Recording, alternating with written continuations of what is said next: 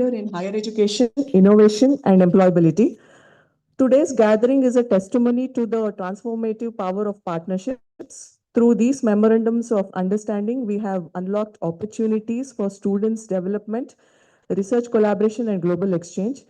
And I'm deeply grateful to our Honorable Minister and Principal Secretary for their visionary leadership and constant support in driving this mission forward. Their commitment to building an inclusive, sustainable, and impactful higher education ecosystem is truly commendable. As we progress through today's sessions, highlighted by presentations, focused discussions, and thought-provoking breakout sessions, let us collectively aim to address the key challenges that we face, enhancing skilling and employability for students, promoting sustainability and scalability in our initiatives, ensuring robust student engagement in academic and extracurricular pursuits. To our esteemed MoU partners, your partnership and participation is the cornerstone of this conclave. Your contributions, both in thought and action, have paved the way for impactful collaborations that enhance the learning environment of Karnataka's youth. Finally, I urge all of us to make the most of this platform, learn from each other's strength, and work towards complementing the work done by partners in similar or same sectors. Let today's discussion inspire innovative ideas, partnerships, and actionable strategies that can propel Karnataka into an era of unparalleled educational excellence. With this brief background, um, on behalf of the department, I extend a very warm welcome to Shri Dr. M.C. Sudhakar, Honorable Minister for Higher Education. Sir, I welcome you on behalf of the department for this conclave.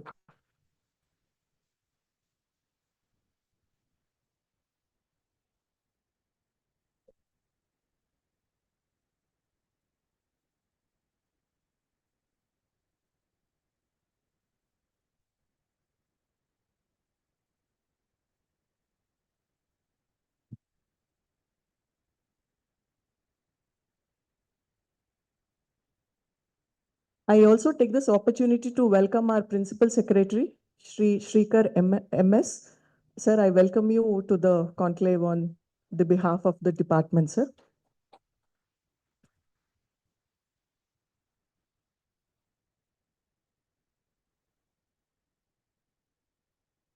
I also welcome Professor S.R. Niranjan, from the Vice Chairperson of the Karnataka State Higher Education Council. I welcome you, sir.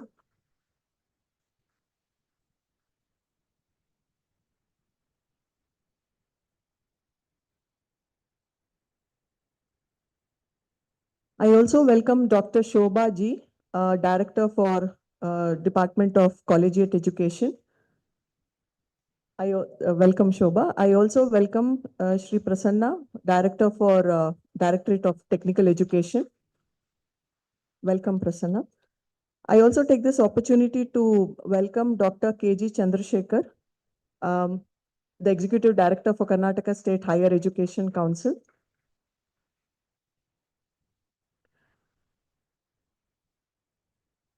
And last but not the least, I welcome all the MoU conclave partners who are here today to support us and be a part of this extended dialogue and discussion.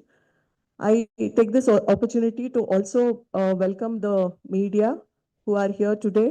ಅವರಿಗೆ ಕೂಡ ನಾನು ಸ್ವಾಗತವನ್ನ ಕೋರ್ತೀನಿ. ಇಲಾಖೆಯಿಂದ ಬಂದಿರುವಂತಹ ಎಲ್ಲ ಜಂಟಿ ನಿರ್ದೇಶಕರುಗಳಿಗೆ ಮತ್ತು ನನ್ನ ಇಲಾಖೆಯ ಸಹೋದ್ಯೋಗಿಗಳಿಗೂ ಕೂಡ ನಾನು ಸ್ವಾಗತವನ್ನ ಕೋರ್ತಾ ಈ ಒಂದು ಕಾರ್ಯಾಗಾರವನ್ನ ಯಶಸ್ವಿ ಮಾಡಬೇಕು ಅಂತ ನಾನು ನಿಮ್ಮೆಲ್ಲರನ್ನೂ ಕೇಳ್ಕೊಳ್ತಾ ನನ್ನ ಸ್ವಾಗತ ಭಾಷಣವನ್ನು ಮುಗಿಸ್ತಾ ಇದ್ದೀನಿ. ಎಲ್ಲರಿಗೂ ನಮಸ್ಕಾರ. ಜೈ ಹಿಂದ್, ಜೈ Karnataka.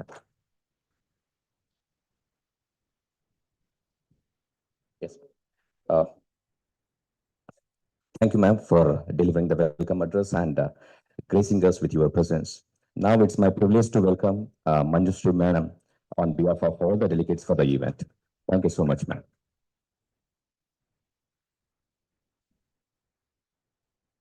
Now let us take a moment to look back our remarkable journey with our MoU partners through a small video presentation.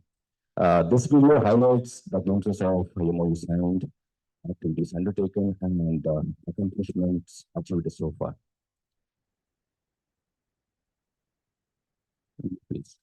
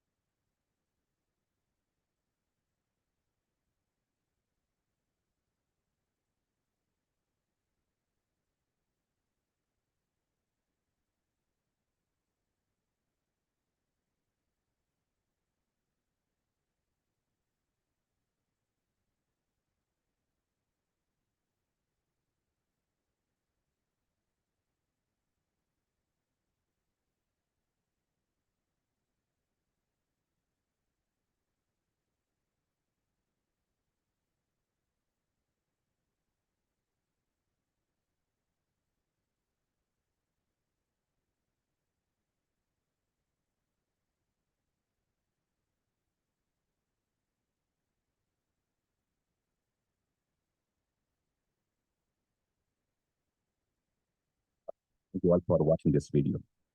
To continue further, it's my honor to request Shri Shrikar MS, Principal Secretary, Department of Higher Education, to set the context and share the objectives for today's conclave.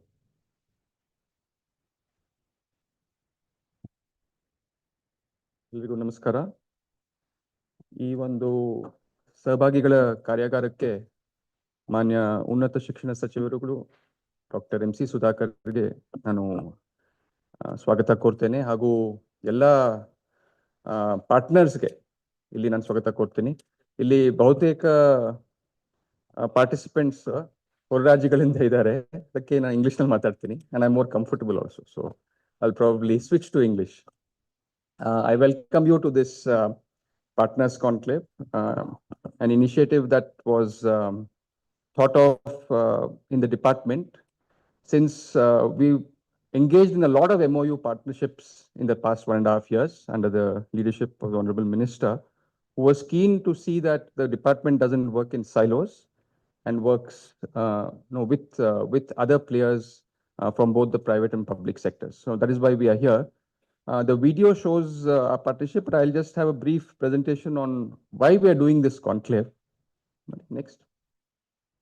So if you look at our government, our higher education ecosystem today, there's maybe numbers, maybe off the mark by 1 or 2, but overall, if you see, we have more than 3,000 degree colleges in Karnataka, and almost 440, around 10% of them are in the government scheme, though it is not the student strength, it's just the colleges. I'll come to student strength later. And if you look at aided and private, there are also equal number of government degree colleges. When you come to polytechnics, more than 105 government polytechnics serve the students. More than 35% of colleges are in the government polytechnic sector. And in public universities, you have 30% of public universities. Universities are public universities. So there are a lot of students who are studying in the government ecosystem, in aided ecosystem, who are getting quality education but need to be attended to. Next. If you look at the student profile, almost, if you see regular degree, 30% of degree students in Karnataka are in our government colleges. In terms of numbers, if you see 12 lakh students, this is a particular year. If you see 12 lakh students enrolled in the state in a particular year, almost 4 lakhs will be in government, 3.6 lakhs is government, and in private aided, which is government aided, is 2.6 lakhs. So put together, almost 50% of the students are being catered to by the government. So it is very essential that we improve the quality of education, higher education in our government institutions to match the private sector as well as be partners. So that is the idea where we have this engagement with different partners. Next. So our areas of, you saw the video, but our areas of partnership, if we can just summarize so far in the past MOUs that we have done, have been in 6 areas. Skilling and apprenticeship has been one of the main areas. Mentoring, Fintech and sports, and physical activity encouragement, intellectual property development, IT skills, so both soft skills, IT, AI related, and capacity building of our faculty. I think these are the broad areas we have focused on with our partners, and each of you here is an expert in these areas and are partnering with us on this. So I think it is important to understand that it is diverse areas that we are engaging in with different partners, and this is just the beginning. Next slide. So if you look at skilling and apprenticeship, we have the CRISP, which has been at the forefront with us for a long time, along with our sector skill councils. All our sector skill councils are here, representatives, Ganeshan, all of you are here. And I think this apprenticeship program, which we'll discuss later also, has been a hallmark of our joint partnership. We have, again, Wadhwani Foundation, who has worked with us, British Council in skilling, English language skilling. The Skill Development Corporation has worked with us in Kalika Jyoti Koushalya, which is the skill program for students. And Toyota is in the engineering professional sphere, has helped us in the Ramnagaram Engineering College. So I think this is a major area of focus, and we have to still work on it much more. It is just a step in the first step. But this has been our focus clubbing. Why I've clubbed it is we can see some synergies between them. We can see that people also can work together in and finding out more solutions. So this is one area. Second, next. Second area is broadly, if you look at, I might have missed out one or two partners. You can just excuse me for that. But one or two, IT and AI, these are areas which are coming up. So if we are looking at ICT Academy, then Saksham AI is working with some of our colleges in AI related training, as well as AI for placements. Infosys Springboard has been our partner for a long time, Pantech. So these, and Meta has just recently started with us. So these are areas in IT related, though you cannot, kind of separate it, but these are mainly IT related courses and skilling. So here also we see some synergies. Next. This area is on mentorship, and here I'd like to bring on record that the government of Karnataka has only started a program called Prerna. The Honorable Chief Minister and Honorable Minister announced this program of mentors for all our government colleges, where experts from academics, from industry can go and visit. So we have a Prerna program ourselves, but that was not, we saw that not enough. So we partnered with organizations which have worked in the mentorship field. So we see Mentor Together, we see Timbuktu. They just two organizations today we're working, but there are many more. So here we see synergy where they're working towards and expertise on how our government college students can get mentorship, can get the right access to resources or information. And this has started off in a very calculated way, and we see that expanding. We have the Reserve Bank of India Innovation Hub. Mr. Rajesh Bansal, CEO of RBIH, is here. They are working on Fintech. So how can we bring Fintech to the students, the advantages of Fintech knowledge? That is one area, but the scope goes much broader. And the last, we don't have a board there, that is SSA, Sports and Society Accelerator. Mr. Nandan Kamath is here. They are looking at how we can bring this physical activity related, policy as well as improvements in our institutions. So I think mentorship, fintech, sports is one set of activities. Next. This is a very important initiative also undertaken by the government this time, and the minister also launched Avishkara, that our IP strategy document recently, and we are partnering with Indian Institute of Science, State Karnataka Science Council for Science, Karnataka State Council for Science and Technology, and BEST, which is the Bangalore Science and Technology Cluster, Office of the Principal Scientific Advisor, Government of India, on how can we encourage intellectual property development in our technical institutions, polytechnics. So already a number of programs have been initiated, and we will see some fruits of it in the coming months. So intellectual property awareness and development is one area we are working on. Next. Capacity building and capacity building of faculty is a very important area, and it has been stressed time and again that unless we improve our quality of our mentors or of our faculties, it's very difficult to reach the high standards. So very recently, Azim Premji Foundation has come forward and had discussions with us on giving a comprehensive training program. So I think this is also a very good MoU partnership that we are looking into. Next. So salient features, if you look at, I'll be very brief. One is a very diverse area. So it's not focused in one area. So, and we welcome many more partners in diverse areas. It includes both physical to online. We realize only online doesn't serve the purpose. You just cannot have an online partnership and some course given online. Students lose interest, faculty lose interest. It has to be physical. You have to go to the colleges and do it. These are all voluntary efforts by our partners. Let me, sir, I want to acknowledge today, and all of them who have come forward genuinely want to partner with the government with pro bono. So all of you who are here pro bono, you're not receiving any outgo from the government. It is absolutely pro bono, and we thank you for that, because many times it does not happen. There is some element of financial thing involved, but here it is a partnership, genuine partnership that you are also wanting to engage in, and we seize that opportunity. Another feature of our partnership is pilots to wider. Some are very, situated only in one or two colleges. Some are more broader. So what are the lessons we can learn, and how can we scale up to benefit?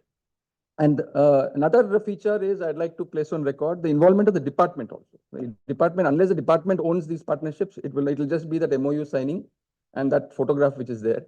But it is much beyond that. So you have the department is also involved. They are also taking interest in these partnerships. That is why we are seeing a lot of energy in this. Okay, next, last slide. And what do we want from this conclave? We just want to say that Why we have gathered here today is we want to take stock of the progress. So how present, we want to hear from the partners how we are present, I mean, how it has gone on, what are the challenges. It might be good, might be bad. We can have a frank discussion and recalibrate.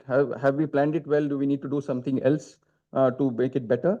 And the third point is important, envision scale and reach to touch every college. It is not enough to, we have 440 government colleges, it's not enough to touch 1 or 2 or 10 colleges.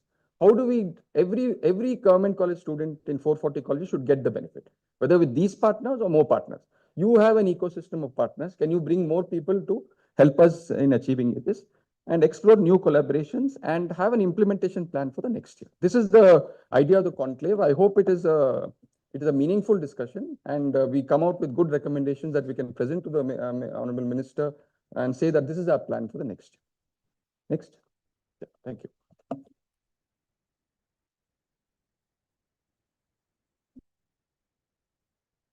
Thank you, sir, for outlining the vision for this conclave and for your continuous support and guidance.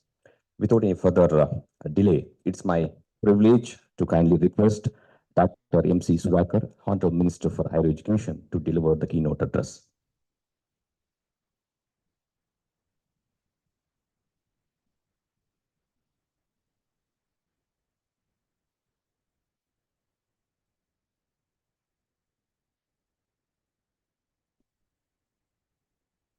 ಎಲ್ಲರಿಗೂ ನಮಸ್ಕಾರ. Good morning to one and all here. First of all, I would like to apologize for being a little late in the morning. On behalf of the Department of Higher Education, it's really an honor and a privilege to be part of this conclave, which has been probably a first of its kind, which has been organized by the Department of Higher Education. I would like to acknowledge and thank our Principal Secretary, Sri M.S. Shrikar. Probably after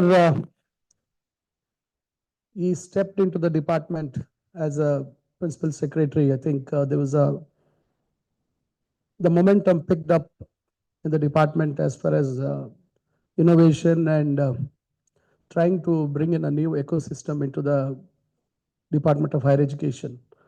So Shrikar, and we had our Mr. Jagdish, Commissioner.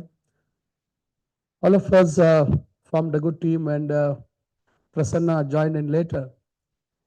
And now Jagdish had to move out, and then we have Madam Manjushri, who was also very active, and we have a good team here. And at the Higher Education Council, we have a very dynamic Vice Chairman, Mr. Niranjana, and we have an Executive Director who's also joining with all these endeavors, that is Chandrasekhar.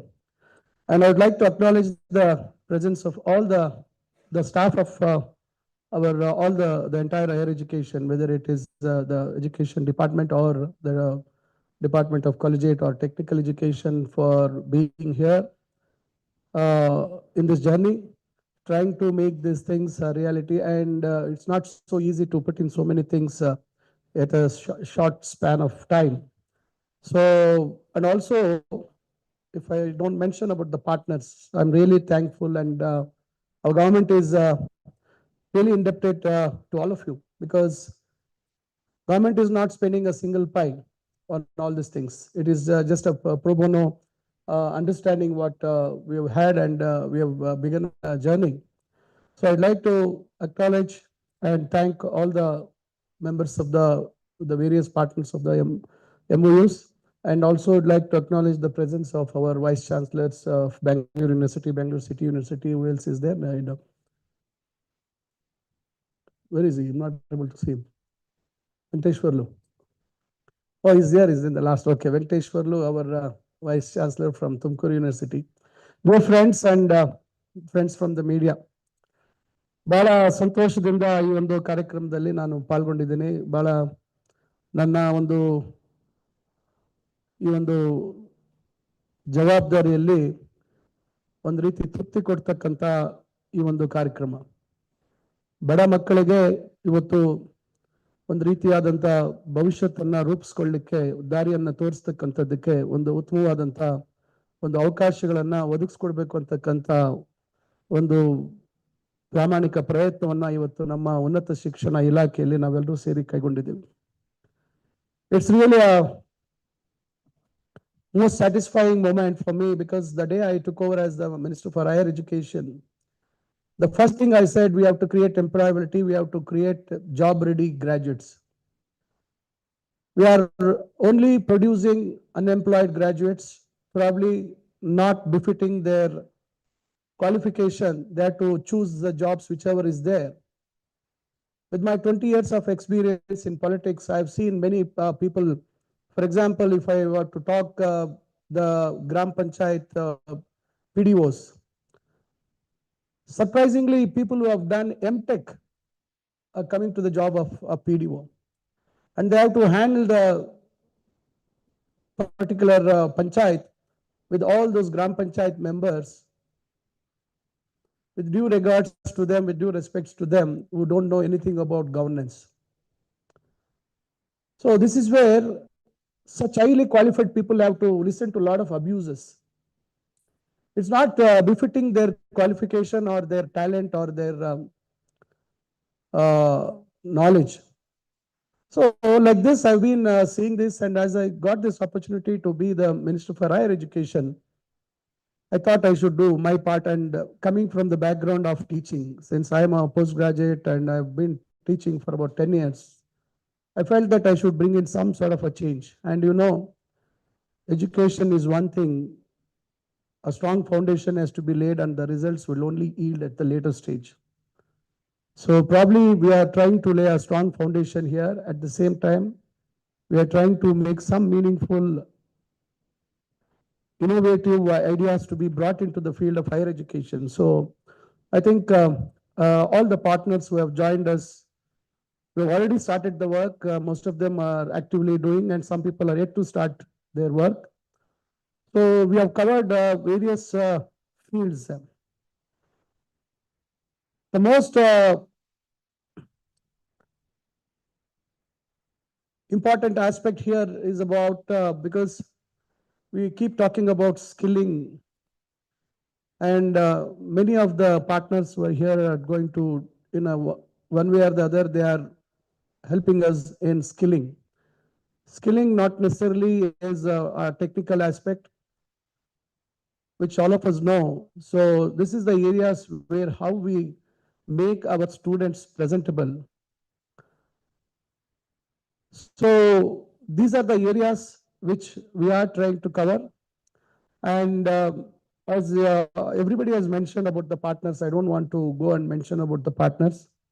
One special mention is about British Council. British Council is been continuously partnering with the higher education department, whether it is our government or the previous government.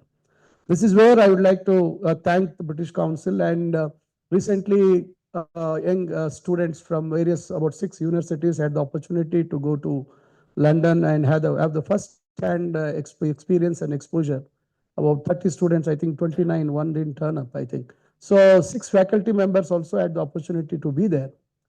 And our Higher Education Council Vice Chairman had to be, again, take a role of being, I don't know whether to be a warden, I don't know how he had to manage them. So he was telling me he had a tough time handling those young students, first timers. Their passport is, they've taken the passport for the first time. They're traveling abroad. Probably some people would have probably got into the flight also for the first time in their life. See, this is most satisfying when you see somebody from socio-economically not being able to afford things, and such people have been given the opportunities. It is something which all of us see. We are all, today we are here, tomorrow we won't be here. But ultimately, what we give back to the society is going to matter. And this satisfaction, I think nobody can, you can't buy it by whatever price, you can't fix any price for this. So such sort of things we are trying to do. And this is a beginning. And what I would like to say at this moment is, see, we are all putting in various things. We need an audit about all these things. We need to maintain the data. We need to follow up with things, because I come from the medical side, we talk about follow-up. Everything we keep follow-up. And here, we need to follow the students as to where they've reached. Once we feel that they have reached a place where our efforts have really paid dividends, then probably I think it is the most satisfying thing for having all these sorts of understanding what we are having. So I would like to sit through the whole deliberations. And as Srikar rightly said, any hiccups or any issues which are there in this journey towards skilling, reskilling and upskilling our, especially the government students, government college students, I think we need to probably work together. And there are certain MOUs, partners which are there, which are interrelated or close by, which are on a similar lines. Probably we can sit and work, try to see how best. And as Srikar said, probably we have many degree colleges in the remote villages, probably some Hobli headquarters. So there, with my experience, I have gone there and met the students. I really feel sad for the students. I don't know with what intent our political or our political friends have wanted to start degree colleges in small remote areas. See, here, my own experience, I have learned a lot from moving from one place to the other. We have to have mobility. Our children should keep moving from one place to other, keep meeting a lot of diverse people, try to learn things from different types of people in the society. We are trying to keep our children there in the village itself, in that atmosphere itself. What will they learn? They have to move out. School, okay, school, let them be in the village. Let them come to a Hobli headquarters for the high school. Let them come to the town for the degree, or even for the exam, for example, 11th or 12th or first PUC or second PUC. We have facilities are there. Let them come, mix, gel with the people. Their confidence levels will build, will increase. If you are there, the same thing, same language you speak, you don't try to learn English, you don't try to learn how to move out, how you have to move out, and you don't try to know what are the challenges in life, how to face them. See, ultimately, apart from the knowledge, apart from the education, what we get, or skilling, whatever it, ultimately, how you going to present yourself before the employer. So these are the things where it's going to really matter. So I think we need to reach out to this people who are there. I went to one degree college and I tried to speak to them in English. They're feeling very shy and they were hesitating to speak in English. I just told them, you want to speak Kannada, you speak at home. Whether you make mistake doesn't matter. You come, you speak, try to speak in English. The more you speak a language, the more you try to learn. Even after entering politics for 20 years, I've spoken more of Kannada than rather English. Only after in this 1.5 months, probably I've just tried to speak more English and try to come back to what I was as a 10-year teaching profession, where I was. Probably the confidence levels have been increasing as the days are passing. It is my own example. I'm giving my own example. So I think there's various areas are there where we need to address. I think our department is trying to do a wonderful job. And with less pressure on Honorable CM for additional finances, we are trying to do the best possible thing in the Department of Higher Education. We are going to, we have made a very new, we are into a new era, probably I would rather say it's a new era we have entered. I hope it will be continued and further we're going to add up many more partners to come. And we had some more MOUs with foreign universities like Education, New Zealand. I think those have to be now, we have to relook at things and we need to see that they're all going to be materialized. Because a lot of people keep coming. The other day we had a discussion with the Australian embassy and some people from West Australian, Western Sydney University. I think they had come and some other delegation had come. People keep coming and going, just trying to test our willingness or probably see what we really are our intentions are. We are very open, but they cannot just come and like that and just have a cup of coffee, talk something, and just go away. That doesn't make sense. We need to have some sort of a meaningful collaborations, understanding, some sort of exchange programs, tuning programs, faculty development programs. All these things we want to do. And we are also, from the government side, we are trying to create the world-class, probably rather a state-of-the-art facilities at our higher education academy. So once it is done, I would like to invite all of you. And even Microsoft also, I would like to make a mention about Microsoft. They're also now willing to partner with us, and we have met the president, the head of India and South Asia, Mr. Puneet Chandok, myself and Shrikar. We had a meaningful meeting, and they also reverted back to us. They're going to assist us in teachers training programs. They're going to bring in their 150 odd partners along with us. So we're planning to establish centers of excellence, and in a big way, we are trying to talk to them. And even Azim Premji also, they're also ready to more focus on teachers training program. Unless we have a robust system where we have our faculty updated with the latest emerging technologies and trends in the education field of education, I think we won't be able to produce quality graduates. So being a person from a faculty, teaching faculty, I know until unless we have we ourselves are confident enough and we are updated with things, what we can't be able to teach guide our students in the right path. So I think I think I don't want to take much of your time. We should have a very wonderful day out today. It's not baby's day out, it is MoU's day out. So I think I'm also very eager to listen from you, hear from you, see where we can try to put things in place if at all things are not working out to our expectation. Probably, I think we have to keep meeting quite often. If at all we have to make this a very meaningful service to the society. So thank you for giving this opportunity. Jai Hind, Jai Karnataka.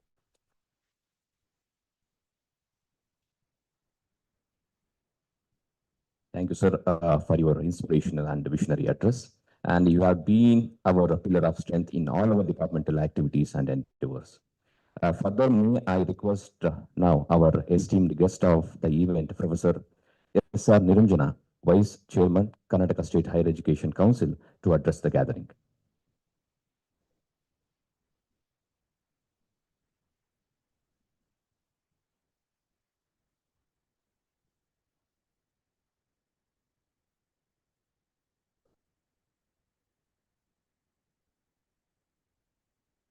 Honorable Minister for Higher Education, Government of Karnataka,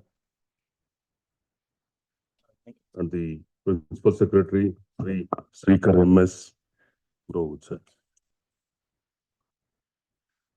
Srikar MS, and the Srimati Manjusri, Commissioner, College and Technology, Qualitative Education, other dignitaries, invitees, and ladies and gentlemen. I don't want to take much of the time, already we are delayed. Honorable Minister has explained the concept and the steps we have taken in higher education. I am the Vice Chairman of Karnataka State Higher Education Council and the government. We are working together. We are not away from the government of Karnataka Higher Education Department. Srikar, after the taken charge as a Principal Secretary, I have seen the drastic changes in higher education. I worked as a Vice Chancellor, former Vice Chancellor of Gulbarga University. I have seen the administration for the last 10 years. And the Honorable Minister has taken a lot of initiatives. What we have seen last 10 years changes. I don't want to go over the decades back. These changes is bringing a reforms in higher education.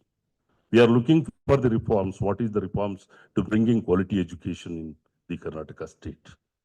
So we are seeing that all we are recorded that communication, because of the communication, the competitive examination percentage of the students are very meager, 0.2% and 0.5% in KPSC and UPSC. You have seen the percentage. That means students are lagging behind the communication. Employability is the second part. Communication is very important. That's what the program of skill development programs in undergraduate, this time with the leadership of our Honorable Minister, we have increased the 3 universities more. Now it has become the 7 universities. So this year we have taken up the 7 universities for introducing skilled courses. And in future, if the budget permits, next year, we are going to include all the universities for skilled courses. These reforms are bringing the quality education is very important for the rapid growth in higher education. This is the future of the Karnataka state that we have to think double the time for how to increase the quality of education in the state. And these programs, I don't want to explain all these programs a British Council has taken. The Scout program was one that Minister has explained. I have led the team for 29 students to UK government, and they have exposed for a global education system, and the creativity and critical thinking of the students are exposing for this kind of education is definitely uplifting the quality of education in the state. So that's very important, one thing, and we have taken many more things that as Principal Secretary Sir has explained, all the programs here. And British Council is helping, very important part is internationalization of higher education. There is a very important part in the state. In the next hotel, we are holding a 4-day workshop. We have started yesterday morning, and 4-day workshop is going with the British Council collaboration, internationalization of higher education. Some kind of models has been developed by the British Council that is going to be train our teachers of 56 teachers from private and public universities to how to take up the internationalization of higher education. As far as research is concerned, collaboration is concerned, exchange programs are concerned, we are going to train the teachers in the next door, and that's going on for another 4 days, what we are doing in the Department of Higher Education and the Higher Education Council. And another part is important, last I wanted to conclude, is British Council is helped for the research collaborations. In the first part, Tumakuru University and the Mangalore and Raichur University, they have taken part in artificial intelligence and machine learning, artificial intelligence and computer vision, and another part they have taken the Tumakuru University is entrepreneurship and innovation. These 3 areas we have completed the first phase of research collaboration with the Cardiff University and Cardiff Metropolitan University in UK. There is a Global Wales University with the collaboration of British Council. Janaka is sitting here. I thank for this kind of collaboration. She is helping her in making this research collaboration. It's very important. In future, recently we had a discussion with the Bill Burson. He is the head of the Global Wales Universities, and we have invited 6 universities for a different kind of research. That is, the one is the semiconductor research, and second one is electronic and electricals, and the third one is physics and astrology. These are all the area, and we are requested during our visit. Dr. Ramagowda is also joined with me during this turn, and we are invited. And because of him, we are asked for another 3 major universities to include. And Global Wales are very kindly helped us in including another 3 universities. And I invited the concept note of all the universities, and we are requested for life science to include it. Biotechnology and microbiology and other life science subjects. All together, physics, chemistry, and life science subjects, all conventional courses, including engineering, electrical, electronics, they are interested. So these are all the areas we are going to collaborate in future. I hope these reforms definitely is uplifting the quality of education in the Karnataka state. I think these are all the initiatives I have seen the first time in the state during an academician. I served as a professor for the last 30 years in the University of Mysore as professor of biotechnology. I was involved in Danish Government Seed Pathology Institute training program. I was in Danish Institute of Seed Pathology. I trained there, and I made an MoU for 20 years. That was the one memorandum we have made in the whole university system in the state. Today, under the chairmanship, under the headship of our Honorable Minister, we are seeing the eye-opening for all the universities. Where the Raichur University, where the Cardiff University in UK. And these are all this Scout program also. The students are completely socially deprived students are selected for the exposing to the UK education system. That's the one kind of very beautiful. I think I'm requesting both of you, sir, Minister and the Secretary, to continue this program with the help of British Council. Janaka is going to agree for that. At least now we have to reduce, in my experience, we have to reduce the number for the merited students. Those students, we are selected by the guidance of our Honorable Minister and Secretary, we are selected 1% top student of the +2, and we are selected 30 students. Gender-wise, reservation-wise, We have taken all kind of precautions in selecting a students, and they are exposed. I am very happy to be with them. I have also learned a lot of things along with them within the British education system, in the global education system and creativity and critical thinking. Just I wanted to conclude in 1 minute. Please allow me. Considering the above, all these reforms in higher education, what we expect today, these reforms, in order to achieve sustainable development in India, there dire need to increase the quantity and quality of higher education institutes. In order to increase a gross enrollment ratio is one of the target now.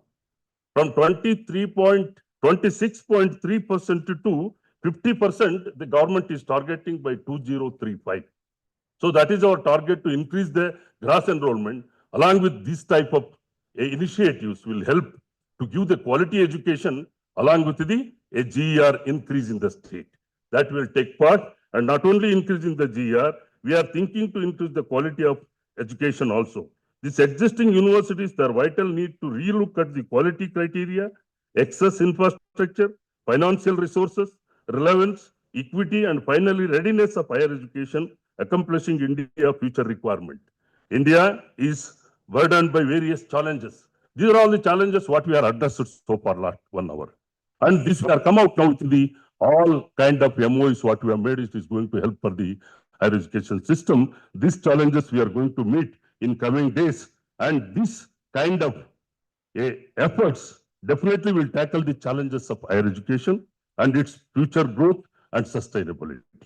Only I am requesting my Honorable Minister, only this is possible to uplift in rising the GDP, sir. This you have to pick up in our mind. Definitely the increasing GDP is definitely going to help the reforms in higher education. So I thank our Honorable Minister and the Secretary and the whole staff who are responsible for in organizing this one, and we are going to listen all the MOs, the people who are going to present here. Thank you very much. Thank you, sir, for your inspiring and note of address and your suggestions. Okay. Dear MOU partners and delegates, now we will take a short tea break. Yes, sir. Yes. Tea break, kindly resemble by, we will tea break for 10 minutes as we resume with the presentations by our MOU partners. Thank you. For our press and the media delegates, the tea will be served in the pre-function area. The next presenter is Sunil Dahia from Wadhwani Foundation. Good morning, everyone. It's a great opportunity for me to be presenting the work of the Reserve Bank Innovation Hub and along with KSHEC, the partnership that we have. While the slide changer is coming up, maybe just to, yes, thank you. Just to set the context, the Reserve Bank Innovation Hub, or RBIH, is the innovation hub set up by the Reserve Bank of India to accelerate innovation in the financial services sector. And this includes working closely with Fintech startups, students, banks and financial institutions to accelerate innovation through collaborative efforts. And our mission is frictionless finance for 1 billion Indians. When we say this, we're talking about people from different states having different financial needs. There are different customer segments, demographic segments, you name it, farmers, gig workers, people with disabilities. There are so many people with different needs, and there are different languages and challenges demographically that one sees. So the intent is to be able to democratize fintech entrepreneurship and create localized solutions for each state and different kinds of segments. So leveraging technology is at the core of it. I want to now talk about very quickly the program, which is creating fintech futurepreneurs for Karnataka. When we say futurepreneurs, it is an amalgamation of the term, future and entrepreneur.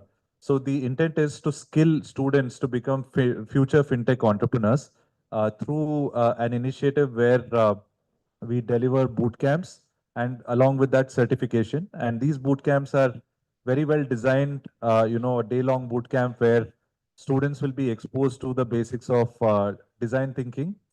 When I say, so first, of course, basics of what a fintech involves. This is very interesting because Fintech has a set of financial technologies that also includes AI, ML, blockchain, cybersecurity. All of these emerging technologies that are of interest to students get covered in this program. And then we take them through the basics of design thinking. Design thinking is again an approach through which students can identify problems and come up with solutions. So based on the solutions identified through the design thinking process, we help the students to prepare a business plan, and we help them, we take them through business model canvas, etc., and help them come up with a pitch deck or a presentation that can be taken up for further support. So the fourth step that I'm mentioning here is incubation support, which means the students that have actually gone through this boot camp and have received some form of certification and also are expected to have a business plan at hand that can be given further handholding and support to translate into an actual startup or a venture. So just a snapshot of the partnership. We signed an MoU in the presence of the Minister for Higher Education, and Srikhar sir was also there.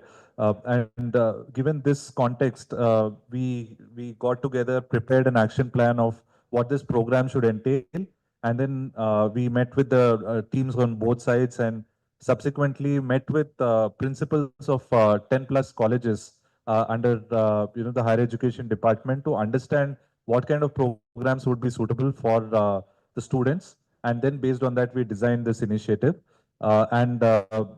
Then I think after that we kicked off our initiative with a boot camp in Bangalore, and we've trained about 150 plus students as we speak through this boot camp, and this is just the beginning. And we expect to take this, in multiple notches higher in the coming months. So this is just some sort of work that we've done so far.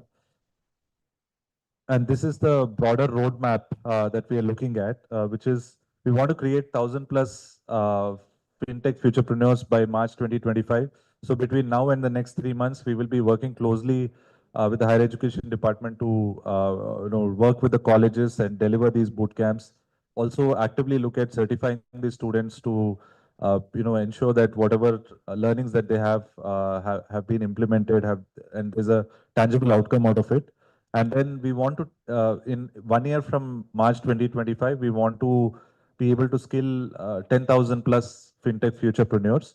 And not only that, we want to take this opportunity to create fintech startups emerging from the student bodies itself. That is one of the vision that we are also proposing, to have 100 plus fintech startups created by the students themselves, students who are from Karnataka, solving for Karnataka. And this is just to conclude, we are on a mission to create 10,000 plus fintech futurepreneurs in Karnataka. Thank you for the opportunity, and we look forward to working together.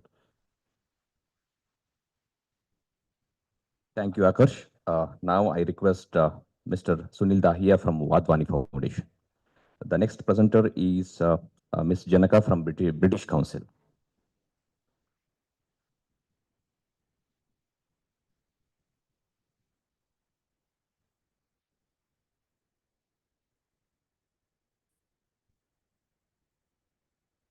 Hi, good morning, and thank you so much for giving us this opportunity. What I'll take you through in 5 plus 1 minute is, I'll be very precise, very crisp. So as Wadhwani Foundation, we are a global philanthropic foundation working in nearly 18 countries now. And we work on these 4 areas. So the first one is the entrepreneurship network. We train the students to become entrepreneurs, and then once they have the acumen to become entrepreneurs, we take them from a practice venture to a real venture. And we work this through colleges, through entire education ecosystem. On the skilling network, this is starting from having the schools, then the technical education, polytechnics, and higher education institutions. We work on building the employability skills among the students and developing these employability skills all across. And very important piece here is whatever we do is now in AI-enabled, completely AI co-pilot enabled curriculums. I'll talk about that. Research and innovation is we work very closely with center and state governments to set up research labs in the emerging areas. So right now, we are working on setting up 17 labs across the country, with 2 of them in Karnataka as well. The last one is government digital transformation. We directly work with the government on the iGOT platform, which is primarily targeted to digitally transform the departments within the government. So these are the 4 key initiatives which we work on. Yeah, you can see here Asia, Africa, Latin America, and US. So we work in all these countries. Now, very specific to our program here with the Karnataka Higher Education Department. So we started off our MoU, which was this year, sometime back here. But the objective was critical was in one line, we are covering all polytechnic and colleges, all those students, and what we are planning to do is we would equip them with 21st century core employability skills. That is the objective. So naturally, to do this, the very first step which we did was all along, building the capacity, because this was all face-to-face 3-day training boot camps all across the state. Of course, we are talking about nearly 613 teachers trained out of nearly 700 which were expected to, and this continues. So this is a continuous process, because even refresher training is required. Something new comes up, how do you do that, and that part. So this was the complete piece of that. This is the kind of a scorecard in terms of, we have started off in all the regions, all the seven regions, and then right now we are impacting nearly 30,000 students, and nearly 25,000 of them are in progress, and 5,000 have successfully completed the program. But what I want to highlight here is one key aspect here. Soft skill and domain skills go hand in hand. And ultimately, when the student has to face the interview, at least 70% of the talk is all around soft skills or the employability skills. And what we have done here is we are training the students on the soft skill and the teachers using AI co-pilots. So for example, on their mobile phone, they can speak, they can ask any question, receive the answer back in any language they want. We are covering Kannada, Hindi, English, Bangla, we're covering 9 languages in the country. So which is my tutor, a tutor on your mobile, always available 24/7. Second one is my interview prep, where again, it's an AI co-pilot on their mobile who prepares them for the interview they want to go to. So it will take them first round, second round, third round. All this happens on their mobile.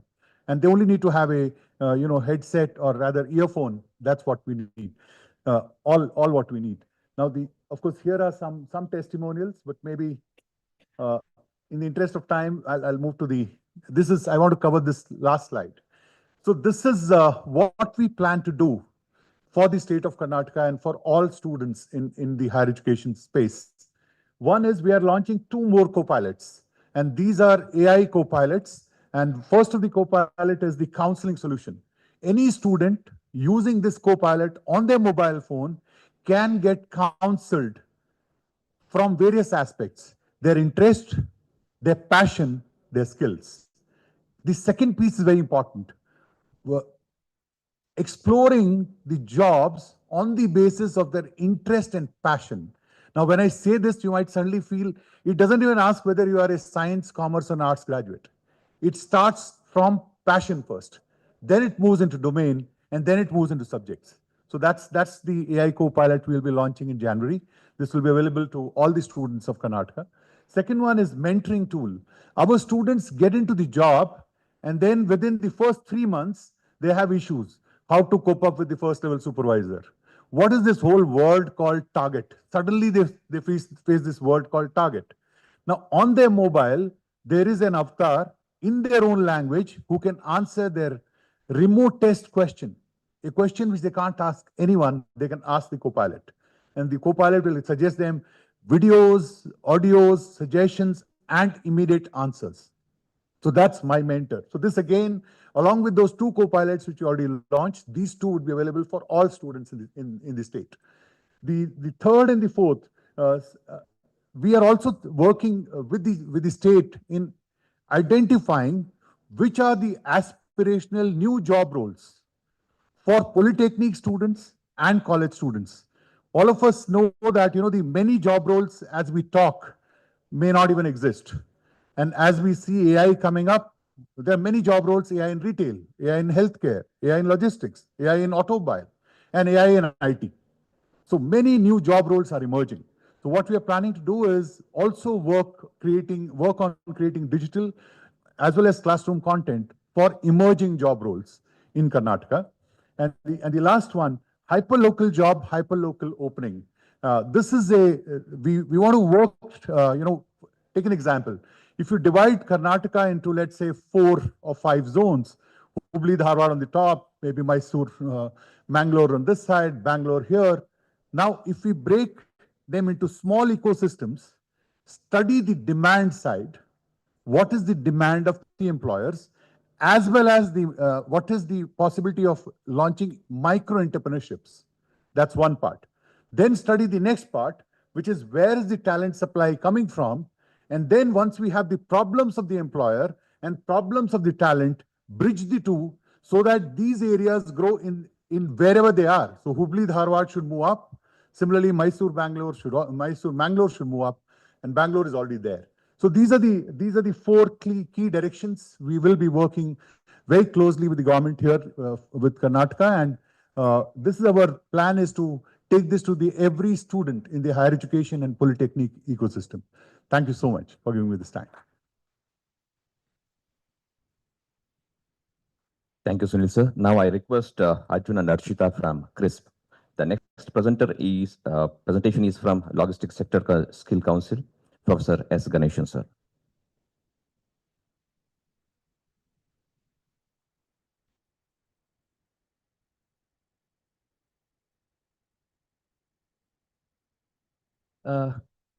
Good morning, everybody. Thank you so much for giving us the opportunity to present here. I am Arjun, and my colleague Harshita will be presenting about CRISP. I'll be giving a broad overview, and she'll be speaking more about the Karnataka specifics. So CRISP is a non-profit organization that was started by 10 retired senior IAS officers who were at the level of the secretaries in the government of India. We work in all those states, although not all of them are specifically with regard to niche. A great deal of them are. Niche, the team that I'm affiliated with, stands for National Integration for Skills in Higher Education. We, like I said, we have been registered as a not-for-profit entity. These are our founders. We are being mentored by Reddy Subramaniam sir, and our national lead is Radhesham Jilania. I am the associate lead. Nagesh is the team lead, and Harshita is driving it here in Karnataka. So ADPs, or apprenticeship embedded degree programs, have really taken off in Karnataka. So what really are they? The basic idea is to have a conventional 3-year degree program, but replace the final year with an apprenticeship. This is in partnership with the industry across several sectors. The idea is to provide them an apprenticeship, as a result of which they'll be upskilled and be employable by the time they graduate. In addition to this, they also stand the possibility of converting it into a full-time employment, if possible, if they so choose. Equally, we are also, it also helps the higher education institutions build an industry connect. I think going forward, Harshita will take over from me. Thank you so much. So coming to the Karnataka aspect, we have 4 ADPs, that is banking, financial services and insurance, logistics, e-commerce and retail operations, being implemented in 44 colleges across the state. We have over 1,400 students enrolled in these programs as of today. So the MoU between CRISP and the department was signed in the month of March this year, and the MoUs between the sector skill councils and the colleges were signed in August. In September, teacher training was held in Karnataka State Higher Education Academy in Dharwad for all the faculty members teaching these skill courses in these 44 colleges. So post the teacher training, the faculty members have taken a proactive step towards ensuring that the students receive a holistic learning experience. Along with, so these are some of the visuals from the teacher training that was conducted in September by the sector skill councils. So like I said, along with the theoretical aspects, we're trying to bring in the industry perspective as well, where students are being taken for industrial visits. So here are a few pictures from one of the colleges that had been to Decathlon. So these are students from retail operations, Decathlon and then Zudio, and then students from logistics were taken to the VRL warehouse. So we're also looking at how we can bring in guest lectures from industry experts to again bring in that industry point of view. So we understand that the program is at its nascent stage and we will encounter a lot of challenges. So in order to ensure that these gaps are plugged in, CRISP is undertaking regular visits to colleges, and we are interacting with the students and the faculty members to understand what are the on-ground implementation challenges. So coming to the plan for next year, we hope to expand our base. We hope to bring in more students into these programs. The plan is that we want to reach out to a lot more students, right? And also expand to a lot more sectors. So right now we're in 3 sectors, and we would like to expand to sectors like it could be tourism, travel and tourism, hospitality. It could be pharmaceuticals or IT and electronics and so on. So going forward, I mean, what we are trying to do here is bridge the gap between academia and industry. And from, the enthusiasm from the department, the teachers, the students, and the sector skill councils, this has really been a great push for us as well.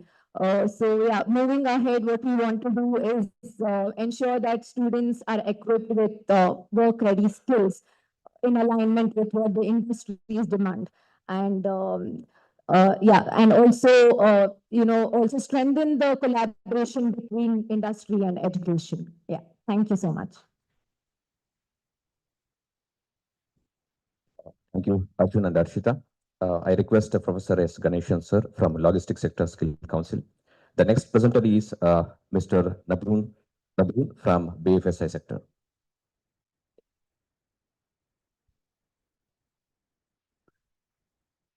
So at the outset, I thank the Department of Higher Education, Karnataka State, for organizing such a meeting, only to take stock of whatever that is happening after signing the MoU with partners. And this is one is missing in many other states. I have to tell, not to praise the Karnataka state, but this kind of organized meeting to keep track of what is happening is really missing. I think I really congratulate the principal secretary and then the other people who arranged for this. And very shortly, I will take only 3 minutes. I don't need 5 minutes. Very simply, I would like to my slide. Okay, Logistics Sector Skill Council, as all of you know, is one of the few sector skill councils established by the Ministry of Skill Development and Entrepreneurship. And we were established in 2014 and started functioning from 2015. But the beautiful aspect of our sector skill council is right from the conception of the apprenticeship embedded degree program in 2017 by the Niti Aayog. We are involved in that. And we were handpicked by Niti Aayog and Ministry of Higher Education, the central government, to design apprenticeship embedded degree program. Next slide again. We were one of the very few SSCs, and then our first apprenticeship embedded degree program was implemented in the year 2019-20, much before the NEP was implemented by the central government. And in fact, we were serving as a kind of pilot study for NEP to be implemented. And this is about LSC, and then LSC is fully driven by the industry people. And we are collaborating with the Karnataka government. Next slide, please. Oh, okay, I can do this. Okay. This is our nature of partnership, implementation of AEDP in government first degree colleges. And in the first year itself, we implemented the degree programs in 14 government colleges. And under the MoU, we need to develop the curriculum and then customize the curriculum to the norms and standards of the individual universities functioning in Karnataka state, which we did in a record period of 1 month time, and conducting faculty development programs to prepare the existing faculty members in the colleges where AEDP implemented. And the third one is onboarding the students in logistics companies or logistics processes of other companies for 1 year apprenticeship, paid apprenticeship, and finally facilitating final placement of these students. These are all our terms of reference in the MoU, and this is what we have done so far. The AEDP in logistics had been implemented in 9 government degree colleges, and 315 students are studying in this program. In the first year of operation itself, we are really happy that we had got this many number of students joining in the program. Yesterday, I was in a college in KR Puram, where 51 maximum number of students have joined in this program. And there we conducted the sensitization program. And we also introduced another degree program called the e-commerce operations. And this program had been implemented in 5 government colleges, and 181 students are studying in this program. And the total number of collaborating institutions from among the government colleges is 14. Total number of students roughly 500, little less than 500. And number of collaborating state universities, I should not forget about them. They're also from the government body. We are collaborating with Nirbatunga University in Bangalore, and we are collaborating with Karnataka Dharwar University, Karnataka University Dharwar, and there also our apprenticeship embedded degree programs are being run. There are 50 students studying in these programs. And this is one picture I very proudly present to you. This is the third day, we took a picture of the participants of our faculty development program conducted in Dharwar. And the course material access is very important because logistics is one discipline where we do not have any textbook in India.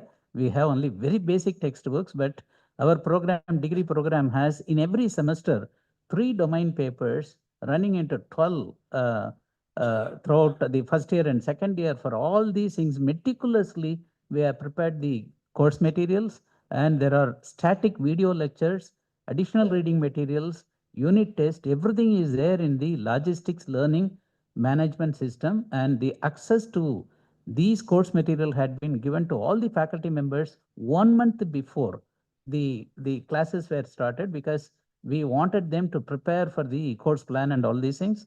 And every single student studying, about 500 students, they have got access to that. And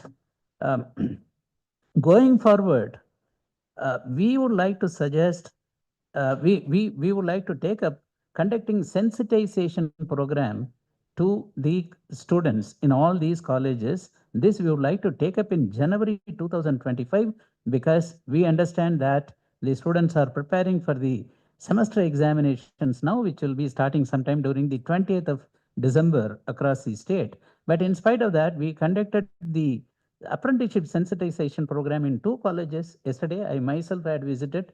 One is RT Nagar Government Degree College, and the other one is the RK Puram, the Government Degree College. And this we had conducted yesterday, and we will be conducting in all other colleges in January, either on offline mode or online mode, depending on the availability of the time and convenience of the college also.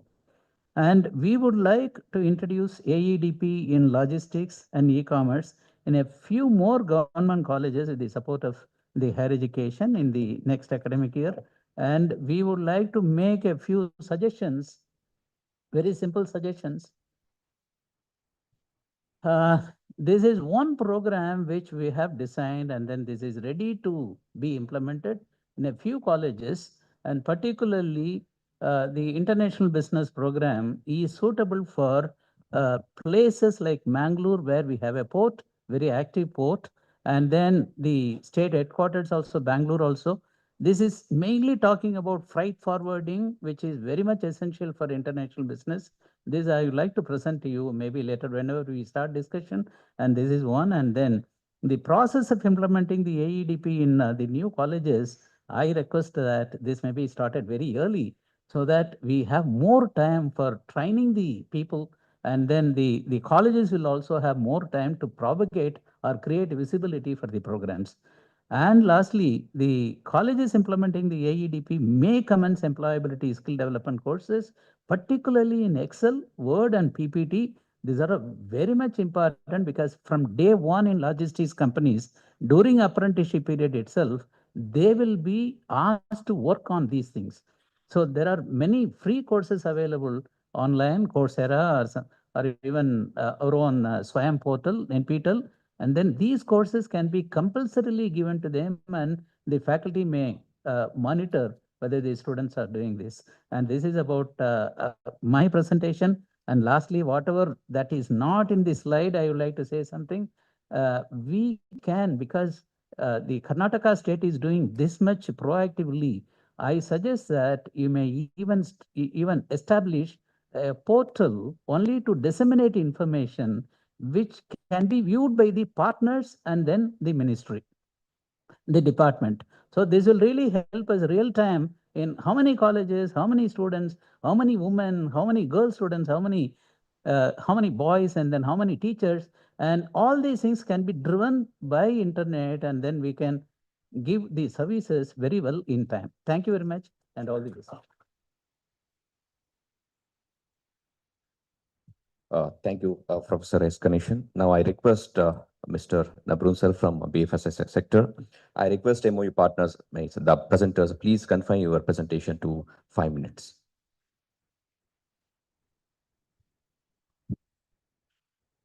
To all of you, Honorable Principal Secretary Sir, Sri Srikhar sir, and all our dignitaries, it's my pleasure to be here in this August gathering.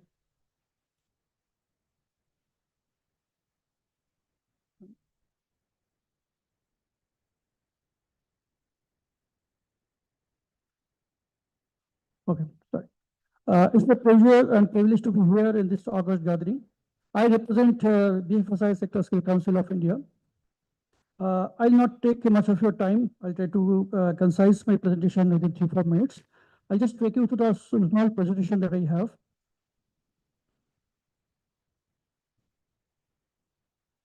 Okay. So let me introduce the BFSI Sector Skill Council of India. It's a non-profit company that is established in the year 2011, and we are mandated by Government of India to work on the points mentioned here, implement all national skills programs, develop new courses as per the BFSI industry needs, affiliate training providers, train the trainer programs, access candidates, and support the Government of India in their vision for a skilled nation, aggregation of job opening in BFSI sector. Partnership with HED, Education Department, Government of Karnataka, to support an implementation of ADP course in the degree colleges, to support undergraduate students in getting paid apprenticeship while pursuing the course, to support colleges finding industry experts coming and delivering guest lectures for the students, to support students becoming job ready, to support students earning while learning. So that is more important. To support the college's structured curriculum syllabus, handbooks for the faculties and the students to follow. To conduct training of trainers, to build the capacity at the college level, to support colleges continuously to deal with the difficulties and the challenges. Achievements so far. So I try to put it in the number-centric statement. Coming side with the colleges in the presence of Honorable Minister of Education, Dr. M. Sudhakar, and Honorable Principal Secretary, Mr. Srikarinis, and other dignitaries. Active involvement and technology of education department has smoothed the implementation of the project. This is very, very important for all of us to understand and remember. The government is involved in this entire initiative, and it's very, very commendable. It has helped us a lot to actually communicate with the colleges and universities very smoothly. 12 universities have adopted the course for implementation in the current academic year. I would like to congratulate all the universities and the vice chancellor for coming forward and taking such an initiative. 18 colleges so far have come forward to offer the course from the current academic year. 600 students have already been enrolled in this course. 30 faculties have been benefited with the training of trainer program, which we have conducted in Dharwad. So the way forward, working very closely with the institute of students in the state of Karnataka. Okay, so all of us are talking about the courses, but what is important for all of us to understand is the employability. If employability is there, if students are employable, employability is more scarcity of employment. So many employments are there in the industry. So we think that we have to fulfill the need of the industry in terms of what they want. The students. That's something we have to work upon. Reaching out more number of colleges to offer the LGP course from next academic year. As of now, already 18 colleges that we are working with. But our goal is to reach out to more and more colleges, especially the colleges, so that all the students who are pursuing different courses they can also get benefited to this program. From the virtual sessions, it will be the help of industry experts to sensitize the students about the industry. So there is a time when students used to come to the classroom and those to write the syllabus, write the examination, and go out of the college with a degree in hand. So those days are over. So now skilling is the word that everybody is talking about. So it can happen only when the industry sensitization is happening. So we try to ensure industry people are coming to the colleges and then they're talking about what industry needs, how the students should prepare themselves. They not talk about the curriculum, they not about the subject which is there in the subject or syllabus. Then do something totally different out of the box, then put the industry perspective in place so the students can benefit it. That this is something industry, this is something company needs. I should develop myself so that I can be employable and I get a job after completion of the course. So apprenticeship is not the only thing. It is just a matter of one. After completion of the course, they should be part of the industry. Then find a job. That is something we should work on. Talking about the BS and BI meeting to support the academic taking the academic session. So it's very important for all the institutions to remember that they should include the BFSI sector council as a part of the broader study so that we can also impart value to academia in terms of designing the curriculum, what are the new things is happening in the industry, so that they can also be benefited. Organizing the orientation session for aspiring students, helping them taking informed decision. So because BFSI or the AD program is something that most of the students are started new with. What is this? How to study? How should they prepare themselves? And what the benefits are going to earn if they enroll themselves in this course? So the sensitization is very much required so that they can take an informed decision. Because students and the parents are a very important stakeholder in the entire ecosystem. Because in the undergraduate level, the parent is to take the decision on behalf of the students. The parents should also be a part of this entire activity so that they can take an informed decision for their children. State level promotion to popularize apprenticeship in the degree program. I would request Shikhar sir also if some steps can be taken toward this to make this course popularized so that more and more students and parents get to know what this ADP program is all about. State-sponsored workshop for the faculties to appraise them on industry training. So we are talking about only the students. So students, the ball doesn't stop at the student level. It should also be extended to the faculties. Because our aim objective is to bring the academic industry together. And that can happen only when the industry will come and talking with the faculties also. They should know what they should do and deliver inside the classroom. The sensitization also very much required. Some suggestions: open and timely communication across the stakeholders, trusted approval, uniformity of the curriculum and syllabus across the states. If probably the state education department can take some initiative so that one common curriculum can be followed by entire state, so that uniformity of the curriculum can be followed all across. This is what the science of the ADE program at the college. So when college take up this course, they are also offering some other program, BA, BSc, and what so many other programs are being offered. The students, when the food process is happening, when the parents are coming to the college, they should also get to know. So what is the ADB program?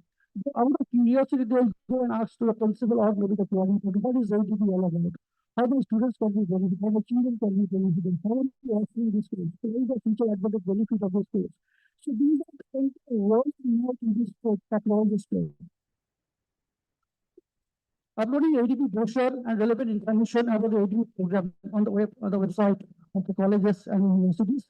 First and timely response for the colleges to servicing on various requirements of the education sector. Work in the collaborative manner, so everybody has to fulfill their own responsibilities.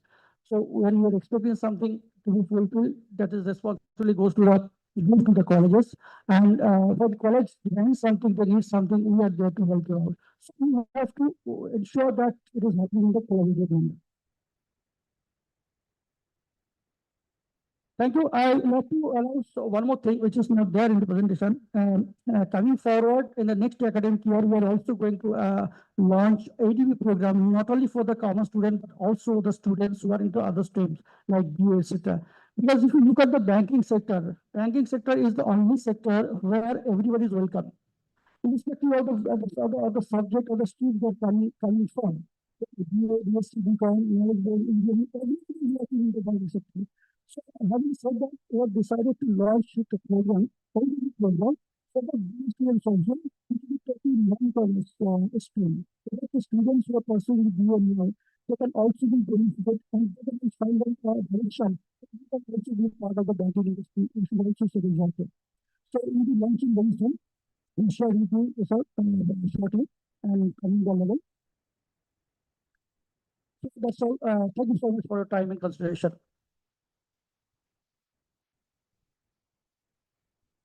Thank you, Napuran sir. Now I request Arundhati Gupta from Mentor Together.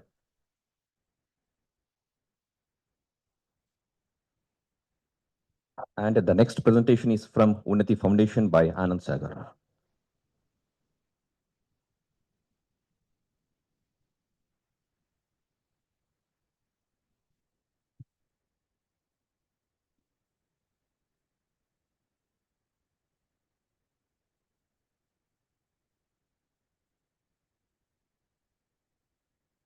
While the slide comes up, I'm Arundhati Gupta. I'm the founding trustee and chief executive officer of Mentor Together. I think firstly, to really congratulate the Department of Higher Education, the Honorable Minister, Shrikar sir, Manjushri ma'am, Shobha ma'am, and the very, very dynamic team at DCTE for really everything that we've seen until now, right? It really reflects, it makes us all really proud to be your partners. I think it's also in the truest sense of partnership that you've called us all here to date. And while you all emphasize that it's very much pro bono, I think it's the sense of partnership that makes all of us come here and do this for the students that in the state of Karnataka. So thank you so much for having us here. We're waiting for the presentation. Sure. So I'll speak a little bit to what Mentor Together does, a little bit about the program we work on, and then really the partnership that we have with the government of Karnataka and what we're looking to do in the months ahead. So Mentor Together is a public charitable trust. Our mission is very simple. How do we help young people who come from backgrounds of social and economic disadvantage access mentoring relationships and networks that can especially help them in those critical points of time in their life over adolescence to adulthood. So our mission is very focused on how young people can access mentorship. A little bit about the bigger context of the program that we've developed and then how we're taking it ahead with the government of Karnataka. So we've built in the last 6 years. Our organization as a nonprofit has been around for 15 years. In the last 6 years, we've looked specifically at the idea of digital mentoring for young people in colleges or in tertiary education in India. What we've built is a technology platform called the Mentor to Go app, through which any young person in college today can sign up and get access or request for a career mentor from a field that they're interested in. We've done this as a program across India. We work closely with 2 states, the government of Karnataka and Telangana.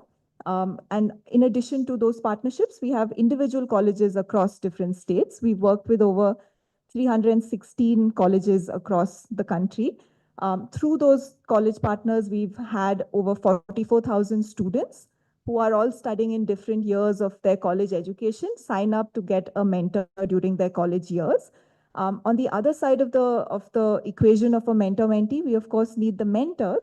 So we work closely with a network of over 60 different companies of the likes of LinkedIn, Amazon, British Telecom, Cognizant, Microsoft, who all run large campaigns to help us identify industry mentors, who all do this completely voluntary on their own end. And the mentors also are not just volunteering, but they have to get screened and trained to become a mentor. Before they become a mentor, they do all of that on the app, and then they get matched to a student. And through this entire network, we've curated about 12,000 mentorships for young people. So the partnership that we have with the government of Karnataka is on two different streams. We signed the MoU with the Honorable Minister Shikar Sir in September of 2024. And the scope is on two focus areas. One, the Prerna mentoring program, and the second is the Mentor to Go mentoring program. Like was mentioned at the beginning of the session, Prerna is the mentoring program that the government of Karnataka has launched. In our study of mentoring in India, this is the first program that we've seen a state government do in higher education. So a big round of applause to the government of Karnataka for initiating a mentoring program as part of their mandate for students. What we're looking to do, like Prerna brings experts and professionals from diverse fields to colleges to deliver talks to students. What we're looking to do specifically in the Prerna program is to design the processes and strategies. How can this program be streamlined? What are the ways it can function, both at the level of mobilizing mentors, then at the college level, measuring impact, tracking the progress. So really working closely with a very dynamic team at DCTE to see how the Prerna program is functioning. That's the first scope of our work. The second is to take the Mentor to Go digital mentoring program and offer it to students in the DCTE colleges. So this is accessed by students in any of the pre-final years as well as the final years. In two focus, in the pre-final year, they can do a foundational mentoring program, and in their final year, they can do a placement readiness mentoring program. Each of these programs are delivered either in a one-to-one format, so every student gets a mentor, or in a 1:2 or 1:3. So it's very much a very personalized, individualized program in small groups for students. And we look at a range of different work readiness skills, which we all spoke about is the need of the hour for students. So self-awareness, emotional management, building values, decision-making, that's what the students work closely with their mentors on. And the mentoring is for about 6 to 10 months. And it happens all through the Mentor to Go app, where if the mentors and mentees are in the same location, they can also meet. So in the 3 months that we've been working closely, some of the highlights of this partnership has been that with the Prerna mentoring program, which is really being driven by the DCT team and the Prerna coordinators who are faculty members in each college who have been assigned to coordinate and monitor this program. Over 657 mentoring sessions have already been logged on the Prerna portal. And I think we should use this opportunity to say that each one of us in this room can go and deliver a Prerna session ourselves, right? Each of us is an expert in so many different fields. So if you sign up to the portal, it's a very simple way to just request to deliver a session, and then the college will be in touch with you. About 112 sessions have already been completed, and this is drastically picked up in November. So we're seeing a very good progress of Prerna sessions. Over 13,000 students have already sat for a Prerna session, which is an incredible number. And then 38 Prerna coordinators have also attended a special faculty workshop that we did for them during the Mentoring Summit, which is an event we organized, where they learned about how to look at building a stronger mentoring environment in their college. And those are some of the faculty members who attended the session. Additionally, on the Mentor to Go mentoring program itself, we've identified 41 colleges, 25 of them degree colleges and 16 engineering colleges, where we will be reaching out to those colleges to enroll students into the Mentor to Go program. Over 600 students have already signed up for the Mentor to Go program.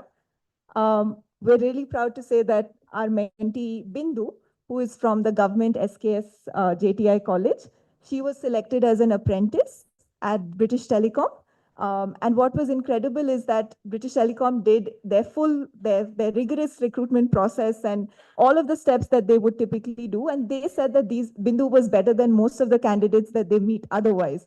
Right? And they were very honored to get the opportunity to actually expand their own hiring networks beyond the usual colleges and to have her be a part. And she joined as an apprentice in September 2024. Additionally, so like I said, 600 students have already signed on. Through our corporate partner LinkedIn, 800 students will be getting a LinkedIn premium license to learn how they can use the platform to better develop their career opportunities. And then we were also able to highlight this incredible focus of the Karnataka governments on mentoring at the closing plenary of the Mentoring Summit India 2024, which was the first ever mentoring summit in India. And we focused on, with Shrikar sir there, on what the Karnataka government is doing and why mentoring is so important to do at the tertiary education level. The way forward, so we are actively working with the DCT team to ensure 500 sessions of Prerna are completed by January 2025. With actively targeting these companies, HP, BT, Amazon, Cognizant, and Target, to do corporate volunteering for Prerna, at least 200 such sessions, so that by the end of the fiscal year, at least 200,000 students have attended a Prerna session. Similarly, as on the other end, we will have 2,000 students sign up for a mentor on the Mentor to Go app. And really what I see as the vision for this is how are we going to build a very robust mentoring ecosystem in Karnataka. Right? If you look on the left-hand side, there is a lot of different stakeholders we have to engage. We already have the incredible commitment from the Department of Higher Education. The colleges are all engaged, right? How will we bring more corporate partners, training placement officers, and help student-run mentoring clubs in the college itself flourish? Bring more mentoring nonprofits to the table, and how will they all be capacitated? So we're really looking at building a blueprint of a mentoring ecosystem that will function across this vast network of close to 500 colleges, and that could potentially benefit close to 500,000 students in Karnataka. So that's what we're looking to do in the way forward. Thank you so much.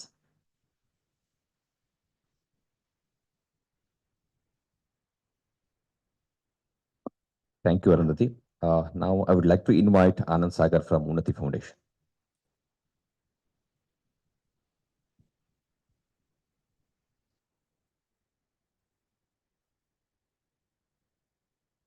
Very good afternoon to all of you.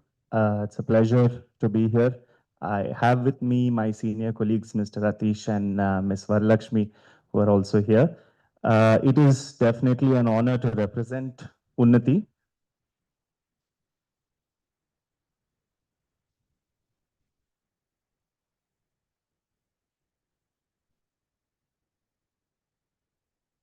Yeah. So I will not go into Unnati as an organization. Those of you who are interested can, of course, Google us. But we started a small experiment in the year around 2017-18 in Karnataka, and that has expanded to around 12 states now. And we've signed an MoU with DCE in 2022, which was renewed in 2024. What Unnati really believes is, an entire generation can go above the poverty line in a very short span, and that happens forever.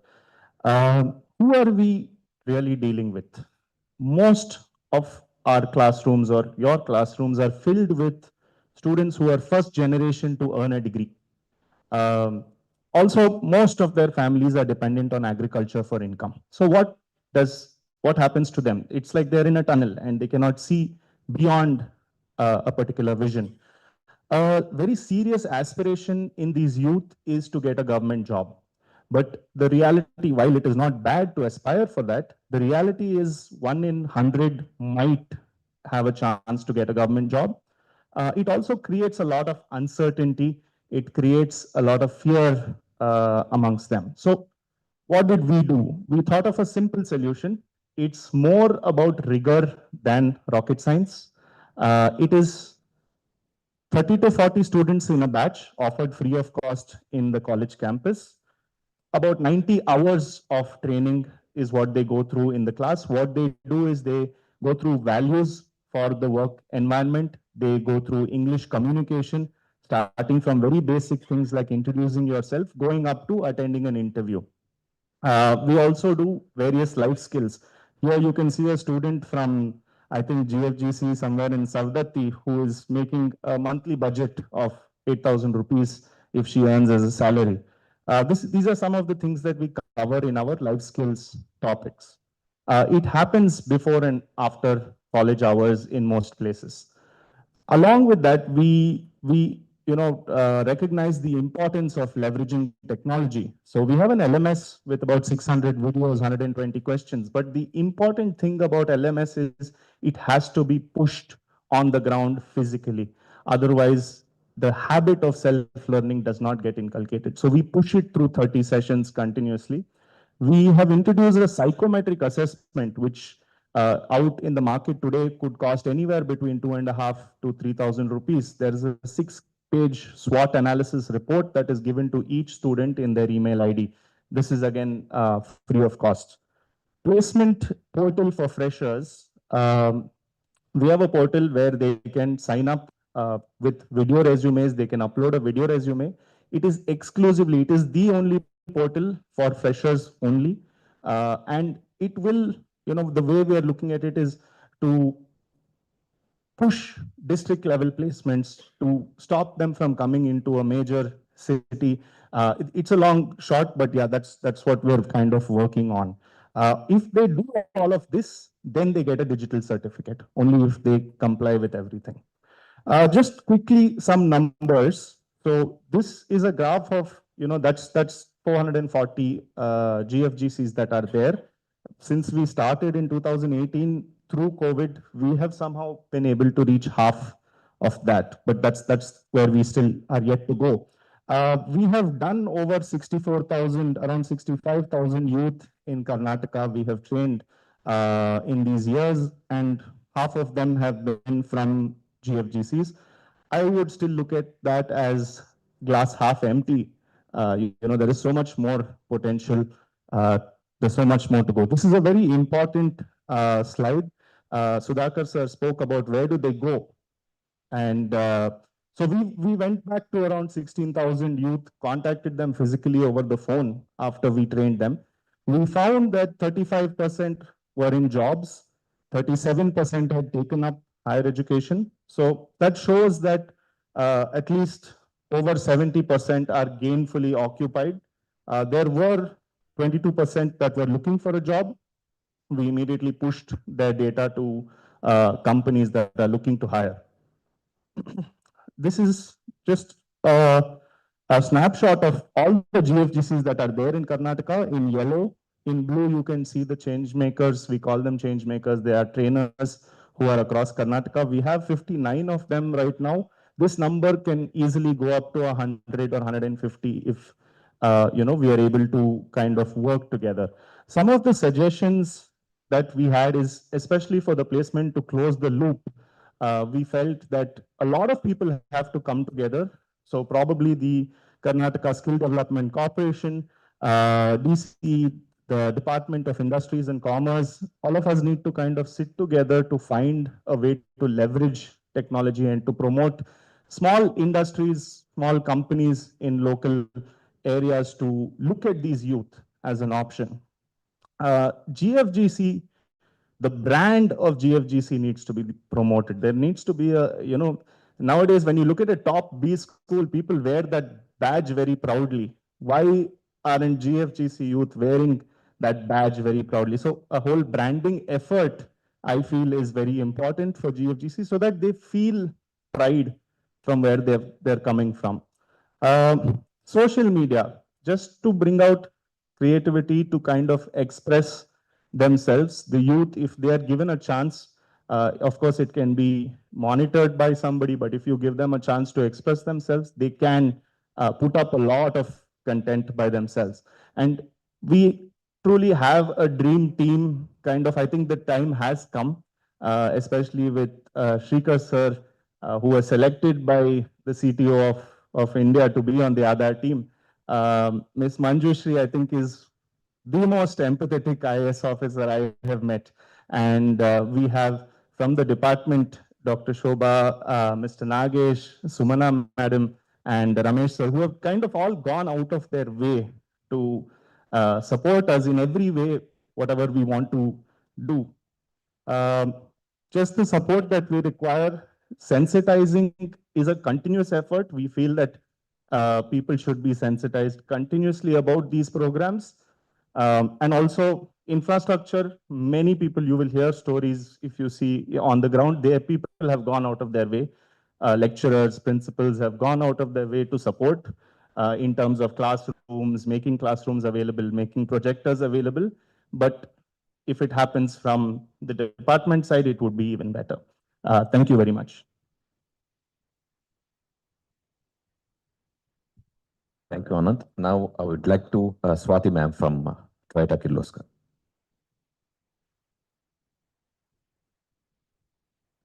Okay, that's fine. Roshan sir will be presenting. The next presenter is Vijayi Singh from Indian Institute of Science.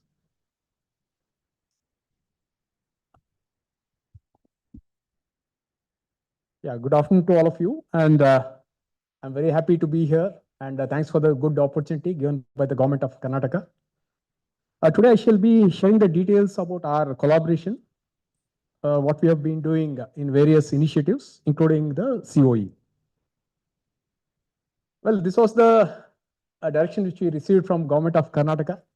So during August 2023, where we had the direction saying that we have to enhance the quality of education of the rural children. So with this objective, we have started the activities. Well, before dwelling into the details, let me talk about our Team Toyota vision, which talks about Grow India and Grow with India, mainly emphasizing on contributing towards enriching the quality of life, towards solving the societal problems. So this, how we want to do is with the spirit of constantly learn, teach, improve, and innovate with the collaboration of all our stakeholders. So today's initiative is one such thing wherein the COE is being done. So before I get into the details, let me explain about our entire Toyota framework, how we go about doing the skilling and the human resource development so that it can serve as a point wherein we can solve the societal problems. Well, as you can see on the left-hand side here, we start with the elementary level. That is, we boost or we train the school students first. So for this, we have various programs which we undertake. And after that, we get on to the intermediate level where we develop the skilled technicians. We do have our own institute. There's a Toyota Technical Training Institute in our own campus, wherein we train the rural students. And third level is the higher level, where we train on the leadership and the new age skills. Let me explain each one of them in detail in the upcoming slides. Well, firstly, coming to the elementary level, we understand these are certain challenges which are there in the society. And towards that, our action is to infuse not only give the training with reference to the knowledge, we want to impart the training with reference to the skill, the body, and most important, the mind. So this is what we have been doing in our institute. There is the Toyota Training Institute, wherein we undertake the holistic development. And this is currently under the progress. And moving forward, in Karnataka, we have already set up 14 schools. In fact, the other 4 more schools are under construction now.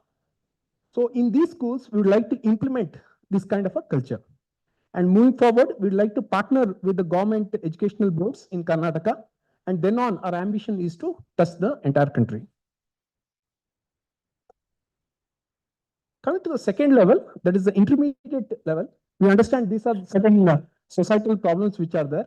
With reference to them, as I told you, we do have a Toyota Technical Training Institute, wherein we are developing them to become the world-class technicians.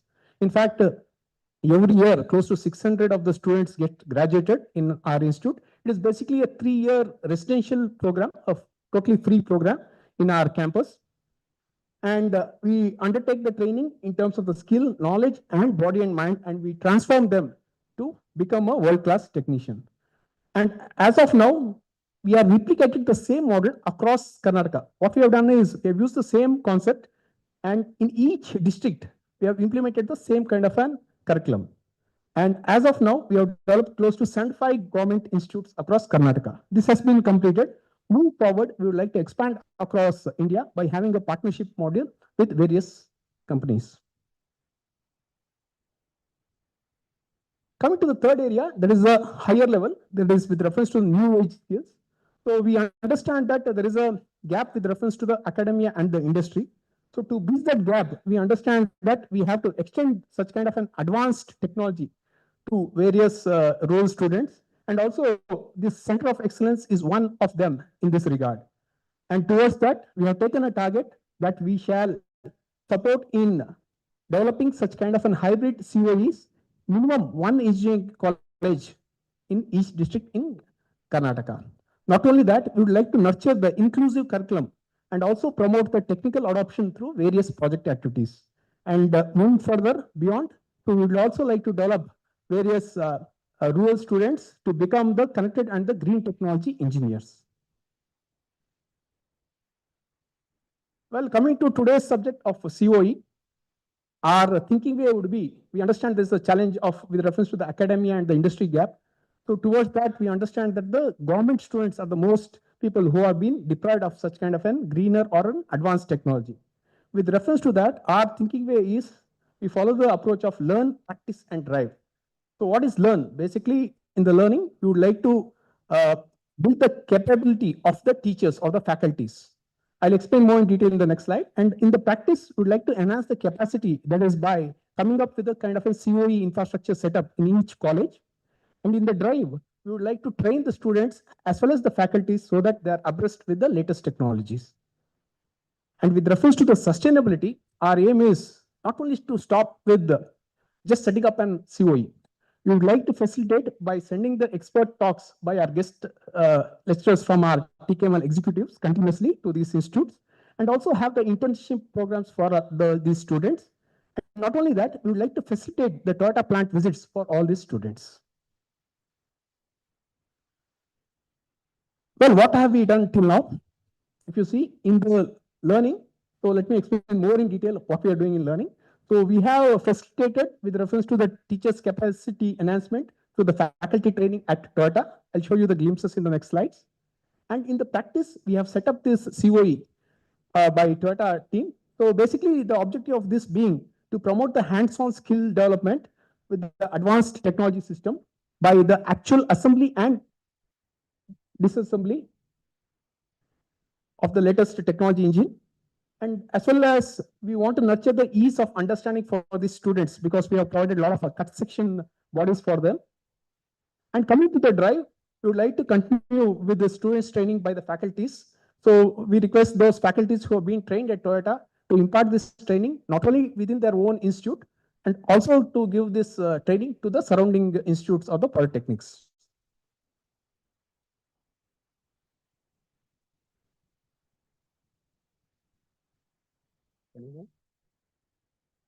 Sorry, it's not fine. Yeah. Coming to the action plan, towards this, we had this sign off of the MoU.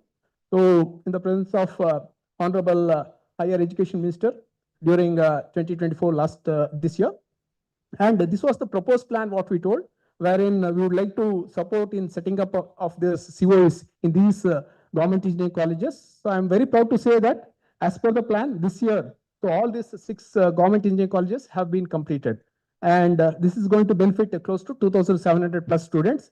And as a cumulative, so by completing all these government engineering colleges by next year, we are targeting to touch close to 5,000 plus students.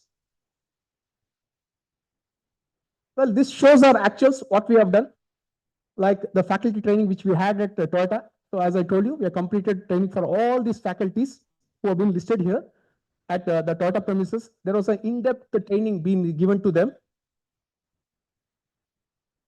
And likewise, with reference to the setup of the COE, so we have already completed the setup of 5 government engineering colleges, so across Karnataka. And the last one, which we have promised to complete within the first financial year, already we are ahead of the schedule, which we have planned to complete by the end of this month. So this ends my presentation. Thank you so much for giving me an opportunity. Jai Hind, Jai Karnataka.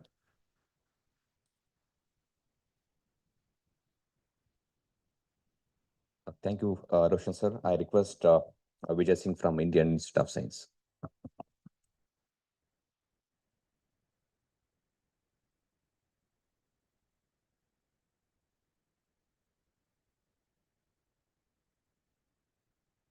Thank you. It's a pleasure to be here. And we've loved working with Srikarji. Very passionate, very focused, very purposeful. We love his leadership. Little background on the institute itself. It was founded in year 1909 as a joint effort between Jamshedji Tata, the government of India, and the Mysore Maharaja. The Maharaja of Mysore donated the land, I think about 370, 400 acres, and other people participated in the efforts driven by Sri Tata. Those of us who have probably learned a little bit of his life, turns out that he had 4 life goals. And one of the life goals he had was to set up this world-class institution of higher learning. And that happened to be the Indian Institute of Science. In our partnership with Department of Higher Education, we started off with setting up IP cells, and the thought was of 2 specific verticals here from our perspective. One was with respect to IP awareness, and the second is with respect to technology transfer and licensing. And in the IP awareness part, we are partnering with 2 other organizations. They will be providing further inputs here, KSHEC and BEST. One session has already been held, rather 2 sessions have already been held, and we'll be working with the faculty members, we'll be working with the IP cell coordinators to figure out the inventions in their work that we can patent. And the idea extends beyond patenting and beyond commercialization. The idea leads into thinking about patent. We've been talking about skilling, right? And one of the aspects of skill is putting the knowledge into practice, right? And one of the ways we put the knowledge into practice is give shape to our own research work. And one such shaping would will come through this process of patent filing, where all of us as inventors, the students, the teachers, the faculty members, the IP cell coordinators, they will think about how to give shape to the invention. When we start describing our own invention, the image of the invention should get clear in the mind of the inventor and whoever is drafting the patent application. And that will lead to certain elements of skill where we understand what the state of the art is, what differentiates our work from earlier work, and what is it that we can take forward with respect to technology transfer.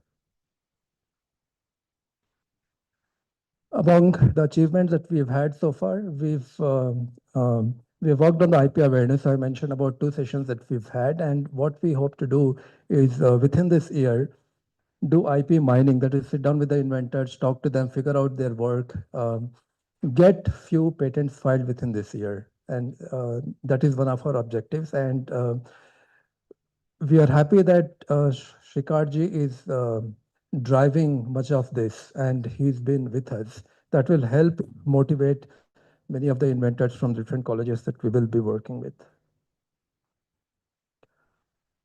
The way forward, I will not go through each of the points, but the summary is 2 things. One, a one-to-one connect, one-to-one interaction. And for that, we have, I've already mentioned, we've got incredible leadership. We've had also the leadership of Dr. Basavaraju and from ISC Professor Surya Sarathi Bose. They have been pushing incredibly hard. And what we hope to have is this continued leadership and building that one-to-one connect with the inventors, where we can engage in the process of IP mining, figuring out what part of the work will be patentable, what can be transferred as technology, and which part of the work can help build entrepreneurship, startups locally. Few suggestions, but key among them is to have this continued interaction. We make sure that we don't lose touch, we don't lose focus, we don't lose our passion. So far, it's not happened, it's not dwindled, it's not waned. It's been very, very good, and we hope that continues. What also would be required is that that one-on-one connect. Many of the colleges are distributed across, but we need to figure out a way to have us all talking to each other at all times. That is one of the most important things that we need. With this, I will stop. Thank you so much. If any of you need to connect with us, I've put our email ID there so we can take any conversations either offline or online. Thank you. Thank you, Vijay. Now I would like to invite Ms. Janaka from British Council.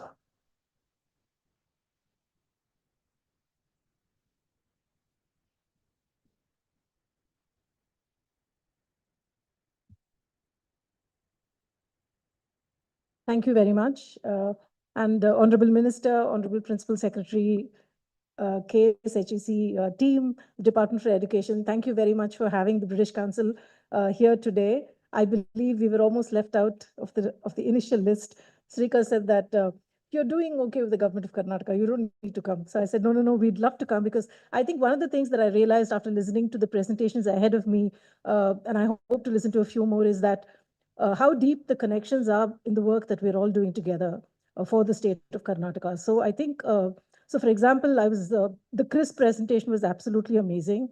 And there are huge synergies because we do something called the Great Talks, which is actually mentorship for college students. So we could actually get some of our great speakers to go on to that platform. So I feel that, again, with Mentor Together, it's absolutely easy to, partner with Mentor Together, because you're already talking to British companies like British Telecom and Target. We can actually introduce you to a few more companies through the Deputy High Commission network in Karnataka. So I feel, thank you, Srikarji, for inviting us, because I feel that a lot can come out of this meeting. And like everybody has said, this is probably the first time a state government has put something like this together. So many congratulations. And also, I think one of the first that Srikarji did was to form a WhatsApp group.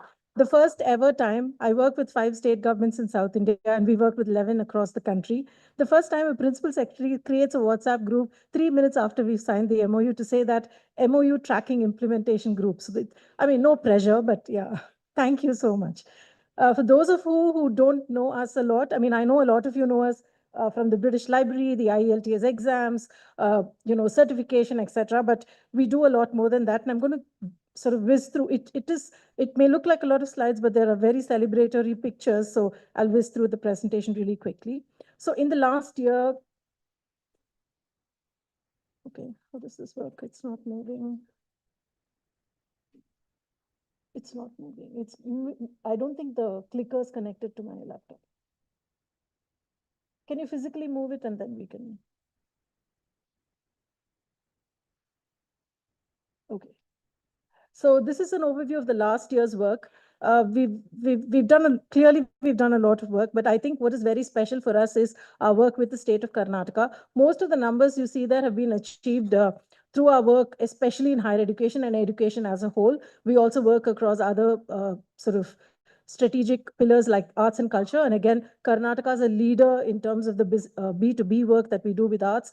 You have the largest number of women tech entrepreneurs, art and tech entrepreneurs. We work a lot with them. You've got some amazing institutions in the city, like Indian Music Experience, the Science Gallery, Bengaluru, MAP, for instance, the Museum of Art and Photography. So we work across all of those institutions as well. So as the British Council, our primary role is to build educational and cultural cooperation between our 2 countries, UK and India. And for us, Karnataka is very special. In the South, we work very deeply with 3 states, Karnataka, Tamil Nadu and Telangana. And hopefully with the new government, we'll resume our work in Andhra Pradesh. And with Kerala, we've just recently signed an MoU on creative economy. So hopefully that'll go well too. So let's go to Karnataka. So a lot of pictures. The pictures that were missing in the initial video are here. So we signed an MoU, and I think this is the first time 9 months ago, I think, Srikaji, we signed the MoU, and I think in 9 months, we've done really a lot. I was also very impressed with in September 2024, some of you have signed an MoU and you have like amazing things that you've shared, which is wonderful. So we signed an MoU, and part of the, we've delivered a lot under the MoU. I'm just picking a few things that may be of interest to this audience, and especially where there could be synergies. And I also was delighted to know that many of your partners, so for example, with Indian Institute of Science, we work on completely different things like UKRE and stuff like that, but it's possible to bring that all together as well.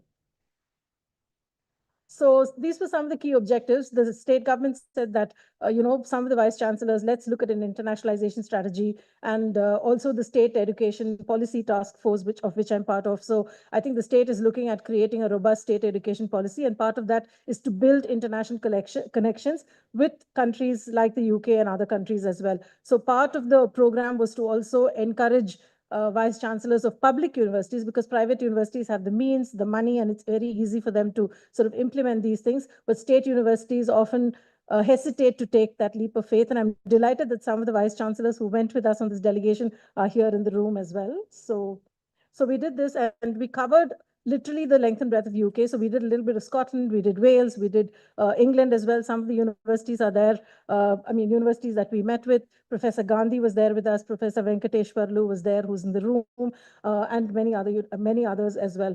From the Higher Education Council, Professor Thandava was there as well. And then we had an opportunity this year. Sadly, we missed the minister this year. Hopefully next year. The Education World Forum happens in the UK. It's one of our biggest flagship programs that we deliver for the UK government, for the Department for Education and Department for Business and Trade. And we had a really good delegation from Karnataka. And we even have a solid report from that, which again, first, no state government submits a report to the British Council, but I'm delighted that you did, Professor Niranjana, and a lot of good outcomes. And we heard a lot about AI in the earlier sessions, and the Education World Forum's theme was itself around artificial intelligence and machine learning, and how can higher education institutions ready themselves, because most often AI is seen as a threat, but how can we then use artificial intelligence to actually aid and become a sort of, friend and guide on the side to be able to do our work well. So that was the theme of the Education World Forum. So we delivered that for Karnataka. And then, of course, the minister spoke. Thank you, Minister, for referring to the program and sharing details about the program. We hope that this will continue year on year. Even if the British Council is not able to support in the extent that it could, I feel that state governments can take this forward with the help. We can be a convening agency and help you connect with UK universities who can deliver the program for you. The number may look very small in terms of, the numbers of students, but I feel that these are 30 young student ambassadors of the state of Karnataka who are going to do amazing things, share their experiences with others, and also look at pursuing their education, hopefully in the UK. And the UK has a slew of scholarships, so it's not exactly not doable. So I think for us, it was more like opening the door and showing students the endless possibilities that the UK has with its very good, robust education system. The university they went to was University of East London in Stratford. It's a very different part of the UK, and I'm glad that the Higher Education Council was also able to accompany along with faculty leaders as well. So that's kind of in numbers. And then this again, I think Sir spoke about in a neighboring hotel, we are doing this international officers capacity building. Again, a first for the state of Karnataka. We've never had a state issue a GO to all its public universities saying that you have to establish an international cell. So thank you, Minister. Thank you, Higher Education Council, for doing that. So all 31 public universities, 32 public universities now have an international cell. We also have 2 officers nominated for each university to look at internationalization strategies. And we have trainers from the UK, from Advanced HE, conducting this program as we speak. We hope and believe that this program will then build a sort of sustainable toolkit for the university representatives to not just collaborate with the UK, but also, like you said, with New Zealand, with Australia, with other countries as well. A toolkit to actually collaborate and look at internationalization from a really broad lens. And of course, we'll be happy to help you collaborate with the UK. So that's sort of, this is a little bit of the background of Karnataka was one of the scoping states. Maharashtra and Karnataka are the 2 states in India we're rolling out the program this year. And it's not, I know that internally we like to call it a pilot, but it's not looking like a pilot because we've got 63 of your officials participating from both public and private universities. So these are some of the goals that they will achieve after that. So in terms of institutional goals, systemic goals from a long-term perspective of the higher education ecosystem in Karnataka, and of course, there are really exciting individual goals for the participants as well.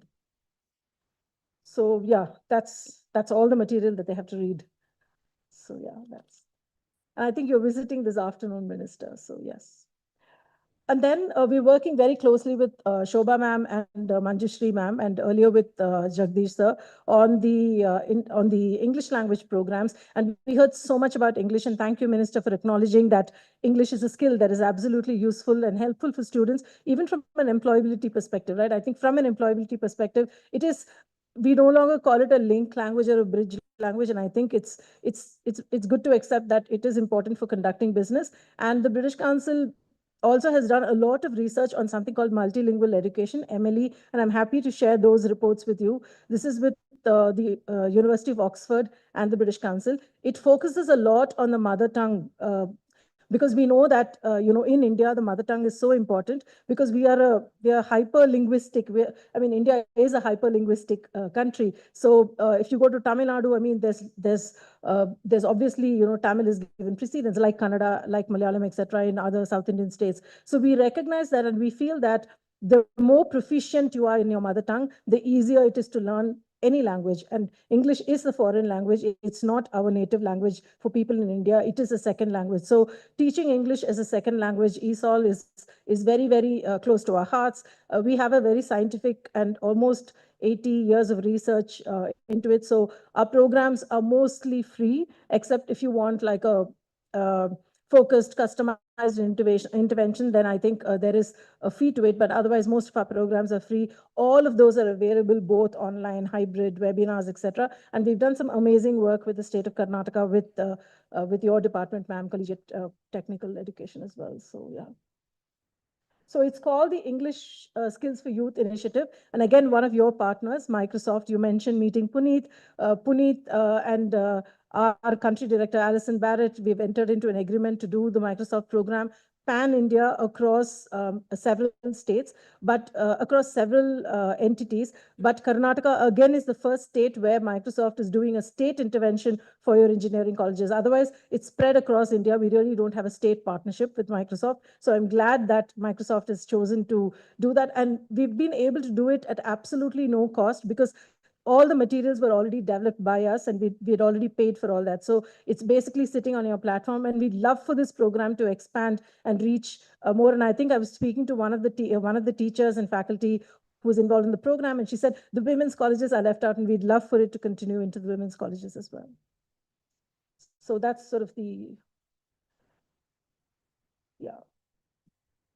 So this is how and pretty similar to what I think the mentor together person, I forgot her name. Arundhati presented. So I think the philosophy is almost the same. So we have these practice clubs, we have the cohorts, we have like a little bit of master training, but we also have that face-to-face as well as online interaction. And yeah, there are some testimonials from, so that's from some of the teachers. And I really like what the student said. She basically wrote to us saying, you are doing a great job. And that was really nice for us to hear. So yeah.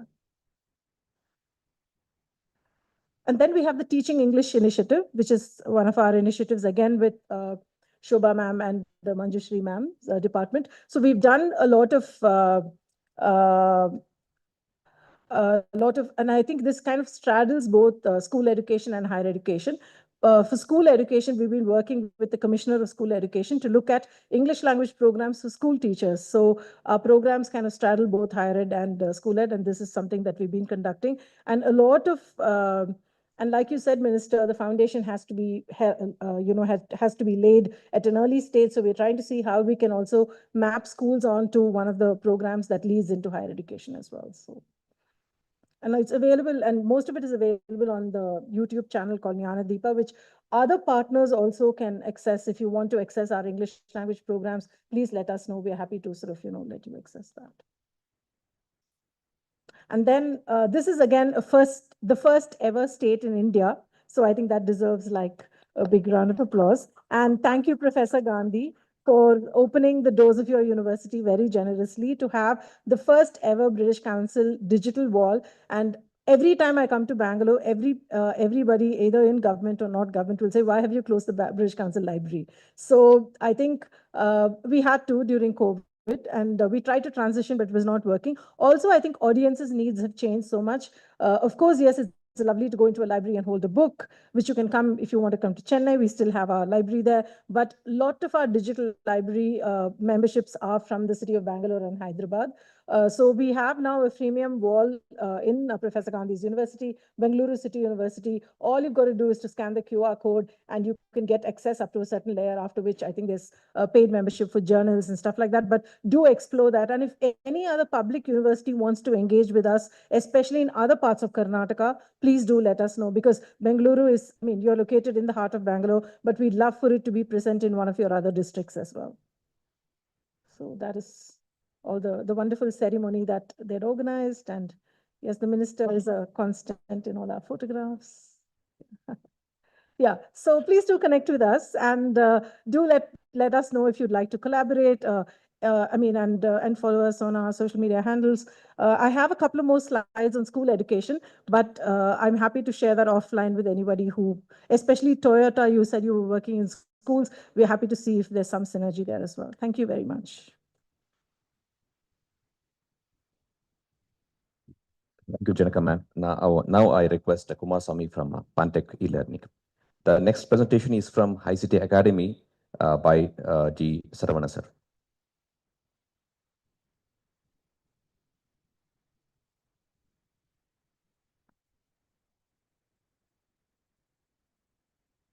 Good afternoon, ladies and gentlemen. Before I go into the crux of the meeting, the most difficult part of making a presentation is that the one who precedes before, she has done an excellent job. Very thank ma'am, it was an excellent presentation, ma'am. And the second difficult part is to complete my presentation with 5+1 minutes. Hopefully I'll do both. Okay. So once again, good afternoon, everyone. And I extend my heartfelt thanks on behalf of Fintech e-learning for the Honorable Minister and the Principal Secretary and all the dignitaries of DTE and DCE for this excellent gathering here. And not wasting my time, I'll just get into the presentation. Myself, I am Kumar Swami from Fintech, and at the backstage I have Mr. Srinivasan, the CEO, Senthil, and Mr. Malayappan, the CTOs, who guide the team of Fintech on the entire R&D works. And I'll just brush up for a minute. We are into, Fintech is a company that starts, it's a 20-year-old company, and we focus on R&D projects, technical training, and we are the OEM manufacturers and lab equipment suppliers. And this is our technical portfolio. We are into AI development platform, wherein you have 100 solutions of AI in a single board. And we are into unmanned vehicles. And we also are into EV prototypes. We have our own EV prototype running back. And we also work on AWS, NVIDIA hardware for AI, and also for FLK. And these are some of the associations that I have mentioned here. We have associated around 600 plus engineering colleges pan globe. And we have established around 20 plus center of excellences pan India. And there are around 350 plus lab setups and multiple domains actually in embedded systems, VLSI, or image processing contents, lab setups. And we have been associated long back with NIT K Suratkal. And we are their primary resource partners for all their technical trainings. And we have conducted much more than 100 plus programs from the period of COVID till now it has been organized. And we are also associated with NITTTR for their e-vehicle project. And back in Tamil Nadu, we have been a training partner for the non-motherable scheme, wherein we have been training around 10,000 plus students on multiple domains like image processing, IoT, EV, and PCB design. And we are also have been associated with Government of Karnataka. And we have conducted a program on offline, 2-month offline internship program on National Engineering College, Basanakudi. And we have also done FTP on Kolar, Polytechnic College Kolar. And with Intel, we are their design partners. And Fintech and Intel have been associated to design a Intel FPGA board. That FPGA board will be particularly used for AI concepts. And for Tata Technologies, we are their content partners. And coming to the exact rest of the meeting, see the DT Karnataka and Fintech, we share the common goal to provide sustainable technical education to the students. And as our mission says, we have a mission to make at least 10 lakh student partners or participants learn technology in a more easy way. So our both vision and mission lined up together. And when we approached DTE, they wholeheartedly welcomed us, and they provided us an opportunity to serve the students of Karnataka, and we are doing it at the best. And we have around 20 years of experience, and we need to leverage that experience to the benefit of the community, student community. And as the minister said, actually, skill development is also part of our curriculum. And we aim to build or cultivate future industry-ready talents. So that I think will be the motto of each and every one of the participants in this hall. So I think together we all can make this achieve. And we are planning to implement this MoU in 4 phases. First phase will be FDP on AI. It will be on 9 prime locations for polytechnic colleges. And the second phase will be student career acceleration program. That will be on 6 domains. And the third one is an app-based, project-based learning. And the fourth one is the hackathon of the testing applications. So why FDP? We at Fintech believe that training the trainer concept. So in case if you are going to train up 100 students, that 100 students might get job and they might go elsewhere. But if you are training 100 teachers, that is going to be getting compounded annually. It is not annually, it is for lifetime. So we think we proposed the FDP for 9 locations. And why did we choose AA? AA, as you all know, AA is running back of us actually. And see, there are around, it is going to be around 990 billion in 2027. If I'm not wrong, this data might increase. So the time that required for a technology to adapt earlier was around 3 to 7 years, and now it is around 1.5 years for AI. So, and specifically, the market of hardware implementation of AI is gaining momentum at this scale, and implementation of AI in hardware, that is the gaining momentum now.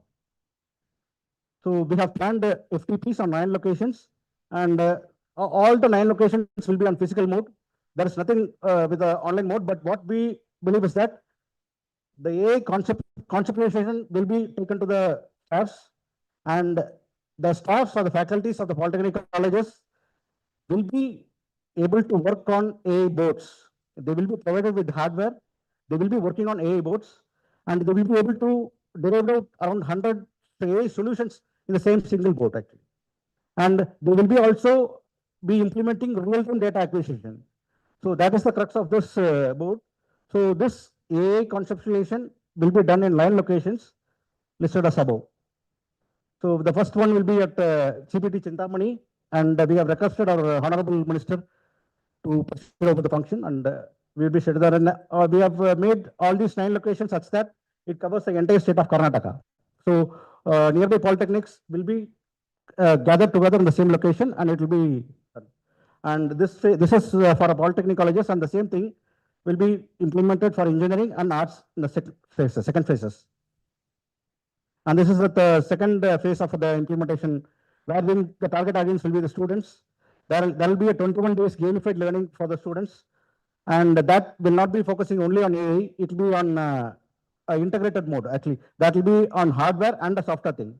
And hardware we will be promoting, we will be providing training on AI, IoT, EV design, and Industry 5.0. And all these technologies are the futuristic technologies that are being on the king momentum now.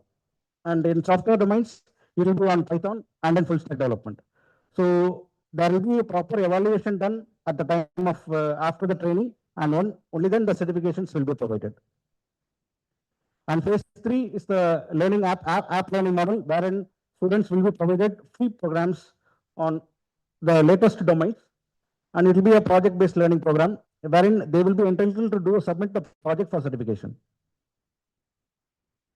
And the final one, there is no use in providing a skill training and getting certifications. It has to be evaluated properly, and it has to be tested by experts.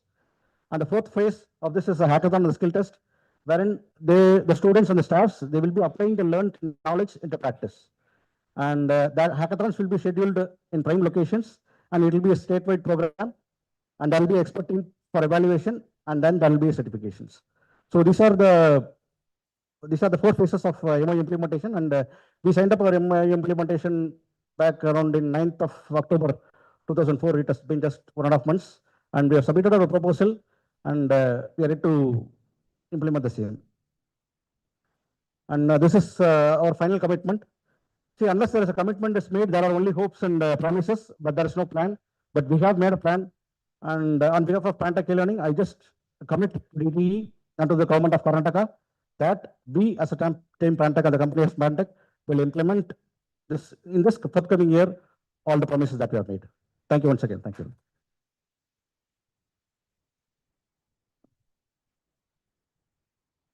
Thank you, Kumaraswamy sir. Now I request G. Saravana sir from ICT Academy. Once again, I request all the presenters, please confine your presentation to exactly 5 minutes. Please don't take more than that. Thank you very much. Good afternoon to all. On behalf of ICT Academy, it is a great pleasure and honor to present about the activities and what we will be doing in the state of Karnataka for the benefit of higher education department. So thank you very much to Honorable Minister Sir, who has been kind enough to accept our proposal and be here. And last Wednesday, in the same time, we had our Honorable Minister speaking virtually in the same hall to close to 300 educators where we hosted a conference. Thank you, Honorable Minister Sir, for being virtually present for our event. So, as our tagline says, ICT Academy is formed in order to create the next generation talent pool, and we are an organization. We formed in the year 2009 as a not-for-profit autonomous society, and it is it's an initiative of Government of India, Ministry of Electronics and Information Technology, and we work with across 20 plus states in all across India, including the state of Karnataka. So I will just skip all these because this is not required. And so how we work with all the corporate partners, whatever we develop as a content, whatever we deliver as a training program to the educators and students, all are brought in by the corporate partners. We work with the global majors from Microsoft to Salesforce, and they develop the training programs for the educators and students. With all the content, all the student training program or the faculty training program will be delivered by the organizations who are listed over here. So whatever certification or whatever content has been done is through these partners is what I wanted to record at this point of time. And we also work with a lot of CSR partners in bringing out a lot of funds for the skill development initiative, both in terms of private CSR partners, right from the world's largest bank, all these organizations are the funding partners for developing the training programs to our the faculties and students. And whatever we do in ICT Academy will fall under this 7 pillars. All our initiatives will be on this 7 pillars, which is called the faculty development. Second is the student skill development. Third is on the entrepreneurship development. Fourth on the youth empowerment and research and journals, digital empowerment, and conducting a lot of industry institute event across India. In the last 15 years of journey, we have totally impacted close to 15 million lives, and we are impacting close to 2025. We have a vision of impacting 25 million lives is what I wanted to say. And these are all, I actually cut short this presentation. I think it is not there, so I'm skipping this slide.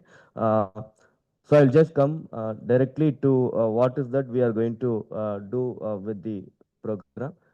So what is that we are going to do with the state of Karnataka is very specific that we have a 10 days faculty development program which is approved by NSDC, and we wanted to offer to all the government colleges across the Karnataka state, and we also wanted to have the membership. Whatever we do in ICT Academy, the colleges has to become a member of ICT Academy. So all the government colleges will now officially become a member of ICT Academy by virtue of sending the MoU with our organization. And we also have a student program under PMKV project of Government of India. There is a target to train close to 1,000 students in the state of Karnataka. That will also be executed by ICT Academy for the benefit of Karnataka. And we also committed to the government that we will be developing the faculties and we will be delivering one faculty development program in person every month for in any of the government colleges for the development of the faculty members is the commitment we gave in the MoU. We signed the MoU in October, so we are starting our initiatives from the month of November, sir. And these are all the programs of what they will get as a college if there are the university vice chancellor here. So whatever I have given as the 7 pillars, all these 7 benefits, not only the faculty development program, whatever is the 7 pillar, all the available benefits will be given to the engineering college without any cost implication attached to it, sir.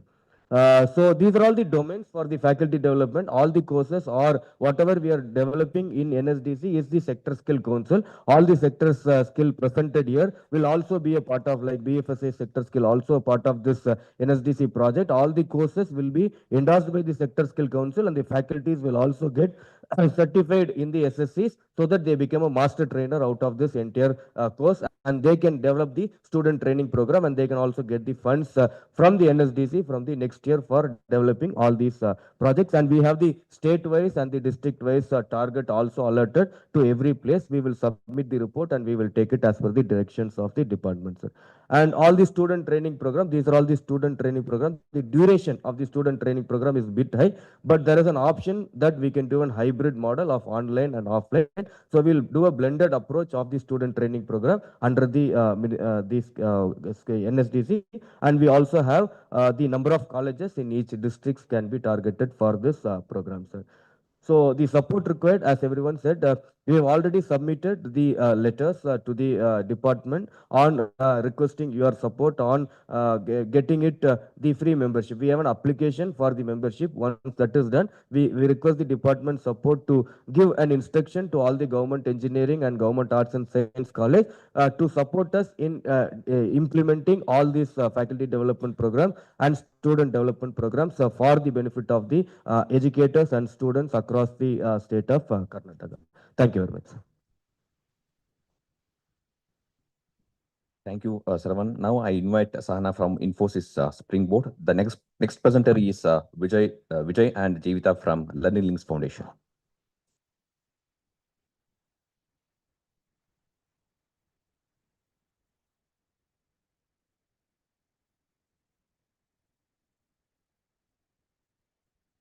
Good afternoon, one and all.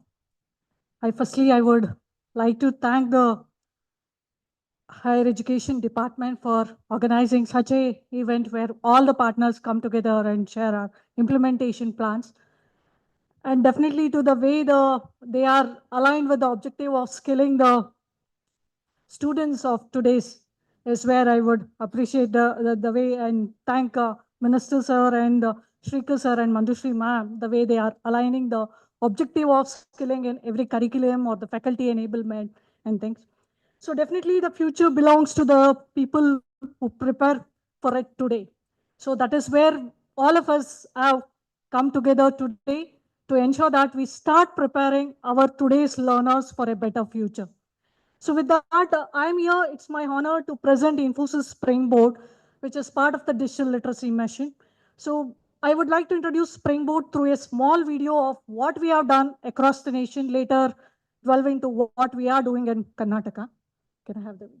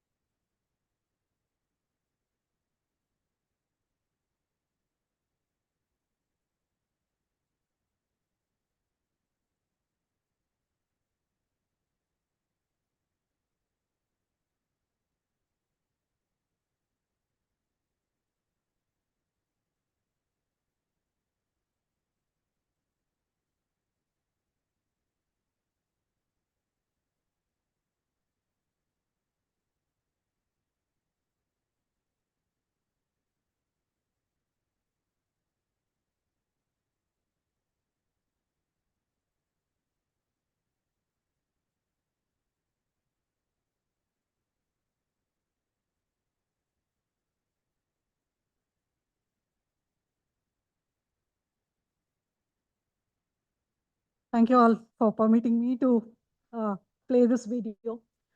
So the Infosys Springboard, part of our Infosys Digital Literacy Mission, it's all about very much aligns with the skilling objective that the government has, making the equity education accessible for all. So we, as part of these Springboard, is where we collaborate with right from the age group 10 plus up to a lifelong learner. More specifically, with respect to higher education, we connect with the universities at a university level in designing their curriculum, conducting faculty enablement programs, leadership programs, then the virtual sessions on a daily basis, internship opportunities, certifications, and the job marketplace, which will be coming soon. So coming to what we have been doing in Karnataka, to be specific, we have our MoU both with the DCE and the KSHEC.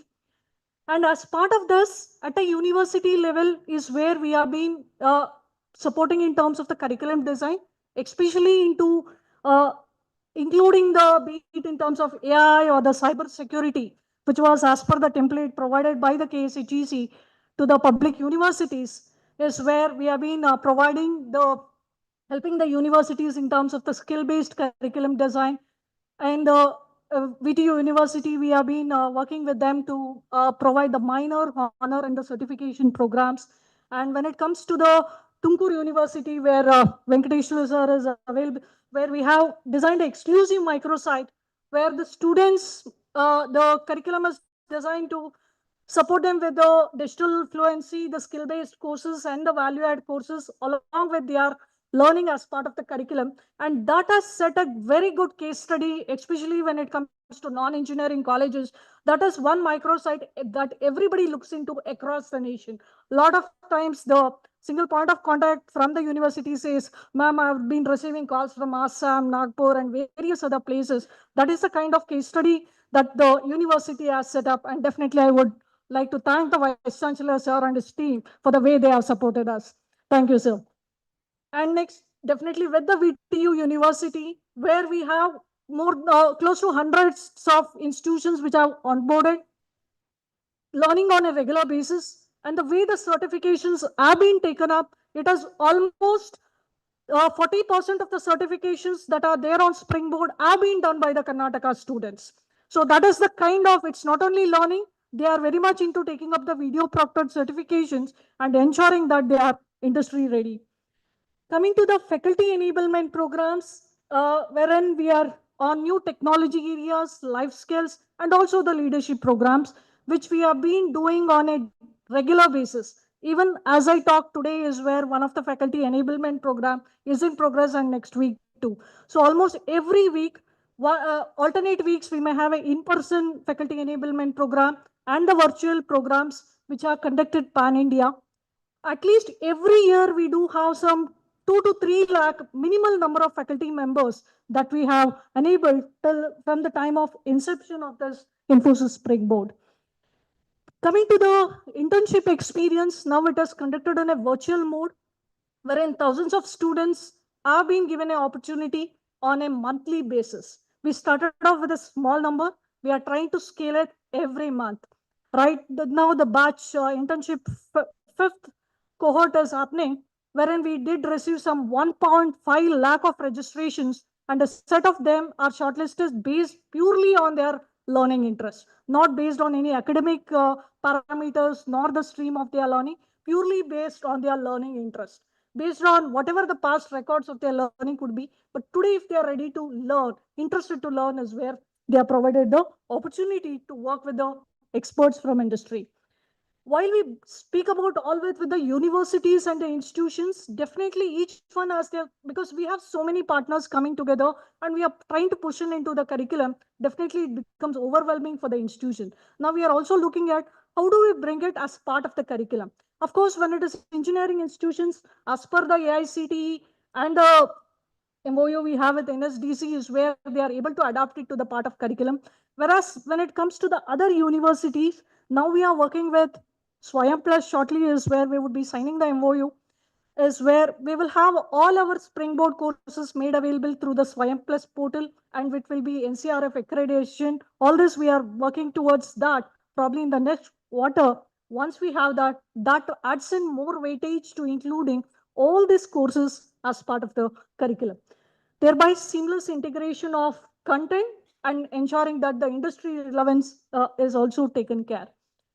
While we talk about all the skill-based skill building as part of the curriculum, next set the students would definitely ask us, how do you say that I'm industry ready? Or how am I prepared for tomorrow's jobs? That is where we have curated learning paths, the new age roles, telling that, okay, this is what you study, this is what you want to become. Are you interested in a cybersecurity area? Are you in a data science? This is what you need to learn. These are the kind of certifications you can take up so that accordingly they can take up the relevant jobs. As I mentioned, job marketplace is one feature that we are planning to launch, wherein all the job opportunities that are available from various partners and our clients will be available through this platform. It's not exclusively for Infosys, from all other partners, so that any learner who has done well or done the certification, interested with a job offer, can click can take up that opportunity, attend the interview. Diversity and inclusivity. While we speak about skilling, definitely we also look at how do we have focused intervention for the girl students. And Pragati is one program, is a women's focused 12-week program. And with the DCT, we have decided to have more focused intervention as part of our next cohort for the Karnataka institutions. Then accessibility consideration. Definitely, it is the few polytechnic colleges, the JSS PDA is one such example, where we have, when it comes to the number of courses completed across polytechnic colleges, that stands out to be having good number of, though they are physically differently abled students, they are the ones who are actually doing well in terms of completing or learning from the Springboard platform. So next with the last mile connectivity, though this lab on wheels, whatever the bus with the lab setup, what you saw was the one which we designed for the students. Now we are extending to add the all the equipments to scale it up further and make it accessible to all the higher education students as well. So obviously all these, whatever we did, we started off with Karnataka, probably even that we would go in a similar manner. Then the skill building, which has been incorporated as part of the credit-based courses. So before I move on, I just wanted to show a few examples where what we have done in terms of designing the specialized learning paths for as we did with the C20 curriculum for DCT. Just click on the link. Yeah. It opens in the new tab. So just click logins.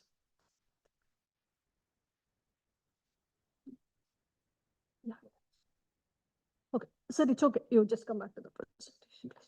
Yeah, I just wanted to show those couple of examples. Next, I would quickly like to present in terms of the plan ahead for what we have, and I mean the focus areas for the next. Definitely, we will continue to support in terms of minor degree, honor degree, and the skill enhancement part. Then the faculty enablement and the leadership development programs. We already have leadership development programs, which we have planned in the next month at Pune DC for 80+ participants, and the faculty enablement programs. Though we have been doing virtually, now we feel that there is a need to conduct some of the focused in-person faculty enablement program at a university level. That's something that we are planning for. Then the Pragati, I have already mentioned about it. And the other ways in which we also keep this contact with the institution and the university level is one is participating in the BOS meetings. I've been part of at least BOS meetings in Rajur University, the Vijayanagar University, and even as part of this polytechnic curriculum. Then the faculty enablement programs on a regular basis, the SPOCS meet, the single point of contact from every institution on a monthly basis. Then other industry academic connect events in terms of the industry events, partners connect and things. Lastly, with respect to internship, definitely we would want to increase the numbers and scale it up further in the next upcoming months. Thank you.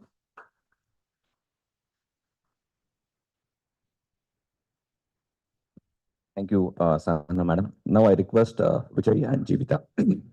In between, we will be having the faculty presentations, as our faculty member is the one who ensures that these initiatives reach and benefit our students very effectively. I request Dr. Nagesh R., Associate Professor from Government Technological Institute of Bangalore. Be ready, sir, for the next presentation. Good afternoon, everyone. On behalf of Learning Links Foundation, I would thank Government of Karnataka, Department of Higher Education, and our Honorable Minister for giving us this opportunity. So this is Vijayi, and we have Jeevita, Senior Manager from Learning Links Foundation.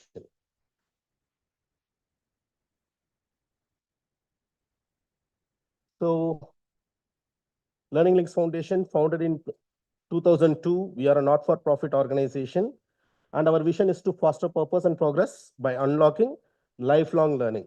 And these are our major learning pathways: education solutions for lifelong learning, technology innovation, skill building and entrepreneurship, research and advocacy. What we focus is purely education from grade 1 to master degree. So this is our presence, and we are a team of 2,000 employees across India. And we have signed a memorandum of understanding with 13 state governments and with the higher education as well as for the school education. So you can see the impact. Our beneficiaries are diversified. We have schools, teachers, students, community adults, youths, school leaders, community children, and then army personals. We do work with army personals, the retired personnel, their wards, and we do skill building for them. And I would hand over to Jeevita. She will be briefing about the program. Thank you. Very quickly, this program is specially meant for women and in the undergraduate colleges. And the very focus is equipping them with the emerging technologies, which includes artificial learning and data analytics. Yeah. And why we are doing this program is because we want to bridge the gender gap in technology and also ensure that our students are having the skill set, essential skill set to get employment at the right organizations. Yeah. Our key features of the program is the collaboration with many of the national organizations, government departments, and the special, I would like to mention here the mentorship program, where we connect our student beneficiaries with the corporate volunteers on a regular basis, where they mentor them on life skills, soft skills, also on the technology skills, plus get them ready to face the interviews. So we conduct series of mock interviews also and prepare them to face the real world. And yes, we have a well expert-led curriculum and we have certifications. Not only certification from our program, we also give access for 50% of our students to access the globally industry certified platforms. Otherwise, where they could have gone and they might have spent some money and to get that certificates. So these are free of cost for the students. And currently, this program is present in 5 states, and it's a 20-hour program with hands-on experience learning sessions. Yeah. Sorry. Yeah, with the Government of Higher Education Department, Karnataka, we have signed MoU in the last week, I think in September. And in a span of 2 months, we are able to reach around 7 colleges, 9 colleges around, meeting around 705 students have been undergoing our trainings. Couple of colleges have also completed the training. And we are planning to get them to industrial visits at our corporate clients' places. And yeah, they will be undergoing sessions on our data analytics, Power BI, Python, data dashboard, developing data dashboard, and machine learning, etc. Yeah, so the impact is in the year 2022, from 2022, we have reached out to 7,000 young graduates in Karnataka alone with 70 colleges across districts. And yeah, we would be like, our roadmap for the next year would be, we would like to continue our sessions in the remaining colleges, which has been as a pilot, 17 colleges across 6 districts. Plus, we would also like to establish technology innovation hubs in one of the rural colleges as well. Currently, we have these hubs in Bangalore schools, government schools, but we would like to extend this to the colleges also. Yeah, I think, yeah, these are the status update of what it was and all. Yeah, thank you. Thank you, Jivita. And now I would like to invite our faculty members to present their valuable insights and experiences about the MoU initiated the programs. And please stick on to the 5 minutes of time. Please don't take more than it.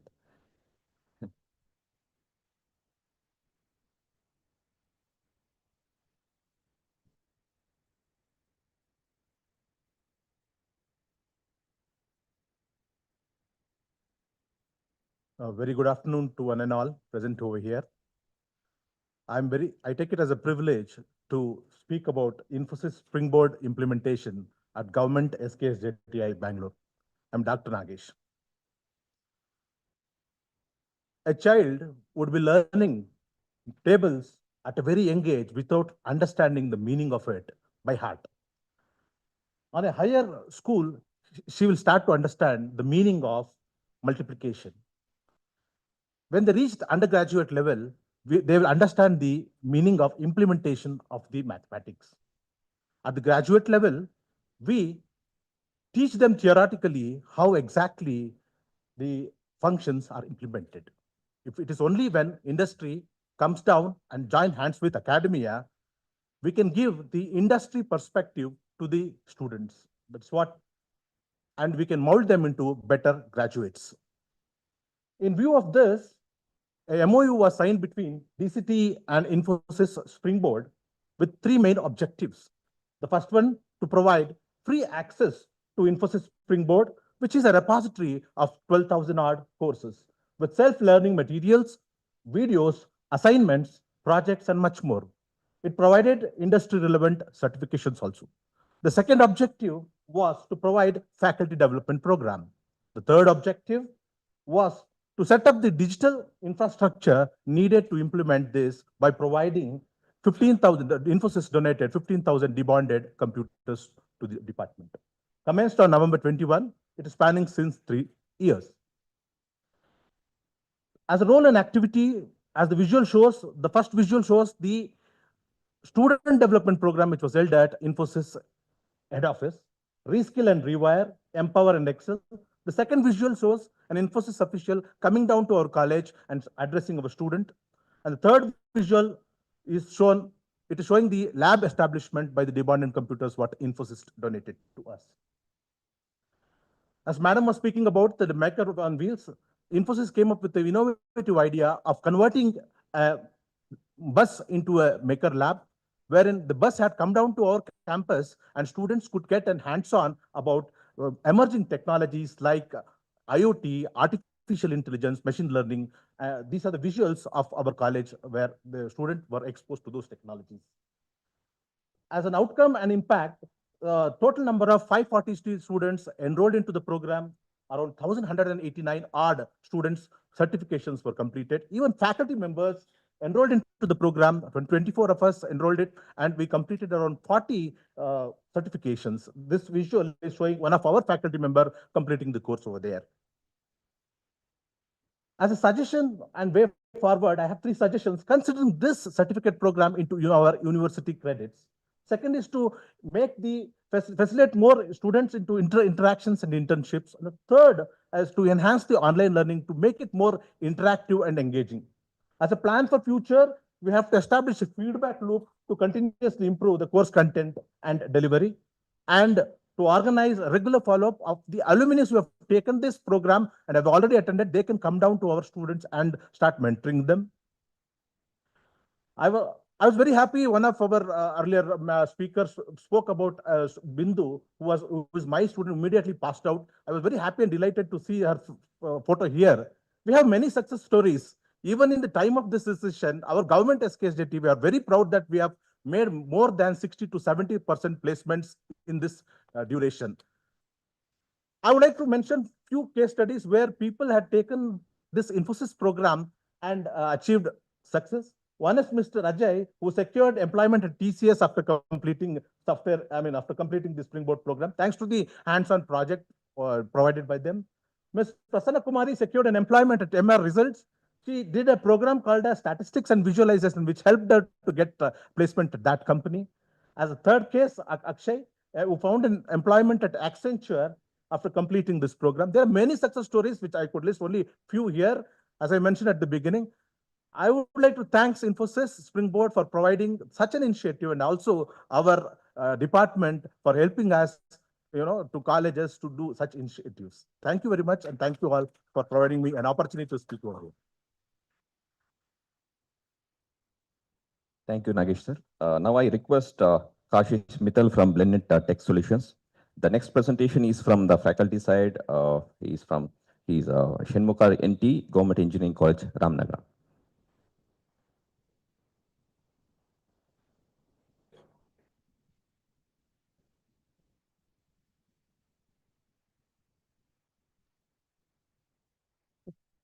Good afternoon, everyone. Thank you so much. Okay.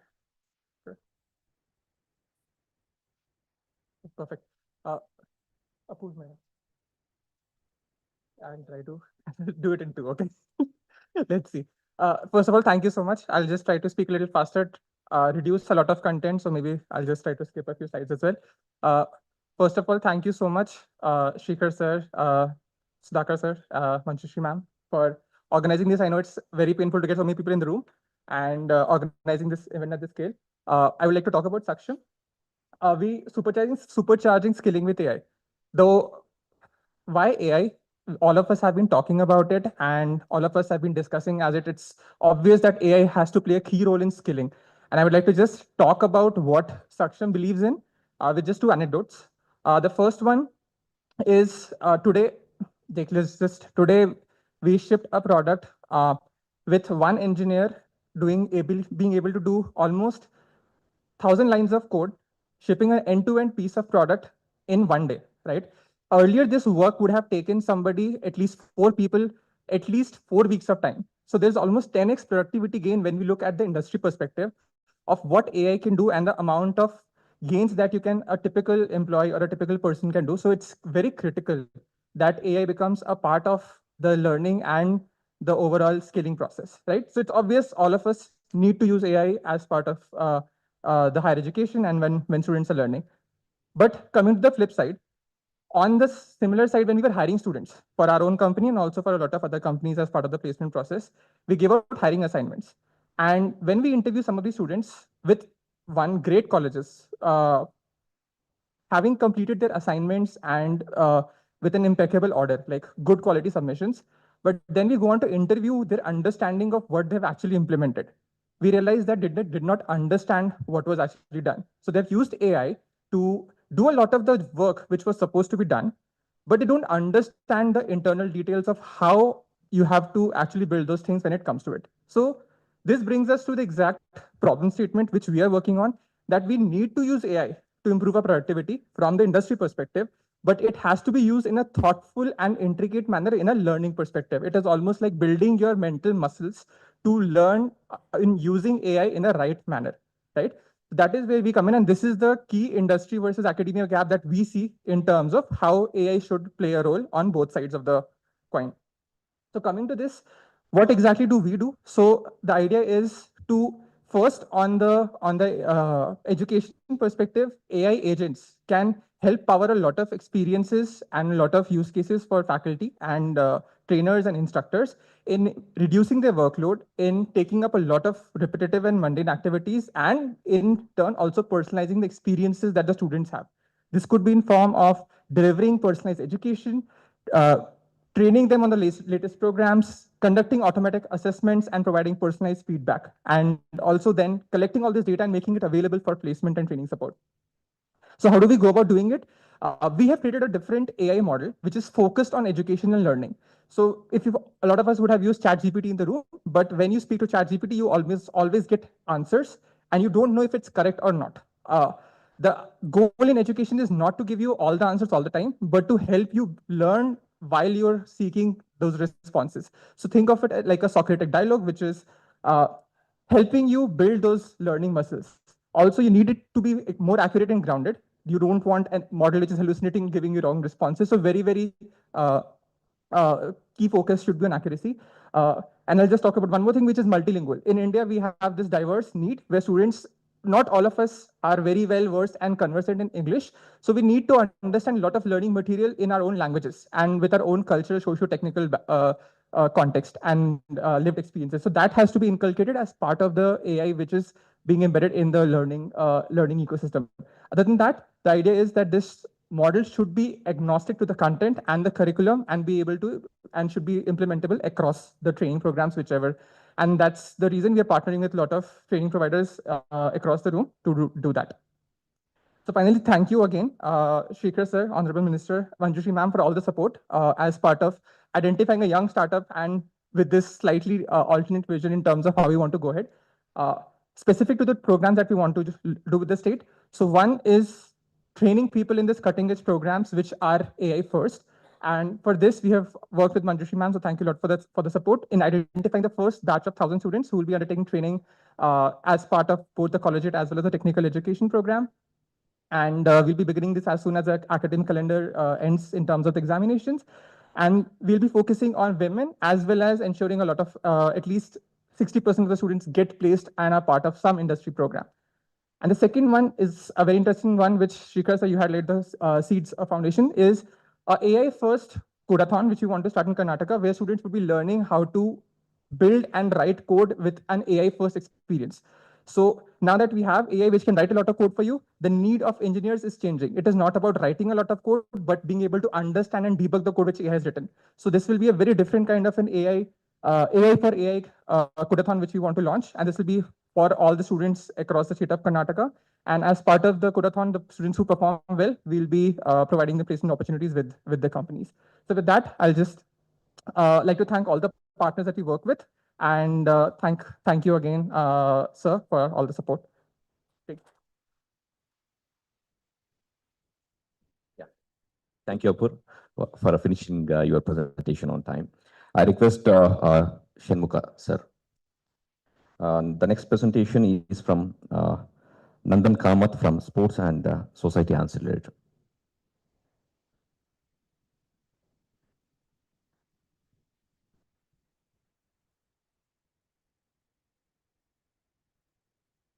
Good afternoon, everyone. It's my immense pleasure to present on Avishkar.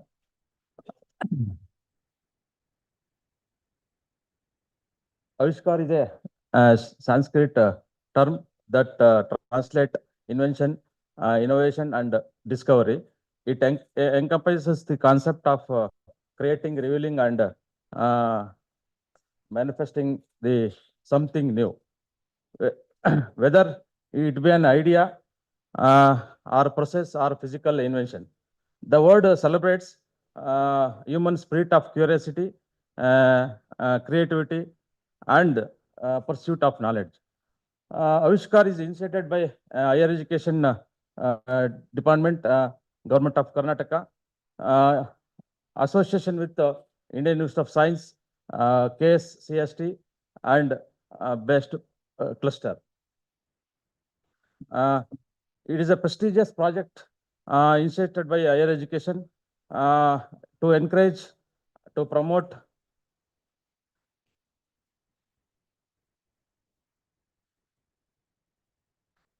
promote, and protect the innovative ideas and research ideas from students, faculties, and researchers. And also, it encourages the patent filing, innovative ideas which can turn up into startup. And also promote the innovative products and also protect innovative ideas of higher education institution through IPR filing. The main objective of this Avishkar program is to identify the hidden innovative scientific talents, capacity of the students, teaching faculties, and researchers to provide them opportunity to inculcate research aptitude.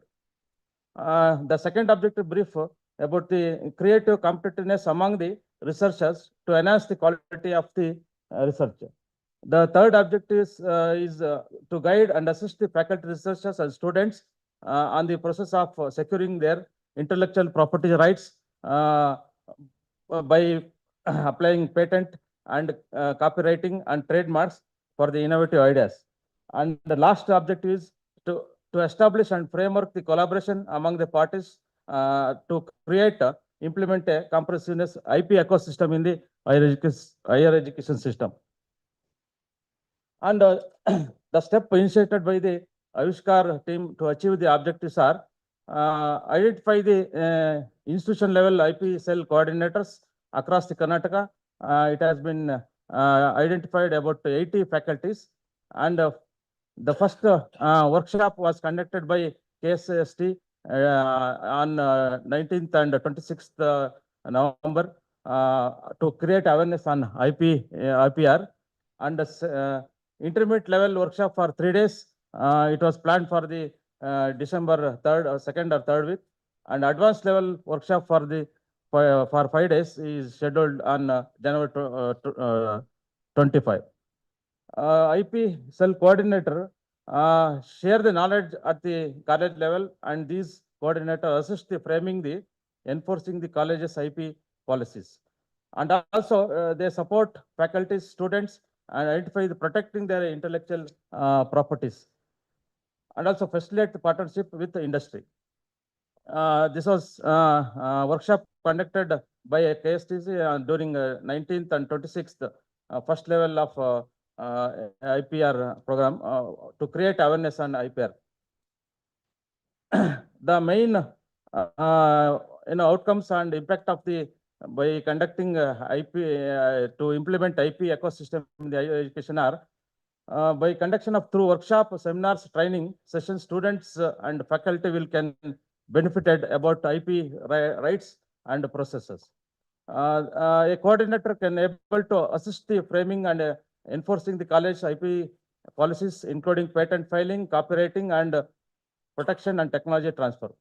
And the coordinator can able to support faculty and students to identify, protecting, and commercializing intellectual properties such as patents and copyrights and trademarks. And lastly, the outcome of this program facilitate the partnership with industry, legal experts, IP office to enhance the IP related activities.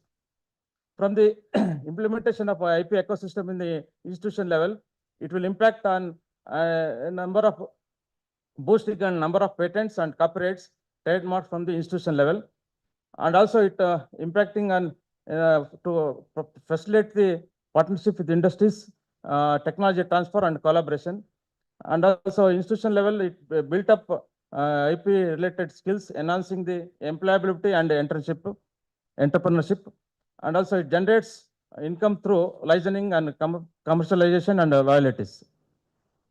Some of the suggestions are drawn to regular conduction of workshops, webinars, and competitions to build awareness about the IP rights and processes.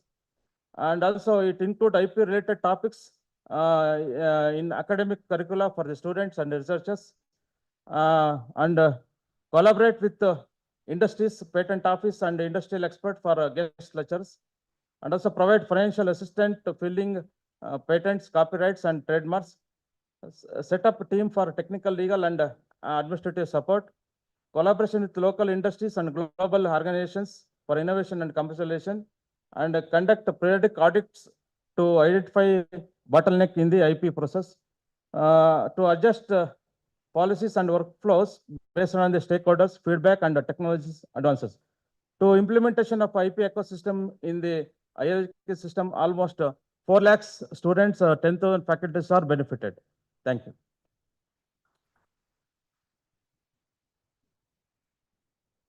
Thank you, Shimukar. Now I request Nandan Kamath from SSA.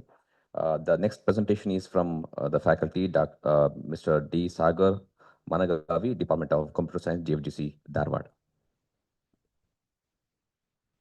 Thank you so much. I'm aware that I'm standing between you and lunch. So as much as the contents, I think the speed of this presentation is going to be important. I represent the Sports and Society Accelerator. I think we've talked a lot about how we're using our minds and improving skills, but we work on essentially physical culture. So the physicality of playing sport, being physically active and moving. And we believe that higher education institutions alongside schools are a very important site for keeping people's relationship with physical activity going. So All of us complain of lack of time. We have to figure out how to integrate physical activity into our daily lives, the way we move, the way we transit, the places we spend our time, like schools, educational institutions, as well as workplaces. So we were very happy to hear the government's interest in this, in particular, locating our programs within higher education institutions. So when Srikar reached out a few months ago, it was a real pleasure to begin to think about how to integrate and to build campuses, what we would call active campuses. And we've come out with a brief, thanks to many of our learnings, which we'll also be happy to share with anyone. But looking at the physical activity rates in our country, most of you would get a pretty large shock. We are often very disappointed with our status at the Olympics. But if you want to get a little bit more depressed, look at our state of physical activity. And the young people in our country, over 75% of adolescent men, male and females, are not getting adequate physical activity on a daily and weekly basis. Now, all of us start playing, but most of us stop playing at a very early stage in our lives. Very often, this is the breaking point. It's exams and moving into education seen as an opportunity cost. So our challenge here, we're not looking just at higher education institutions, but at a population scale. How do we keep people physically alive? And sport is certainly one trigger. And we have a sport-loving minister, which is a wonderful thing. And I think his challenge to us is how do we look at higher education institutions and look at both programmatic, infrastructural, as well as awareness as triggers to actually keep a relationship with physical activity alive among our youth. So it's not just about building the capabilities, but also building a propensity and desire to live active lives. And one thing we've not been able to do very successfully is use our educational institutions as these bridges of continuing to live a good mentally as well as physically active and healthy life. And our opportunity is to do that. So we have an MoU with the government trying to figure out how to crack this challenge, which is to build active living using higher education institutions, in particular the government institutions, as the site of action. So, I mean, there are many ways to do it, and we're early in that. So at the concept stage, we are convening a few committees to actually look at the strategy to do this within a resource constraint, but also time-limited environments. People don't spend much more time than their classes at many of these colleges. Many of them are city-based campuses, but otherwise there are also rural campuses which have other challenges, maybe of capacity and ability to pull it off. But we're interested in that, understanding the current state of physical activity within these campuses, and then working towards an action plan which will help us to get where we want to get to, which is people living active lives on campus, outside campus, but also building the propensity and desire to live continued active lives throughout their lifetime.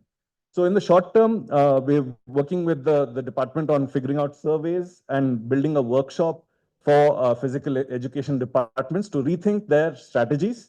In the medium term, capacity building at the academy in Dharwad, and also building awareness using the very powerful YouTube channel, which I think we have access to and are able to build much more understanding to a much larger population, even outside the classroom. And finally, at a longer level, many of these people will move up to being skilled at sport. Like the US system does in an NCAA system, we have not been able to keep our athletes both playing sport and getting educated at the same time. And I think there's an opportunity for intervention there. And then looking at institutional level programs for enhancing overall well-being, and also things like substance abuse was one of the questions brought to us by the department, of using sport and active living as a counter to some of the challenges being faced in both urban and rural campuses. So from our suggestions, I think just bringing more and more intersectional and cross-sectional expertise, it could be in just infrastructure and the way campuses are designed, to programmatic, how to engage people in fun, interesting and exciting ways, which build community, not just from getting better at sport, but actually using sport to build a sense of belongingness within your educational community. And then over time, work with the sports department. So education and sport working together at a continued level, not just at the school level, but at higher education levels. and then continuously reviewing this through data, surveying, and understanding. So that's pretty much it. Anyone would like to hear more about us, there's our website and a QR code to understand more about our research. But thank you for the opportunity, and good luck to all of you on all the many wonderful projects and your spirit of volunteerism as well in all of them. Thank you. Thank you, Naman sir. Now we will take a lunch break for 30 minutes, and we can assemble. We'll be assembling at exactly 2:30. Before that, I request all the MoU partners, please, for the presentations with our Honorable Minister. Come together. I request all the MoU partners, please come to the lines for the session. Good afternoon.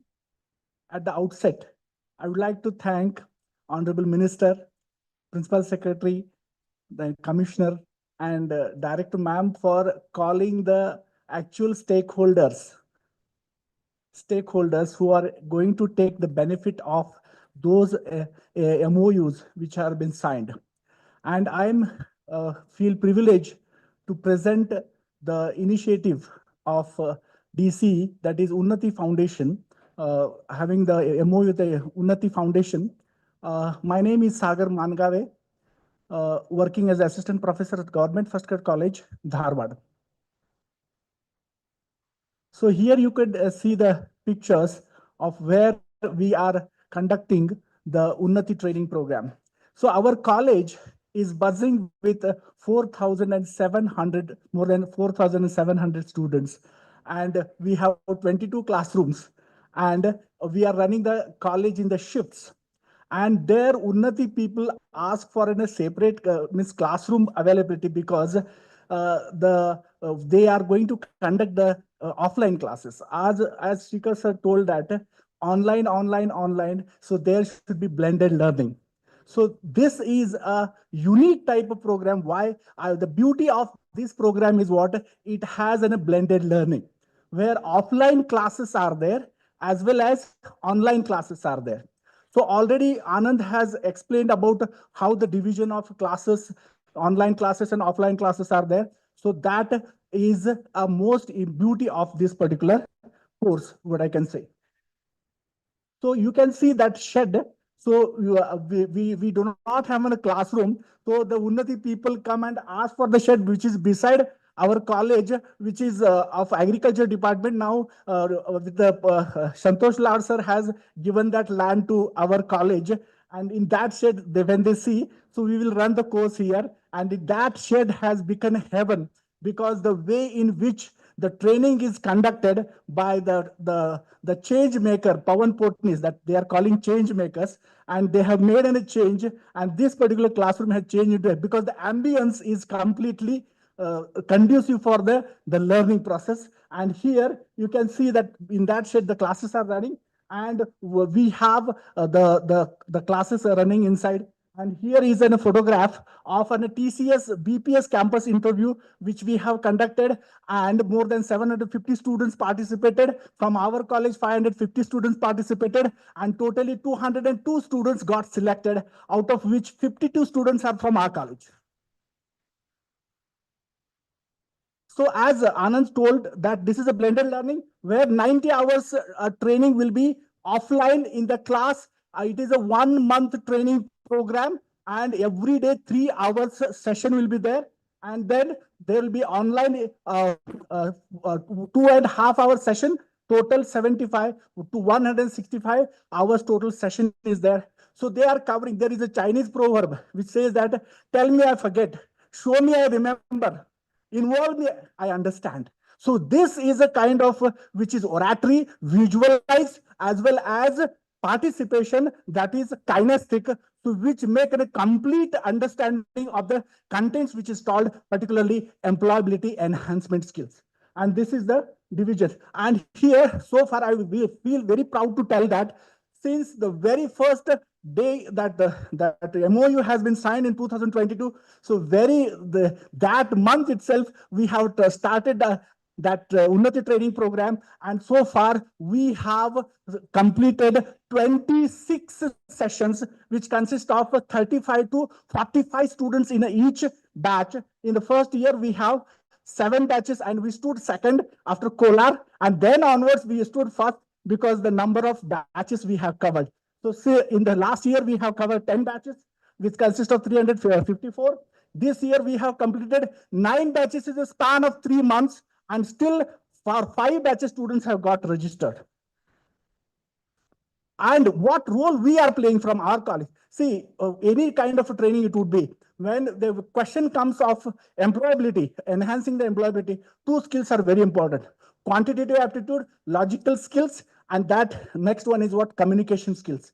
And for that purpose, so motivation is very important. So whenever the new batch is supposed to be started, me and Pawan Potnis, who is a change maker there, we visit each and every classes and tell the benefit and what is the conversion ratio happened into the earlier placements. We are exhibiting, we are showing, and that will get motivated, and the next batches are ready. That's why 5 batches have been registered in this year only, so that we can straight forward.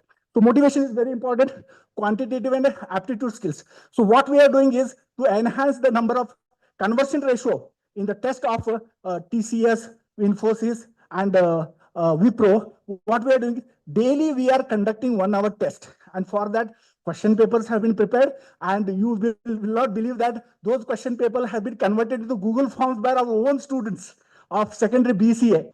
And those question papers, we have made it ready, and every weekly they are writing the examination on the mobile phones so that they will get ready for the test, and Unnati taking care of that communication skills and job employability enhancement. Next one is career counseling. We are organizing campus interview at our college. We have TCS. And since 2 to 3 years, Wipro is not coming to any campuses. They are conducting online Infosys, and now also through NQT and BPS campus interview, TCS is conducting the campus drives, and we are taking our students to peer colleges as well as in our old college campus also. We have conducted campus drives. And then next one is feedback is very important. Daily I visit to the Unnati class, see how the feedback is going on, means how the process of the progress and kind of suggestions, motivation daily you need to do, and record keeping is very important, and organization of campus interview. Everything we do unless we provide a platform where the students can come and showcase their talent and get job. So it is none of use. So that's why we have to make them. So either in our college, we have to have any campus interviews, or we have to take them to other colleges where campus drives are conducted. So this is reports. Means instead of telling, so the course was this, that, and like that, just we say, wow. So like this is a program where telling this and that, result tells everything. So if you see the conversion ratio, the Unnati training program, conversion ratio, you will see that 92, 60, 60 and above. So whatever campus we have conducted and selection happened, so that will tell you what the result is. So suggestions. So I think that this particular training program is very essential for our government college students. So I want that this program should be made compulsory, because communication skills, because one span of, I want so the people to come down, and in the valedictory program and induction program, whatever change you will find, it will be radical change you will find. And that is very important. Okay. And that's next one is what one humble request is for placement. There is no any fund. We have to take from cultural committee or CDC. So particularly some fund is dedicated if for the placement activities, for conducting weekly programs, training, calling people, conducting campus interviews and all. So that is very essential, I think so. And last but not least, but I wanted to add one more program, which you could, with the due request. So here, one more program we have implemented in our college, but a Quick Hill Foundation. Quick Hill Foundation is a Quick Hill technology, which is under CSR activity. They are conducting the training programs to our students, and our students go to the different colleges in and around. So last year we have started this initiative. 40 students have been trained by Quick Hill. Our 40 students went to in and around for providing the program called as a Cyber Shiksha for Cyber Suraksha, under which they have given 3,000 rupees for each student. And last year, our students have earned 1,65,000. And this year, we have earned 3,50,000 rupees. The remuneration was increased, and now we have got 3,50,000 rupees. And 30 students, a batch of 15, each means a team of 15 teams reached 40,000 people in that district and trained those people. And as a remuneration or stipend, we have got 3,50,000 rupees. So that is an essential program which I think which can be implemented by our department. Thank you so much for giving this opportunity. Thank you, Sagar sir. Now I request Maitri Kumar from Timbuktu Innovations Private Limited.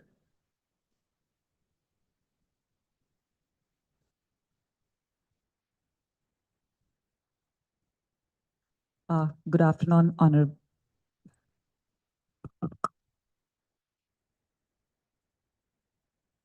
Good afternoon, Honorable Minister, and all the dignitaries present here, and all the ecosystem enablers. I am Maitri Kumar, CEO and co-founder of a startup called Timbuktu Innovations.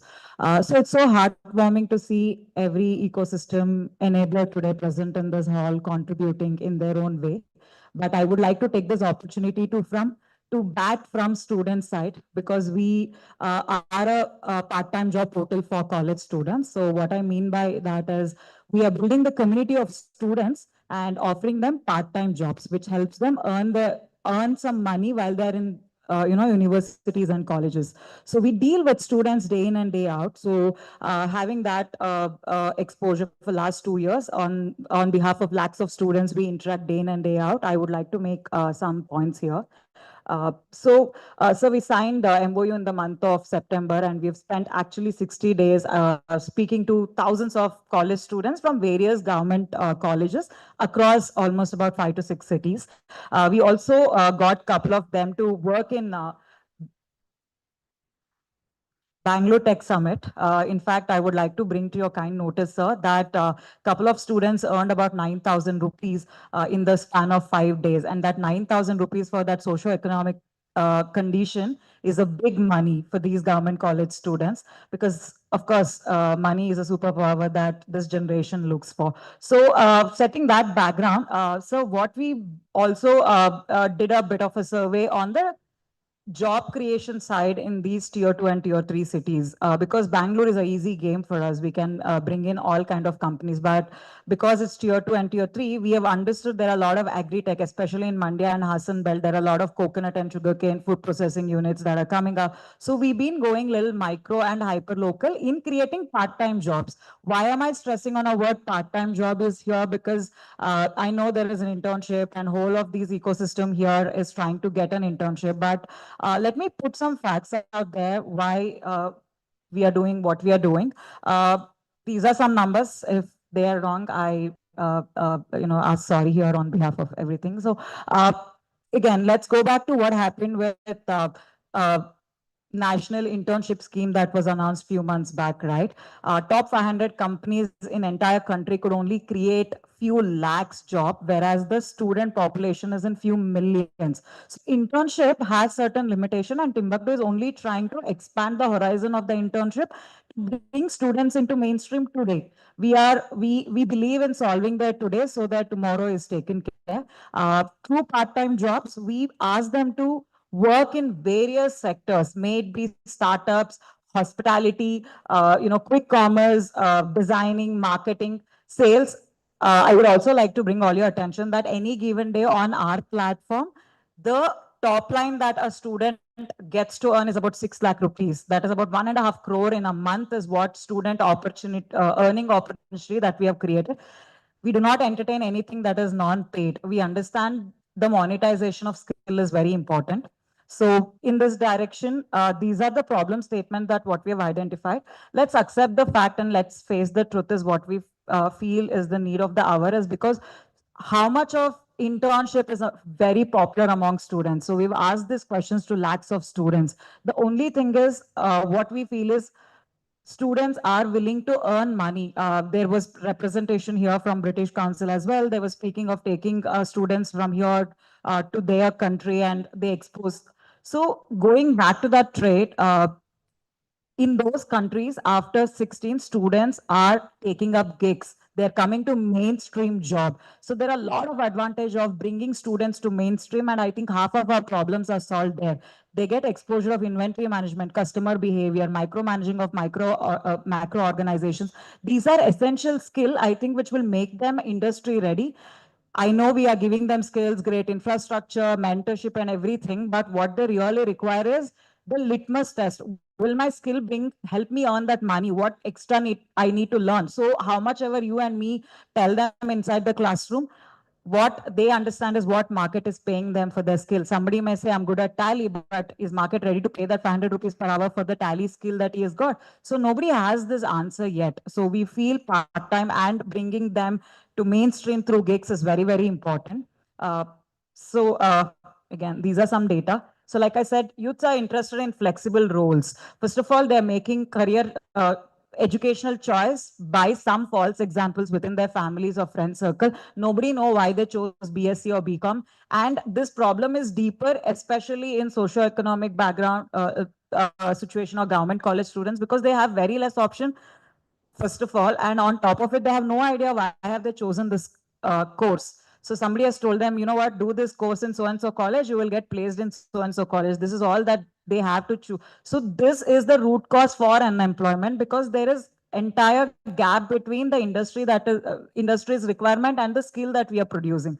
And we feel that part-time jobs can be a great fit to solve those issues. Like I said, hyper-local hiring potential. So I think all companies put together in this room can create not more than 2 lakh internships, right? So why don't we expand the horizon or definition of internship and bring gig or part-time into internship or the definition or gambit that will help us create those 10 lakh or 12 lakh jobs. And trust us about this, we are coming up with a lot of market insight on this, because each one of us in this room can be a potential job creator in that case.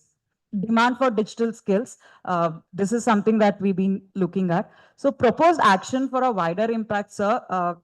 I know this might not be a right podium, but because Honorable Minister has given us an entire day here, it shows the seriousness of the department. So taking that into account and consideration, I would like to, on my team, make a presentation, a representation that, is there a way where we can, because nobody knows the right definition of internship, nor the university, nor every one of us have our own definition of internship. If at all we can expand the definition of internship and bring part-time jobs into, in the parameter, we will be able to create 10 lakh, 15 lakh, 20 lakh, and make sure every student gets that market exposure, that industry exposure. Which there is a way to do it also. I think every student has got a unique student number. Can we start mapping every unique student number of a student with every activity they make? There are a lot of players like us in market, like Timbuktu, there are multiple others. So using USN number, if at all we can start mapping every activity that they are doing in this direction, I think also build a credit score around it. By end of their 3rd year or 4th year, we will be able to tell, okay, these are the kind of gigs that they have done, and this is what their learnings and the earning is like.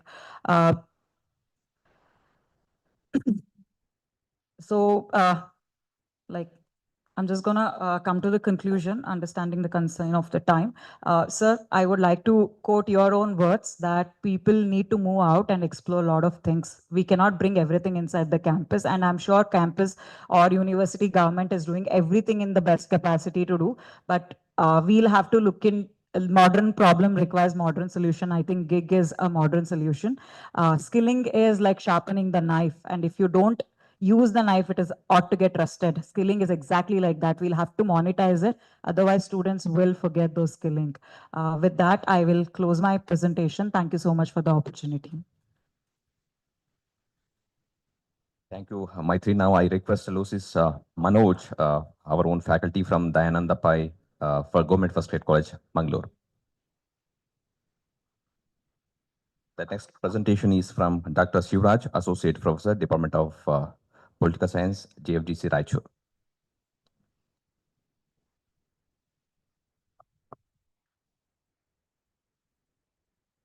Respected Minister, sir, Principal Secretary, sir, Madam Commissioner, Madam Director, all the Skill Sector Council partners, dear faculty members, colleagues in the Department of Collegiate and Technical Education. Very good afternoon to all. I am Louis Manoj.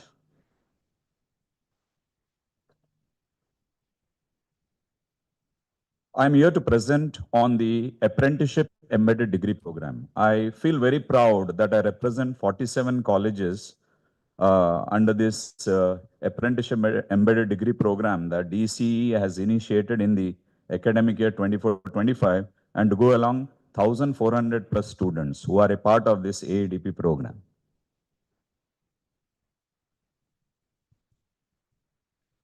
Luis Manoj. AEDP.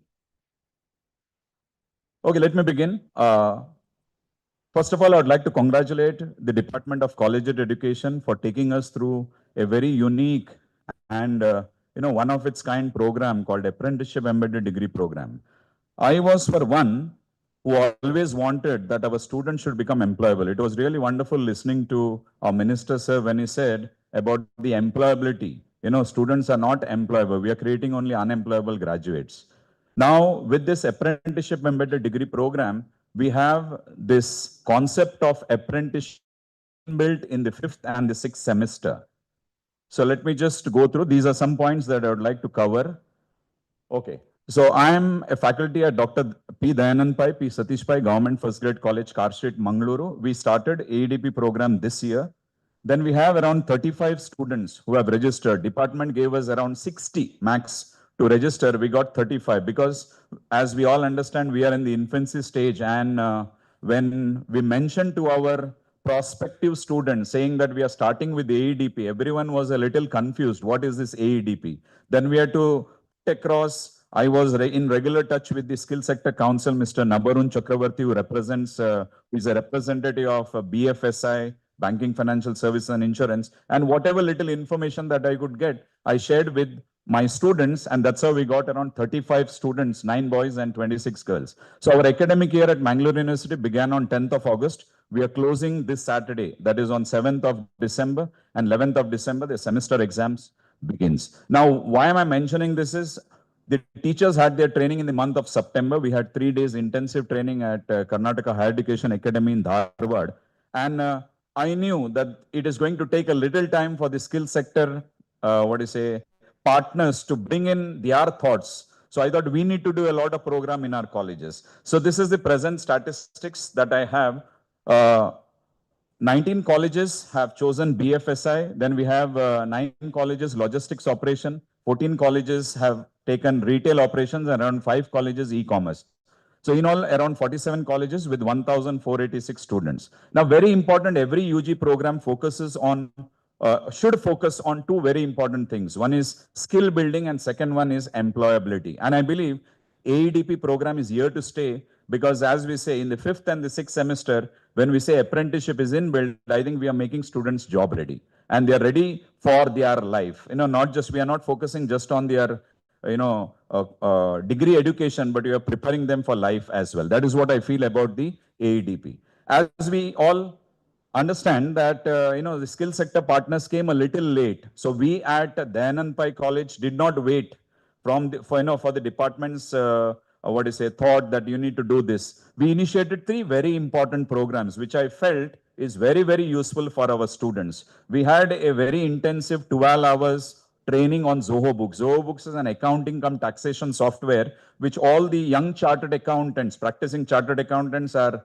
encouraging all their clients to maintain books on Zoho. So I believe our students had to undergo, and with the collaboration of the Office of C. Anvesh Shetty and Associates, Mangalore, we could do that Zoho Books intensive training for our ADP students. Then we had one more very important session on positive outlook, because when we say young people, they are always a little down for some reason or the other.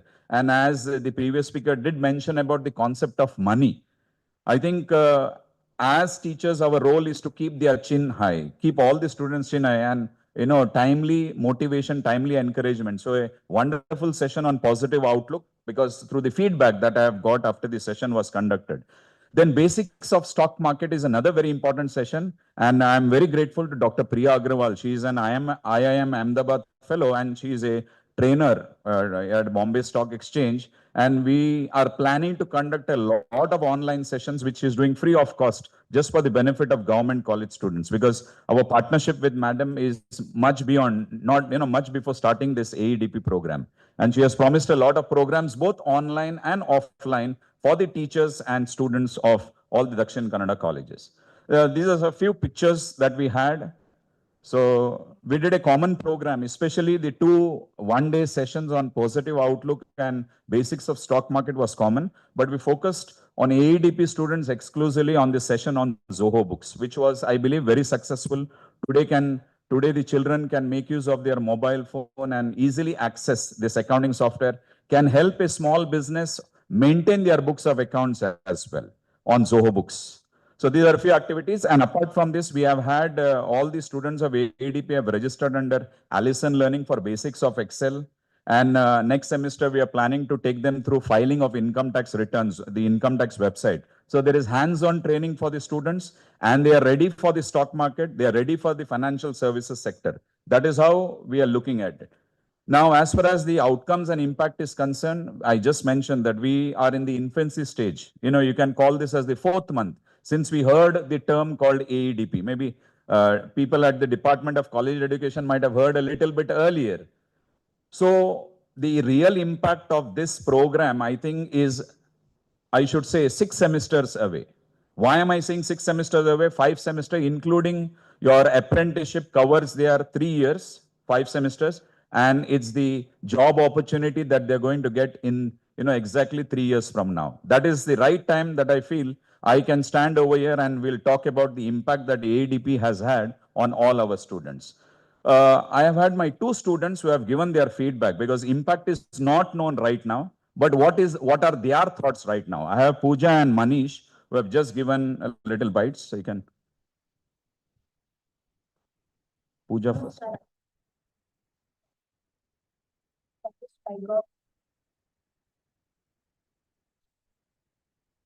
No, you can play that directly. Just. No, it's a video.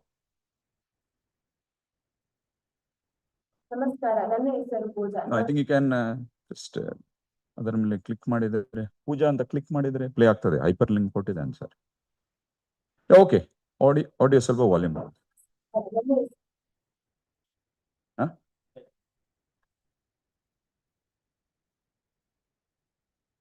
ಯಾವುದರಲ್ಲಿ?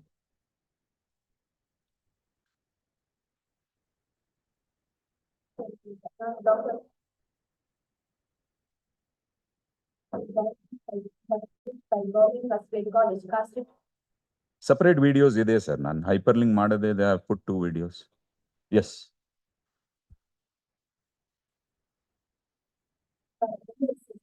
ನಾನು doctor Dayananda Pai, Satish Pai, government first college, ಕಾಸ್ಟೆಡ್ ಎಂಬಲ್ಲಿ BCom BFSI AEDP course ನಲ್ಲಿ ಕಲಿಯುತ್ತಿದ್ದೇನೆ. ಇದರಿಂದ ನಮಗೆ ತುಂಬಾ ಉಪಯೋಗವಿದೆ. ಹಾಗೆಯೇ ಈ ಕೋರ್ಸ್ ನಲ್ಲಿ ನಮಗೆ ಜಾಬ್ ಆಪರ್ಚುನಿಟಿ ಸಿಗಲಿದೆ. ಇದರಲ್ಲಿ ನಮಗೆ ಓದುವುದು ಕಲಿಯುವುದು ಮಾತ್ರವಲ್ಲ, ಈ ಕೋರ್ಸ್ ನಲ್ಲಿ ನಮಗೆ ತುಂಬಾ ಸೆಷನ್ಸ್ ಆಗಿದೆ, ಮತ್ತೆ ಇನ್ನು ಮುಂದೆ ಆಗಿದ್ದೇವೆ. ಅದರಿಂದ ಪಠ್ಯದ ವಿಷಯ ಮಾತ್ರವಲ್ಲದೆ ಸಾಮಾಜಿಕ ಜ್ಞಾನ, ತಿಳುವಳಿಕೆ ಮುಂತಾದವು ಸಿಕ್ಕಿದೆ. ಆದ್ದರಿಂದ ಈ ಅವಕಾಶಕ್ಕೆ ನಮ್ಮ ಕಾಲೇಜಿನ ಪ್ರಾಂಶುಪಾಲರಿಗೆ ನಾನು ಧನ್ಯವಾದಗಳನ್ನು ಸಲ್ಲಿಸುತ್ತಿದ್ದೇನೆ. So one more young boy, Manish. Okay, I think. So ಹೋಗು ಮುಂದೆ. So would you like to meet? ನನ್ನ ಹೆಸರು ಮನೀಶ್ ಕುಮಾರ್. ನಾನು Dayananda Satish Pai government first year college ಕಾಶ್ಮೀರದಲ್ಲಿ ಬಿಕಾಂ BFSI ಎಂಬ ಕೋರ್ಸ್ ನಲ್ಲಿ ಕಲಿತಾ ಇದ್ದೇನೆ. ಬಿಕಾಂ BFSI ಅಂದ್ರೆ bachelor of commerce in banking, finance service ಮತ್ತು ಇನ್ಶೂರೆನ್ಸ್. ಈ ಕೋರ್ಸ್ ನಲ್ಲಿ ನಾವು ಸ್ಕಿಲ್ಸ್ ಮತ್ತು ಪ್ರಾಕ್ಟಿಕಲ್ಸ್ ನಲ್ಲಿ ಕಲಿತೇವೆ. ಇಲ್ಲಿ ನಮಗೆ ಈ ಕೋರ್ಸ್ ನಲ್ಲಿ ನಾವು ಪಾಸಿಟಿವ್ ಸಿಸ್ಟಮ್ ಅಲ್ಲಿ ಅಪ್ರೆಂಟಿಸ್ಶಿಪ್ ಪ್ರೋಗ್ರಾಮ್ ಇದೆ. ಇಲ್ಲಿ ನಮಗೆ ಫಿನಾನ್ಸ್ ನಾವು ಸ್ಕಿಲ್ಸ್ ಡೆವಲಪ್ ಮಾಡಿಕೊಳ್ಳಬಹುದು. ಈ ಕೋರ್ಸ್ ನಲ್ಲಿ ನಮಗೆ ನಾನು ಧನ್ಯವಾದಗಳನ್ನು ತಿಳಿಸ್ತೇನೆ. Last a few suggestions. One suggestion I picked from my students. One is a meaningful apprenticeship is what the students are anticipating in the 5th and the 6th semester. Second, very, very important, the students' concern is place of internship. As we all understand, even I heard Minister Sir mentioning that students need to go out. Totally agree with you, sir. But we have had students coming from Kerala state, the bordering district, Dakshin Kannada, the other side is Kerala. There are quite a few students. So internship, if made available within Dakshin Kannada district, would be great. Or else students will have to shift their residence only for apprenticeship, in their 5th and 6th semester. That is the concern that the students have, raised. Then I believe meaningful guest lectures with the collaboration of CRISP and Skill Sectors Council will definitely happen. So can we go to the last? So these are the 3 suggestions that I would like to give. Finally, I would like to conclude just by saying that I would like to thank everyone at DC, all the stakeholders, for the wonderful opportunity, for the teachers and for the students as well. And very important, I believe, AEDP is the future of all UG programs, because any program without employment is just a waste of time. I believe AEDP is here to stay. And I would like to quote Mr. Nelson Mandela, who very rightfully said, education is the most powerful weapon that you can use to change the world. And I believe I've just added there, and AEDP is the right ammunition for that weapon to change the world. Thank you everyone at DC. Thank you all the partners for this wonderful opportunity. Thank you, sir. Now I request Shivraj sir, please finish your presentation within 4 to 5 minutes.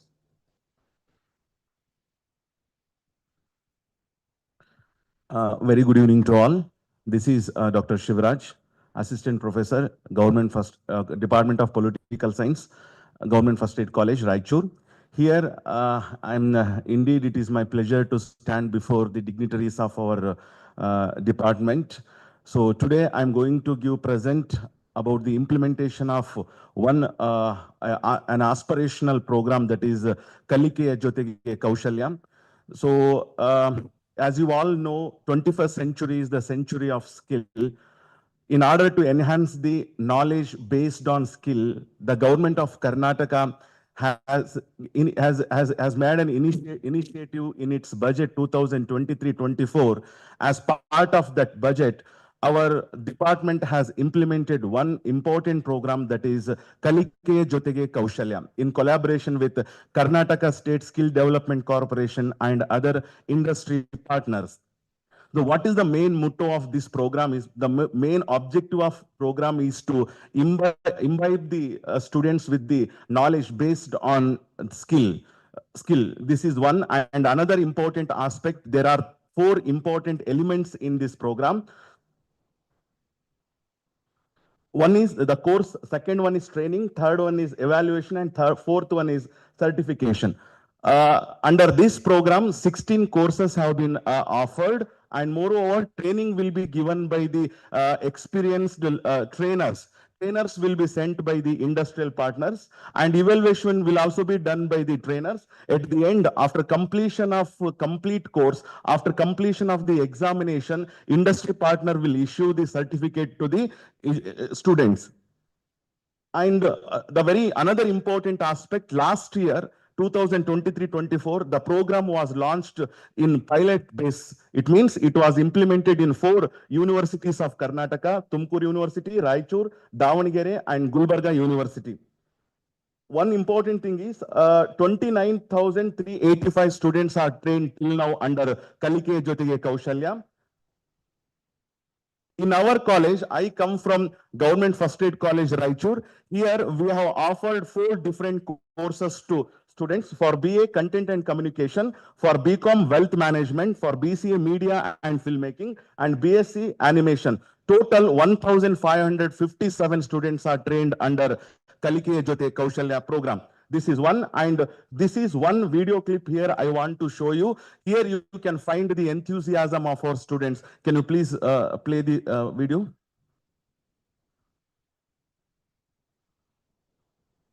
What happened?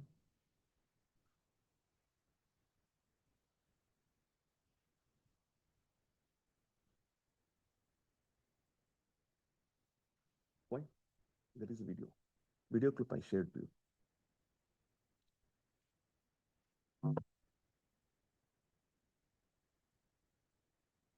In PPT, it is there. No problem. If it is there, no problem. It is not there video. This is only the video I shared. Yes, this is now. See, now you can see how students were enthusiastic in the class. The trainer is asking question.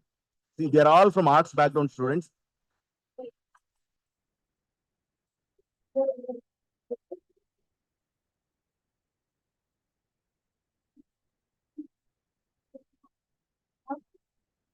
Absolutely. Students were absolutely happy with the classes that were conducted by the trainers. So this is one. And next, you open this one. These are the few pics of the classes taken by the different trainers.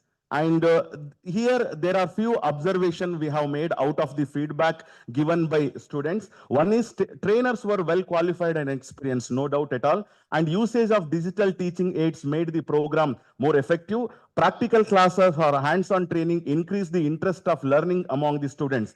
Regular evaluation kept the students ready for the examination. Industry partners' regular contact with SPOC KJK coordinators helped in proper implementation of the program. And moreover, the feedback of students was absolutely positive at large. This is one. And there are few even observations or suggestions here we need to adopt in order to proper implementation of the Kalike Koushalya program. One is here, the course should be extended for one more semester. As of now, the course is implemented for 6 semester student. There is a feedback from maximum students have given feedback that the program should be extended for another semester so that students can get opportunity to study the course for at least 1 year. This is one. And second one, the course should be started at the beginning of academic year without any delay. Earlier, there were bit delay in starting the program. It should be started immediately after commencement of the calendar of events. This is one. And next one, as of now, 50 hours is given. 50 hours are given for the trainers to complete the syllabus. Instead of 50 hours, at least it should be extended for 75 hours in a semester. This is one. And another one important, the resource persons who are with teaching skills. Last time, what we received a complaint from students that, sir, trainers were well qualified. They are knowledgeable, but unfortunately, they don't have teaching skill. So it is one suggestion, please look after. The industry partners should send the trainers who are well, who have the teaching ability or teaching skills so that they can get the control over the class. This is one. And last and final one, certificate should be issued to students immediate after announcement of exam result. Till now, remember, already 5 months are over. So we finished first batch of KJK. Till now, students have not received certificate from concerned industry partner. Immediately after completion of the examination, after announcement of the result, immediately students should receive the certificates. These are the few suggestions I would make. I would like to make to the department. So these are the few things. And thank you. I hope even department will support the program to sustain in the future. We are absolutely ready to carry forward the program at the GFGC. Thank you. Thank you very much. Thank you.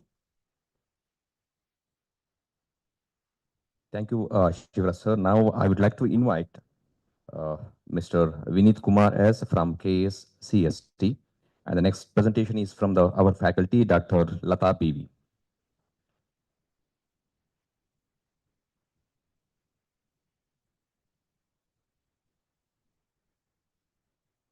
Good afternoon, Honorable Minister for Higher Education, Honorable Principal Secretary of Higher Education, Honorable Commissioner for Collegiate and Technical Education. It's my privilege to have opportunity of presenting on behalf of KSST in this conclave, and thank you for association with KCST in establishing the IPR ecosystem in government engineering, polytechnic, and first degree colleges. So KCST, I'm Vineet Kumar, project engineer from KCST, and with me, my colleague, Dr. Nandini, who is a GA expert and consultant to KCST, is with me, and we are representing KCST. Next. Our KCST is established in 1975, and the main objective of KCST is to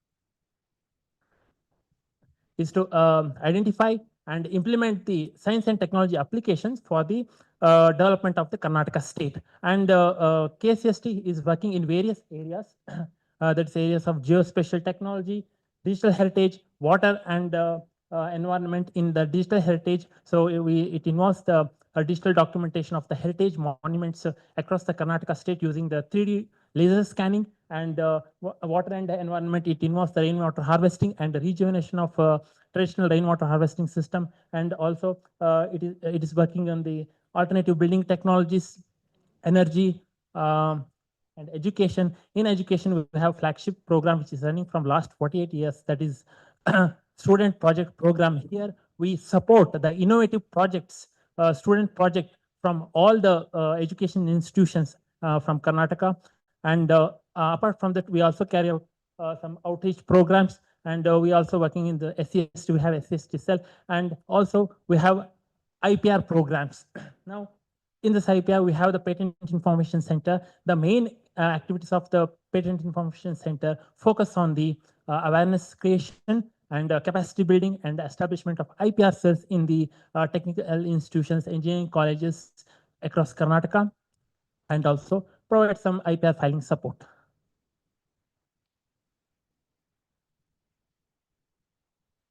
And now the KSHEC has signed a MoU with DCE. So in order to establish the IPR ecosystem in the Karnataka state, in the government engineering, polytechnic, and first grade degree colleges.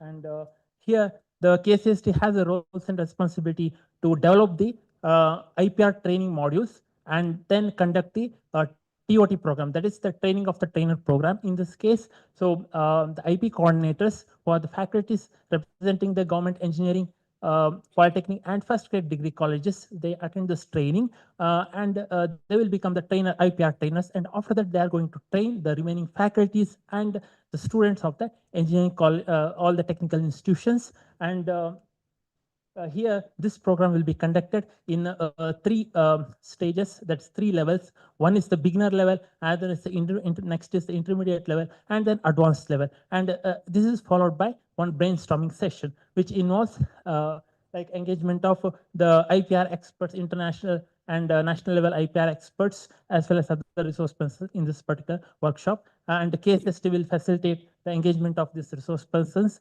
And after that, it will also assist in establishing the IP cells. Now, at present, KSHEC has successfully completed 2 beginner level training programs on the IPR in Indian Institute of Science campus, and also KSHEC has developed the training modules for all the 3 levels of the training, TOT training programs. And we have trained at present total 80 IP coordinators representing the government engineering, polytechnic, and degree colleges across Karnataka.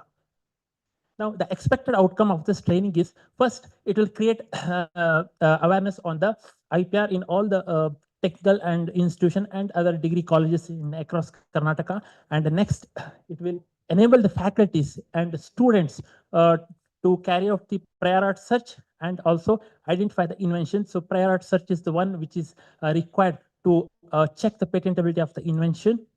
And after that, it helps to develop the in-house capability as well as the in-house capability and in the technical institutions, which will avoid the dependency on the IP attorneys to file the IPR applications.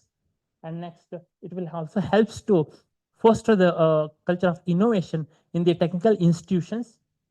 And then literacy, legal literacy, this will eventually increase the IPR output. IPR can be a patent, it can be a copyright, it can be a trademark design. Okay, so eventually it will help in increasing this IPR output from this technical institution. That means these institutions will will start filing the IPRs.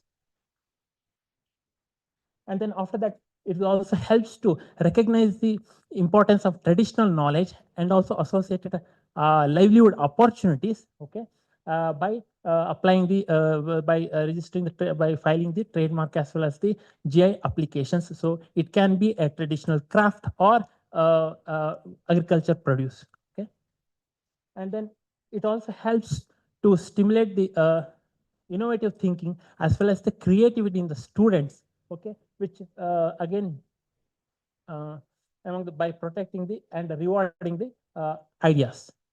And as a result of this, many startups, it will help in the development of entrepreneur ventures by students and faculties also. And again, it will help in job creation. And also, and another important thing is, so it will also it will make a positive impact on the quality of research. The research will be more focused. It will provide a clear path for protecting as well as the commercializing the research. So vision of this particular training program is to foster a culture of innovation by empowering the education institution with this comprehensive IPR trainings. And this training will inspire the creativity, protect the intellectual assets, as well as they drive the socio-economic growth. And future steps is, and in fact, we have already implemented some of the steps. So first one is develop institution-specific training modules, which will align with the academic focus and the research goals. And next, design a foundation to advanced level trainings on the IPR, which involves training from the basic concepts on the IPR to the advanced topics like technology transfer, commercialization. And next, include hands-on session on the IPR, generally in the areas like patent drafting, copyright protection, trademark filing, and prior art search, etc., where the hands-on means the practical training is required. And then after that, incorporate insights from the real-world IPR cases. Generally, they involve some real IPR case studies and real-world examples. And then, so combine in-person workshop, that is, conduct this training program in hybrid mode to have more flexibility and scalability. So in person, that is in both in the offline mode as well as the online mode. And then after that, so trainer of the training program, IPR, just now I told how it works. And then help the institutions to establish online as well as offline, online as well as offline libraries of the with IPR resources. And next, so IPR campaign in the institutions, like associate involved with the institution to conduct the IPR competitions in order to inspire the students and get interest in the IPR subjects. And then after that, like it can be like a logo creation and some presentations. And then after that, focus on the rural and less privileged idea and make sure that so the people in this particular institutions get access to IPR resources. And then after that, so collection of feedback from the institution as well as the participants. So these are all the future steps. With this, I conclude my session. Thank you, sir. Thank you, Vinny sir. Now I request Lata Madam from Vijayanagara College, Bangalore. The next presentation is from The Best by Nidya Natarajan.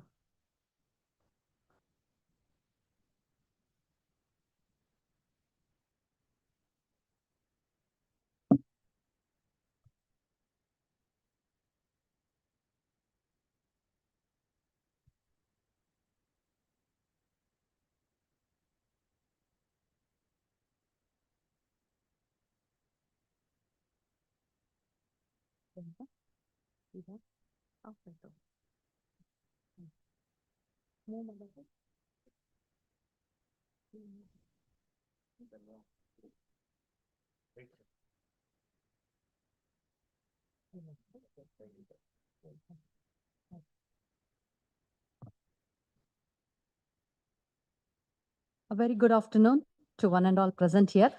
It's an immense pleasure. It's an immense pleasure given an opportunity to present in MoU Partners Conclave 2024.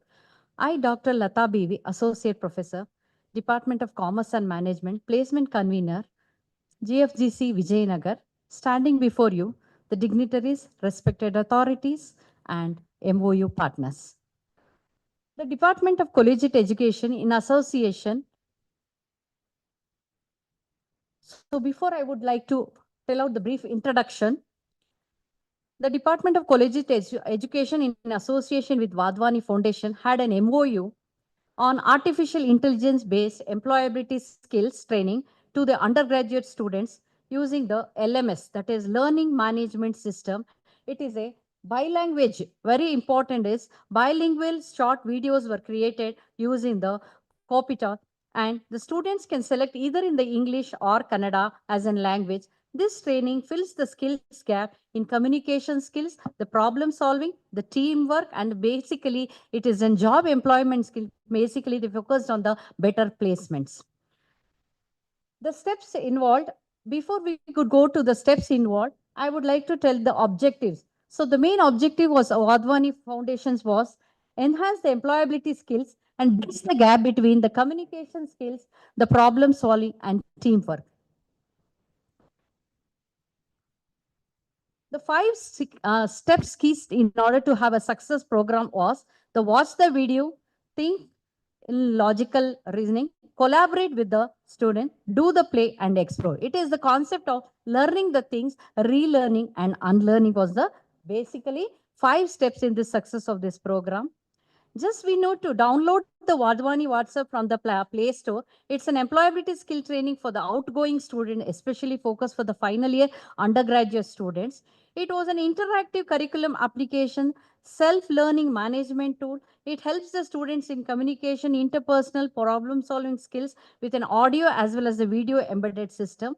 Basically, we had chosen the 100 students in a batch, was created in a class with e-content coverage with online link test was one given. After listening to the video, each students were given an opportunity to do the multiple choice questions and basically and get through the ranking there itself, what is their IQ level, etc.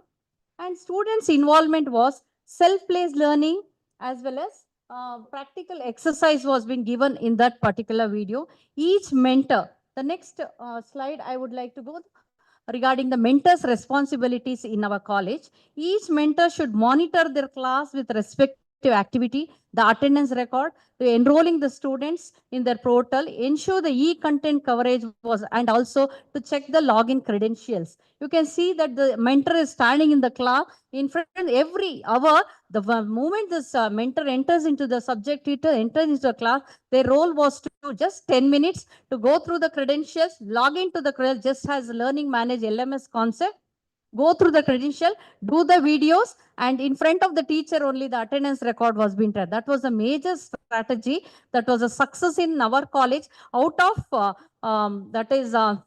1,215 students registration was done in this particular course, and 840 students were enrolled and completed this course successfully by this mentoring system. And the outcome of this digital certificate is given only on the completion of the course with 120 lessons with 60 to 70 hours of attending the session. The course outcome is measured in improving their academic marks, then the confidence level, the placement, that how they are going to participate in the placement activities either in the neighboring college or in our college with the reputed companies. So as I told you, this year, that is 2023-24, we had a placement drive also. Out of that 30% student, I'll just show the graph. After being achievement, this percentage is very, very important, wherein 30% placement have been taken by the reputed companies. 55 companies, they participated in the job fair conducted in our college. 30% placement and 42% they were interested in higher educations, MA, MCom, other. And 28% was self-employed doing this own jobs and other computer training program. And we had a percentage of graph wherein the Rotary Club, they connected with our college, and it was for that is 46% of employment exchange and 54% of the Rotary Club. They brought in the companies to our campus itself. We had an indoor campus drive where the students were employed and placed in the reputed companies. Regarding suggestions, we can enhance the engagement through interactive session for the more of this academic year. Also, we are planning to have in the month of February. Now we have a vacations because the final, once they have completed their odd sem, now they are entering into even sem. Probably February, we are going to implement this Wadhwani program. And also we request our Wadhwani foundations to add some domain specific models for advanced learners. It is actually for the slow learners and something average. Still advanced learners, they are very fast because science student, we have a BCA, BBA program. The students are very hyperactive. Probably if they could add some advanced learners modules so that we can catch their interest also. And the future goals are we are trying to collaborate with so many companies for appropriate placements to in our government first grade colleges also, and scale the program to include more of the students. Probably last year only we started the new program. Probably this year we are going for more students enrollment. The challenges I faced in our college were, so I will request our department to train so many more teachers. Those are interested in our college in placement members also we have, because I am the only person and one more person, Ganesh from English department. We are only 2 faculties being trained in Wadhwani Foundation. If an opportunity given for other teachers also interested to learn this package and try to implement.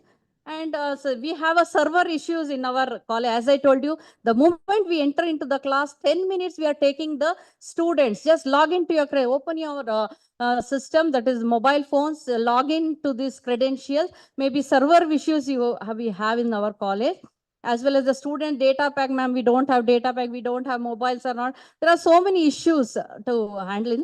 And due to academic challenges also, since it is outgoing students, we have internship training program. It is a compulsory from Bangalore University. This year, like last year, we have started the internship training program, and the students are more focused, going to the company, getting their projects. Probably 1 or 2 months will be taken away over there. So we felt very difficult in implementation, but we did not lose our hopes. Where there is a will, there is a way. That was the motive of behind me. So I created WhatsApp group among the students and made the student compulsorily.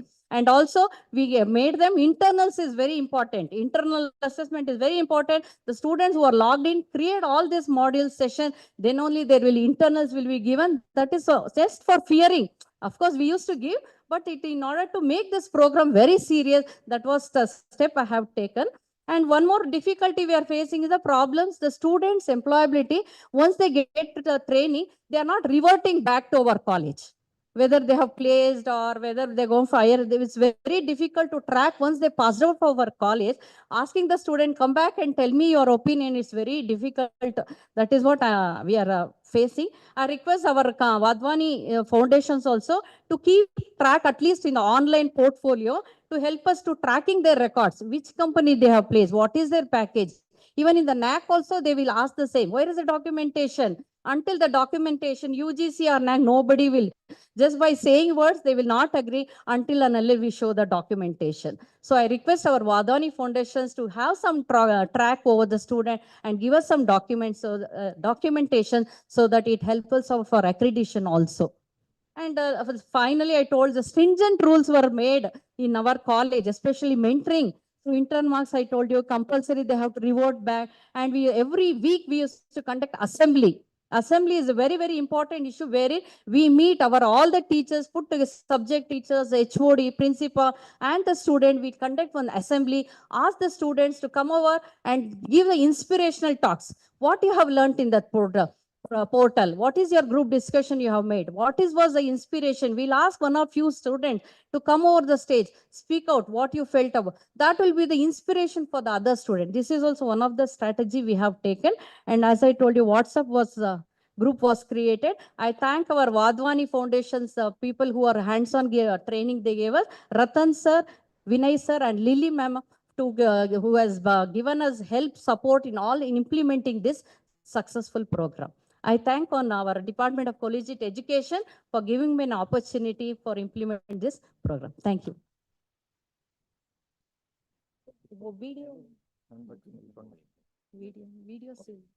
Okay. Thank you, ma'am. Now I request Nidya Natarajan from BEST, and we have another 2 to 3 presentations. Next, we will proceed with the breakout sessions. And please make your presentation.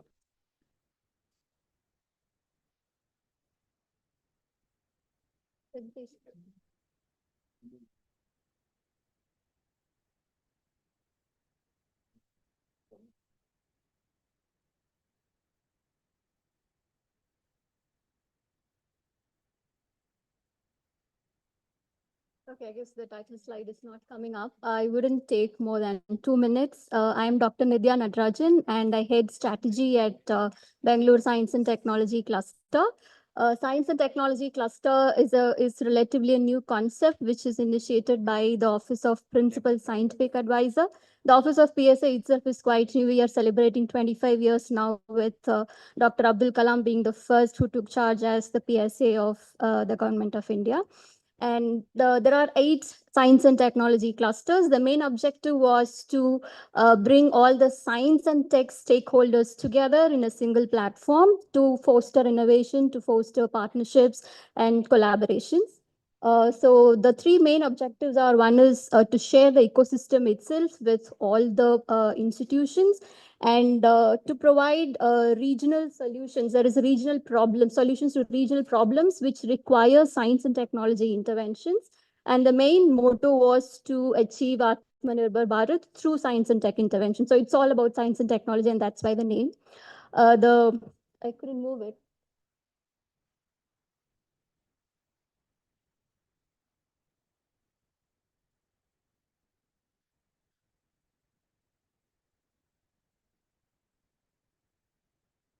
Right, so the cluster conceptualized with 50 institutions coming together, and right now we have 140 plus institutions and stakeholders in the ecosystem. We are housed by the Indian Institute of Science. You could see the leadership here, not just by ISC, but also the leadership constitutes directors from NCBS, JNC, and ICTS. And the core team is a set of science professionals trained in various disciplines, PhDs and masters and MBA from different disciplines, driving some of the programs to achieve the goals.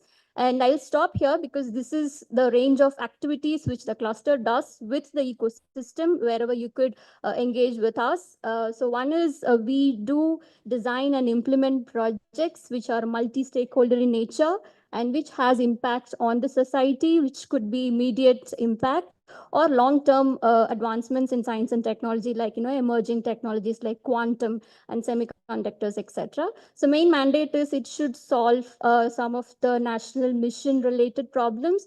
It should have multiple stakeholders and a strong science and tech component which is required to do it. And the other is cross-disciplinary collaborations and a lot of cross-disciplinary training programs such as quantum literacy, semiconductors, green technologies, etc., which are science and tech intense.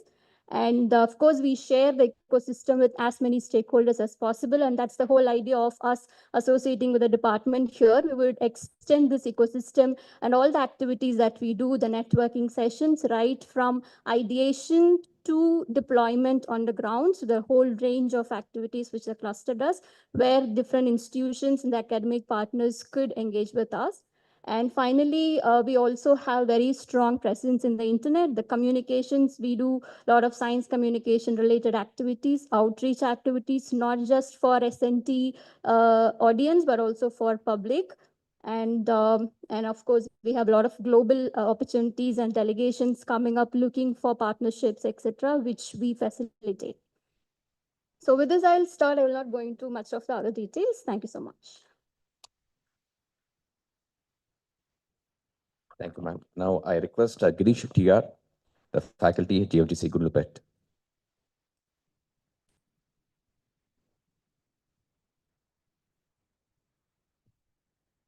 The next presentation is from Ajim Premji Foundation by Arun sir.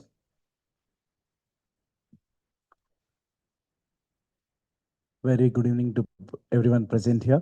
Myself, Girish, a placement officer from Government First Aid College, Gundlupet. So today I'll be speaking about the Prerana initiative that has been undertaken by the Government of Karnataka.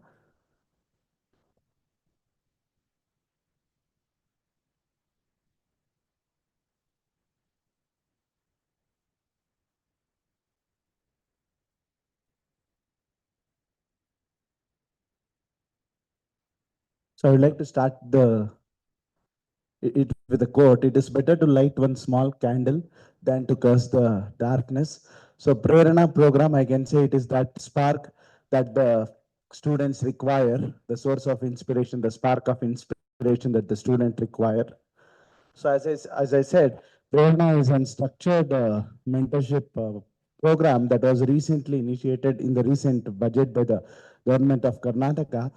It is an initiative where it connects the higher education institutions and the resource persons, where the experienced individuals like the professionals, entrepreneurs, and civil servants, they conduct or they carry out the special lecture sessions or the motivational speeches to the students.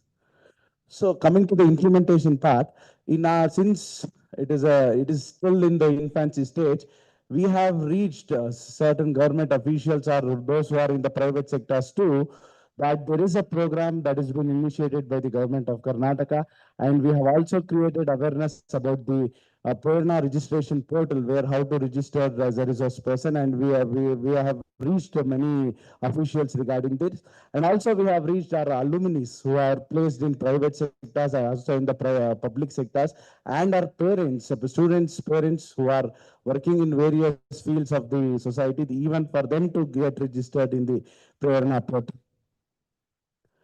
So under the flagship of Prerna, and only in the month of November, we have conducted 4 special lecture programs. The very first one was in coordination with the Pratham Foundation, where students were oriented about the education survey, annual status of education report survey, where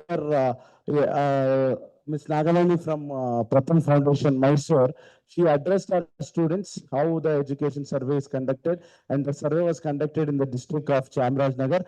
And our students, 30 students from our college were selected, and they were the part of the survey process too.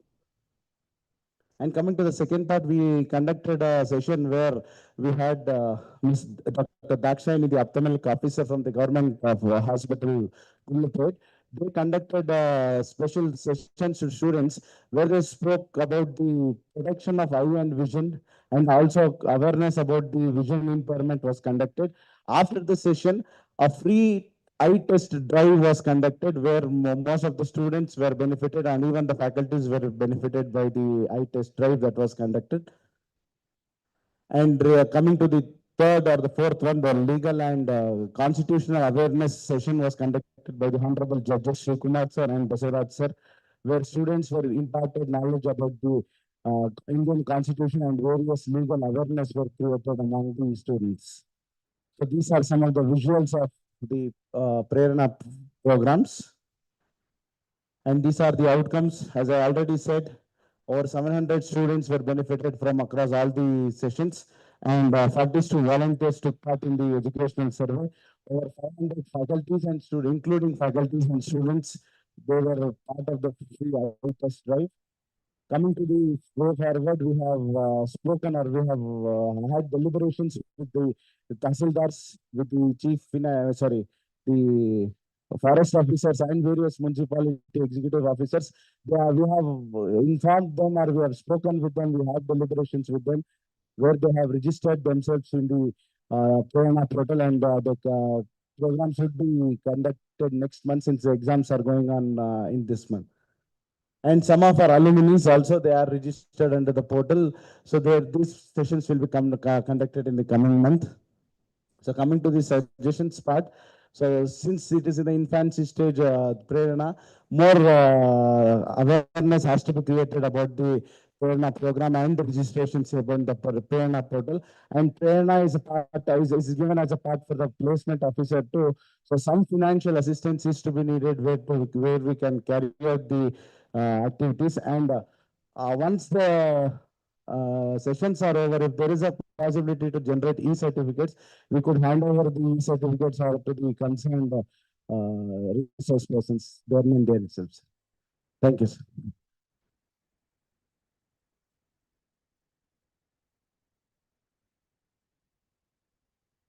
Thank you, Girish. Now I request Arun sir, for Ajim sir, Ajim Premji. Sorry, I just thought because we are running short of time, so we will have 2 presentations. We'll have Azim Premji and Jpal. And with Jpal, we will end the session with some open house and questions instead of having the breakout. I don't think don't worry, and you will not stay here for till 5:30, 6 o'clock. Some of you must be worried. So I urge all of you to wait. We'll have these two, one presentation, Azim Premji Foundation, and then Jpal will have their presentation and open it out with some questions. We'll have some, reactions, and we'll then end the day. Okay. Thank you.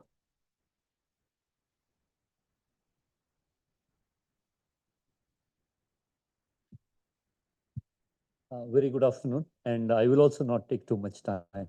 One is that we are yet to begin our work, and hence there is nothing much to talk also. So all of you might be knowing Foundation quite well by now.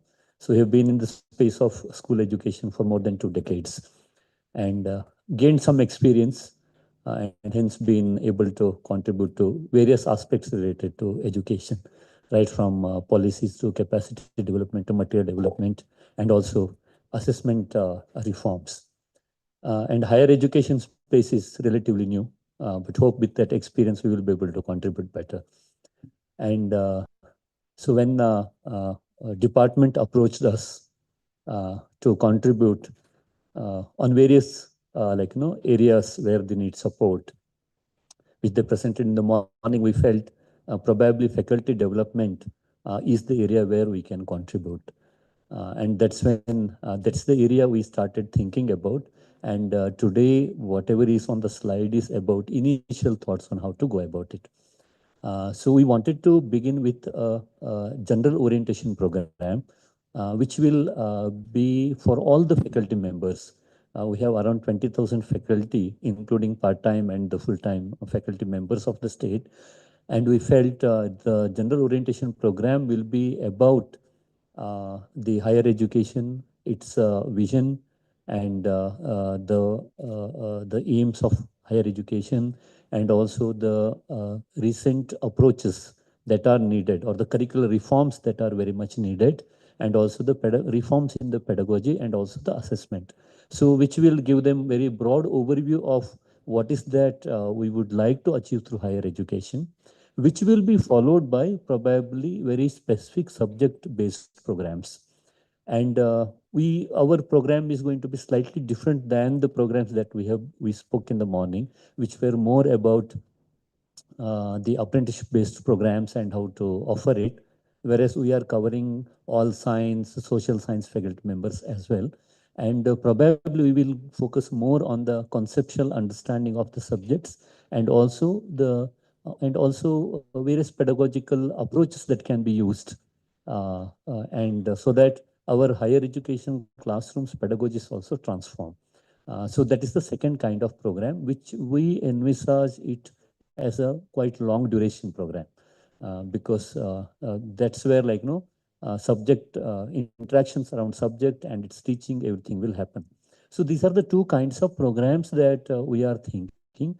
And the general orientation program we are planning to start offering from December, which probably will go for another 5-6 months.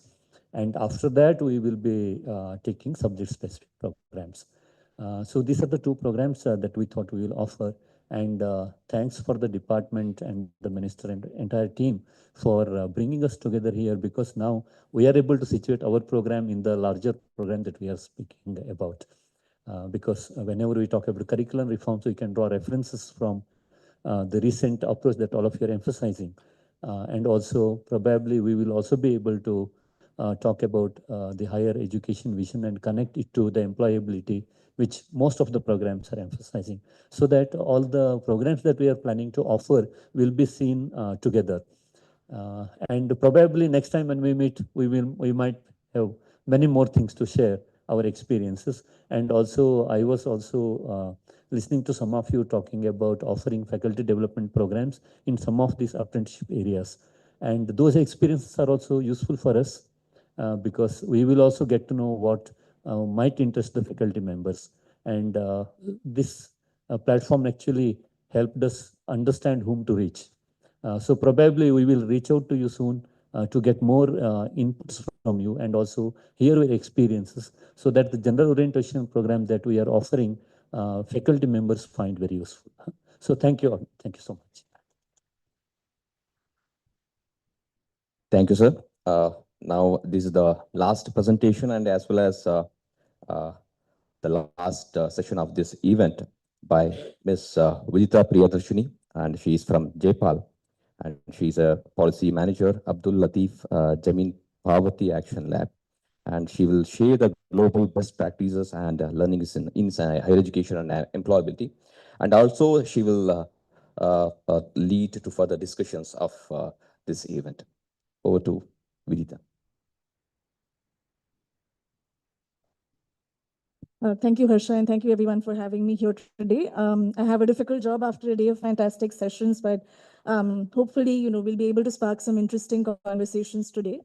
So I think to start with, I'm Vidita. I'm a policy manager. I basically lead policy engagements with NGOs and state governments in India related to labor markets. So within JPAL, this covers a range of different topics, skills development, entrepreneurship, other kinds of sort of job readiness programs and so on. So thank you, Shrikar sir, thank you, Manjushri ma'am, and Shobha ma'am. We just were introduced to you 2 weeks ago, so thank you for giving us this opportunity. So I'll start briefly sort of introducing our organization. So we are a global research network, and our mission is to make sure that that policies that are aiming to reduce poverty are informed by scientific evidence. So for that reason, we conduct research using the randomized evaluation methodology. So we specialize in field-based data collection to assess the impact of social programs of various objectives. We also conduct a lot of policy outreach related work, wherein we set up new partnerships for innovative research, as well as apply existing evidence to different policy conversations that are already happening. So really not just conducting research for the sake of conducting research, and making sure those insights are being utilized where appropriate. And the last piece of activities that we undertake is on capacity building, training, and workshops related to monitoring and evaluation, and how can you utilize scientific evidence better to inform policies. So a little bit about our history. JPAL was founded in 2003 at the Economics Department of the Massachusetts Institute of Technology. It was founded by Professors Abhijit Banerjee and Esther Duflo, as well as Professor Senthil Mullainathan. So Professors Banerjee and Duflo received the Nobel Prize in Economics in 2019. And over the years, it has expanded globally. It has presence in multiple regions. In India, we're based at the Institute for Financial Management and Research in Chennai. And we are a network of over 1,000 academic researchers, so professors from 97 universities who are specialists in a range of topics ranging from education, gender, female labor force participation, social protection, and so on. And we have produced over 1,200 evaluations, very large-scale randomized evaluations across these topics. And this is an underestimate. Some are on the field right now, so they don't get counted. Yeah, so I think with that, I'll just move on to the crux of the presentation today. So I was asked to talk about global best practices from the evidence base that would be relevant for this audience. So at the outset, I just want to contextualize, some of what I will share today is from, programs that target youth, 18 to 35 years of age, but may not necessarily be in the context of tertiary education. So we just wanted to talk about some principles, some design features that have emerged from our evidence reviews. So we've looked at multiple randomized evaluations across contexts with different features, and then distilled which are some features that have actually shown the most impact. So with that, I think I'll start with the first key takeaway that we've come up with through our review of this evidence base. So we all know in our own programs, we see that, aspirations play a key role, right? So I think even from our research work, what we have realized is that aspirations, it sort of boils down to, in practical terms, what are you understanding about job characteristics? And this can apply to, a job seeker, of course, who's trying to look for different opportunities, as well as intermediaries who are working with these young people. And we found through some of our large scale evaluations, so these are the states that we worked on these projects in. And really, so in the first one, we looked at the job seeker side of the story and found that there are major gaps in candidates' understanding before they even enter a program about what they're going to get out of this particular program. And so therefore you see a lot of turnover, right? I think I've heard from, people, like you and, in other rooms as well, that turnover, dropout from jobs at the end of these programs is a huge challenge. And so how do we correct that in, a systematic way? And one of the ways in which, very simple intervention in this context, it's not, anything grand, but really just looks at distilling existing data that you have into a concrete counseling intervention delivered in classrooms. And it really improved the retention at the 5-month mark, retention in jobs post 5 months of training. And so, we think that this is an important way in which you can correct expectations on the job seeker side. Similarly, I think at the intermediary side, so here Professor Abhijit Banerjee and his co-author, Professor Gaurav Chiplunkar, ran this study where they looked at what are the information gaps amongst placement managers. And only in 20% of cases did placement managers accurately predict what each individual trainee was looking for. And so they might have an average sense of the overall room, but maybe they need more concrete information. And so they designed this simple intervention, which then, of course, improved match quality, which we describe as, define as, the callbacks that you're getting based on your top preferences. And then again, the same thing you observe in terms of retention in jobs and sort of overall employment impacts. Maybe you chose to take another job after the 3 months mark, but you're still working. This is a very short-term study, and we, encourage people to think about conducting longer-term follow-up surveys, as was observed earlier in this room today. Moving on to the second key takeaway that we have. So I think a lot of you in this room today identify that there is strong, complementarity between hard and soft skills. And here again, this is sort of something that has come up through a lot of evaluations we have conducted, and this is just one example. So this is in the context of sort of providing technology-related training to, college graduates. So this is in the context of tertiary education. College graduates, 60% of the sample was college graduates, 30% was STEM-related graduates, particularly targeted to women, because we all sort of know that women are traditionally underrepresented in these types of job roles. So they combined this intensive part-time coding class over 4 to 5 months with a couple of soft skills elements such as leadership training, negotiation training, practical projects, workshops, and then personalized coaching and mentoring.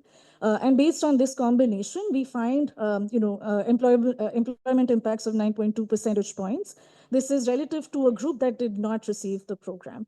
So that's the sort of methodology that we use in randomized evaluation based research, where we compare people who receive the program versus those who don't, who are similar on average in terms of their characteristics. So here we find this 9.2 percentage point impact, and this is really important from an evidence point of view to highlight. Because when you look at meta-analyses of such programs in developing countries, you will typically find 2 to 4 percentage points in terms of impact on employment, which is the most important outcome that we care about. And so this is, this combination was a really powerful model. And we also find that women were able to find flexible jobs, which is really important for this set of people. And in the COVID-19 labor market, they were also able to stay on and continue with the income generation activities. The next piece that I think, again, was observed a lot in this room today was on certification. So a lot of programs incorporate certification already. So I think here I'm not seeing something new in terms of the importance of this. But I think what I wanted to highlight simply was that you may see certification as an important aspect that can even improve employment outcomes outside of training-related contexts. So on the left, I have a study from South Africa, wherein there was an employment services NGO, like a social enterprise, and they basically provided this unique form of certification to unemployed job seekers who were not otherwise able to enter training programs because maybe they did not have the right eligibility. And so therefore, can we support them with alternative forms of interventions? And therefore, they conducted this assessment exercise, which was found to have very positive employment impacts. And then with this information, equipping youth with this information also helped them search for jobs where their top skills are actually relevant. So it makes that job search process also efficient and less cumbersome and less time consuming. And I think finally, entry into formal jobs is a really important aspect of the outcomes that were measured in this study. And so reduction in casualization is also something that this study was able to find. I think on the right-hand side, again, since we've been speaking about soft skills a lot, So in the context of, roles that are looking at employment within SMEs, given that they don't have sophisticated screening technologies, hiring managers will often make this observation. Like, okay, like there's someone who's come out of this training program. In this context, it was through BRAC, which is, one of the largest well-known NGOs. And even then, employers and hiring managers were identifying this challenge that I don't know if I can trust this person. And so through interviews, they identified, the researchers identified top skills that were identified as sort of, managers have gaps on these particular skills. And then they conducted this very low cost skill measurement exercise using a range of tools listed here. And again, similar impacts observed in terms of, beliefs changing, employment and earnings. So just to say that these types of interventions, I think expanding access to these for the people that we work with is quite important. And it's not just the presence of certification, but really the content of what you're signaling to employers. So more work on skills measurement is really important. I think the last piece, given that this day has, spoken about a lot on apprenticeships. So again, we don't have a lot of work on apprenticeships in the context of higher education. But this particular program that we evaluated, our researchers evaluated in Ivory Coast, looks at formal apprenticeships program for secondary school graduates. So the model is pretty similar to what was described today. It's combining, classroom training on theoretical aspects with formal sort of training on the job. And there is a subsidy component here. And then I think one of the key things here is that formalizing this in the form of a contract was really important to make this particular model, high in demand from students. So we see a very high take up as compared to traditional apprenticeships, which is something we might also have observed in our context. And so, we see that with time, when measured 2 years after the program, their skills in terms of learning, analytical skills and interpersonal skills have improved. And they are also working. They're either working, again, in apprenticeships or in self-employment, and earnings 4 years after the program. And so this is actually one of those unique cases where researchers were able to follow up at such a sort of long duration. They find consistent improvements in earnings and higher through self-employment. So I think, we just wanted to sort of share this example as a case study of how you can use research to also understand the impacts of your programs. And I think one of the presenters today mentioned that, for the AEDP, the outcomes are still unknown. So I would really use this as an opportunity to also think about what you can learn, especially in the long run. As we know, labor market outcomes take some time to show up. And yeah, based on this research, so like I was mentioning at the start of my presentation, we also try to make sure that the research is not staying in academic publications, but really informing government policy. And in this particular case, the national apprenticeship strategy of the government of Ivory Coast was informed by work that Professor Bruno Crepon, who's a JPAL affiliated researcher, and his co-author Patrick Premand had done. And contrasting this again, very briefly, when we've studied purely on the job training programs, they have not shown as solid impacts in terms of labor market outcomes. So really, I think this room is already innovating a lot in terms of combining both features together, and we can think about what can be some learning opportunities in this context. So I think just to conclude, I wanted to just these are questions that everyone is already thinking about. But to think about how the research that we do can also help you answer some of the programmatic and policy questions you're already grappling with. Randomized evaluations can, of course, help you evaluate the impact of the program as a whole, and also understand who's benefiting the most. So subgroup analysis, are women benefiting more from certain types of programs over men, and so on and so forth. The second thing would be on evaluating different versions of a program against each other to see, are we investing in sort of features that don't yield as much, impact relative to another, less intensive intervention. That's also an important question that many academic researchers at our network are trying to answer for labor programs. Then, of course, how do the impacts of these programs compare under different delivery mechanisms? So if you're delivering it online, offline, if you're delivering it in school, outside of school, and so on. And then the last piece is cost effectiveness, which I think most of us, have front and center in our minds. There are several programs targeting the same outcomes that we care about. Which one should we prioritize and which one should we invest more in? So I'll just stop there and happy to take any questions. Just briefly showing some of the work that we have done. I took the liberty to include Government of Karnataka since we started speaking to you, sir. We're also speaking to the government of Andhra Pradesh on their skill census. So we've done some preliminary work. And of course, a range of partners here. This is not, comprehensive. But quickly to mention, because I didn't include slides on these topics, we have been doing some work related to entrepreneurship. So those of you working on those areas, we would really love to connect and speak more on. Then mentorship, I think briefly we had a conversation with Mentor together. So, really expanding on those areas. Mentorship specifically for technology ventures is also an area that some researchers have looked at. Financial literacy, AI for social good are also emerging areas, and we would really like to hear more about your research priorities. Where can we help you strengthen your own operations and think about either using existing evidence or apply or sort of think about evaluating your programs. So I'll go back to these questions, and I think let's start with these, and we have a couple of follow-up questions, but ma'am, I'd really like you to join and help. Yeah, thank you.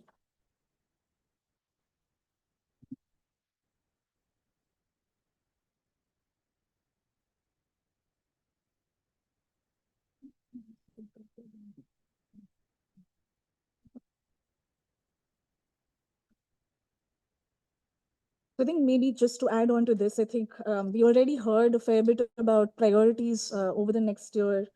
We already heard a fair bit about priorities over the next year from many of you, but I think we wanted to have a consolidated sort of prioritization exercise. If you could, as a group, tell us what are the top 3 priorities over the next 2-3 years. So it's not just very short-term agenda item, but what are some of these areas that you think are important from the point of view of innovation, as well as studying the impacts of these innovations.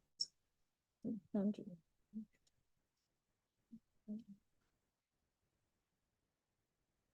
So good evening to all. Good evening to all. Wonderful presentations by all our partners. So now the floor is open for any kind of discussions and questioning. So any comments, any kind of suggestions? Yes, sir. You could introduce yourself for the larger good of the whole group here and start. Yes.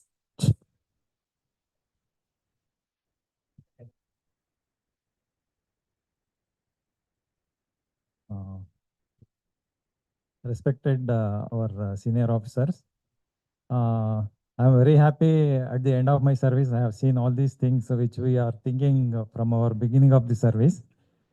I would like to add some of the points, and I would like to bring our higher authority kind notice to these areas. Actually, there is a wide field, exploring field in the chemical side. That is the chemistry side.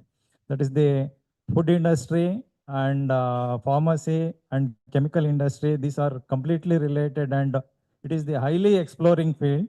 We have to think on some MOUs with respect to the chemical industry, food industry, and the pharmacy industry, and which enhance the admission of the basic science also. Now we are suffering with the admissions of the basic science, especially the chemistry.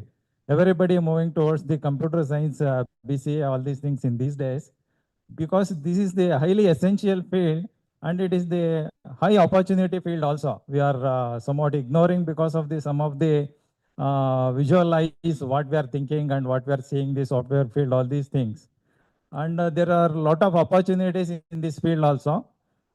This is the one point, and the another point is in the chemical and economic and social science also. It is also there some high exploring field. We are ignoring such field also. That is because of the influence of the software field, we are ignoring such field also. I would like to bring the higher authority notice to these areas and have some MOUs in this field also in future. I think it will benefited. It will be benefited to our student fraternity in future. Thank you, sir. Thank you, sir. Well noted. Any further questions, suggestions, add-ons? Yes, Unnati. I'm just wondering about the building on what that was an excellent presentation, and I think the evidence is so important to see. I'm just wondering about the appetite to build some of this into the programs, because I think that we've done causal impact before, and I think it's very valuable. It takes a lot of planning and I think coordination in the implementation of, including with researchers, right? Like how do you randomize, what will be all of that? So I'm just wondering about the what's the response from Shikhar sir's side, the other team members in the government about taking on some of these more elaborate exercises. Yeah, thank you, Unnati. I think that's a good point because when we were discussing with JPAL, in fact, when they met us a week ago, we said join the partners conference to see what the different partners are doing. And normally they come with a solution. We said we already have things going on. We don't want to create a new one. So whatever is happening, we can look at that and evaluate. So I think we'll request JPAL also if they can take up 1 or 2 or 3 projects based on their appetite and interest among our partners and us. We can evaluate some of our programs in the light of their research activities. So it'll be a good idea because it'll help us in plan in future. So that'll be a good start with JPAL. So quickly to respond to that, I think there is a lot of appetite in our research network. So we really look to the department and all of you to come up with joint research partnerships, and happy to connect. Yeah, if you foresee any possible collaborations also, probably you could bring it to our notice. We'll be very happy. That's the purpose of the conclave. Yes, over to Mr. Reddy, sir.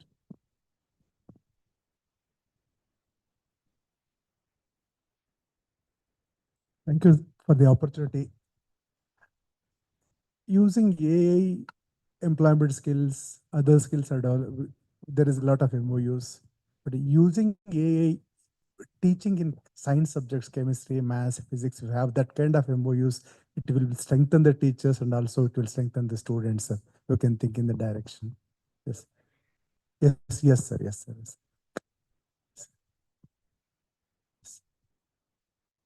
Thank you, sir.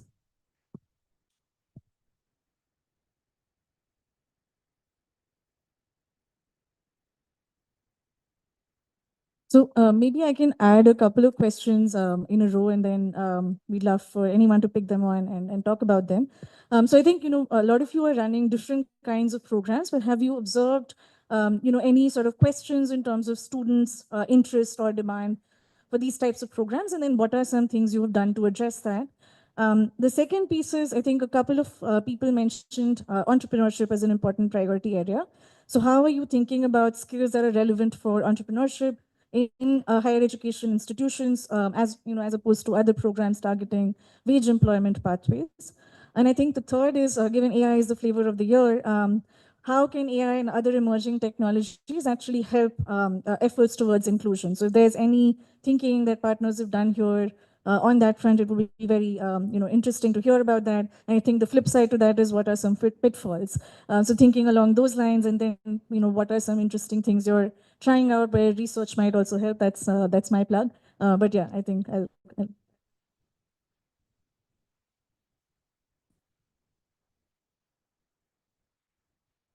Can you say the questions again?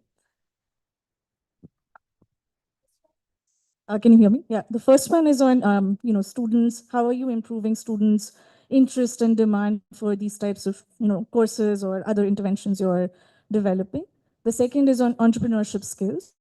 And the third piece is on AI for inclusion. How can we use it for better inclusion of low-income populations? But the flip side of that as well, what are some pitfalls using AI in the context that we work in? I can add briefly from the mentorship perspective. I think that the student interest and demand is a very, very important piece to the to planning out the programs, which we have seen in our experience. We were, especially for programs that have a longer duration where the student has to engage more consistently, we were underestimating the effort we need to put in increasing interest and demand. I think we did a experiment once where we followed up with the students who sat in for a 60 to 90-minute activity where they are told about mentoring. And after that, the interested students sign up.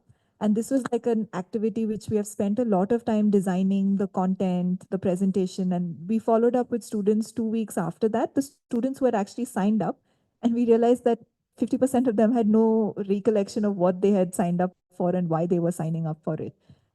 So I think that we realized that I think there are two things. One is that the idea of career planning is very latent. It's not, you're studying, but you're not very clear about how it's going to connect to your career.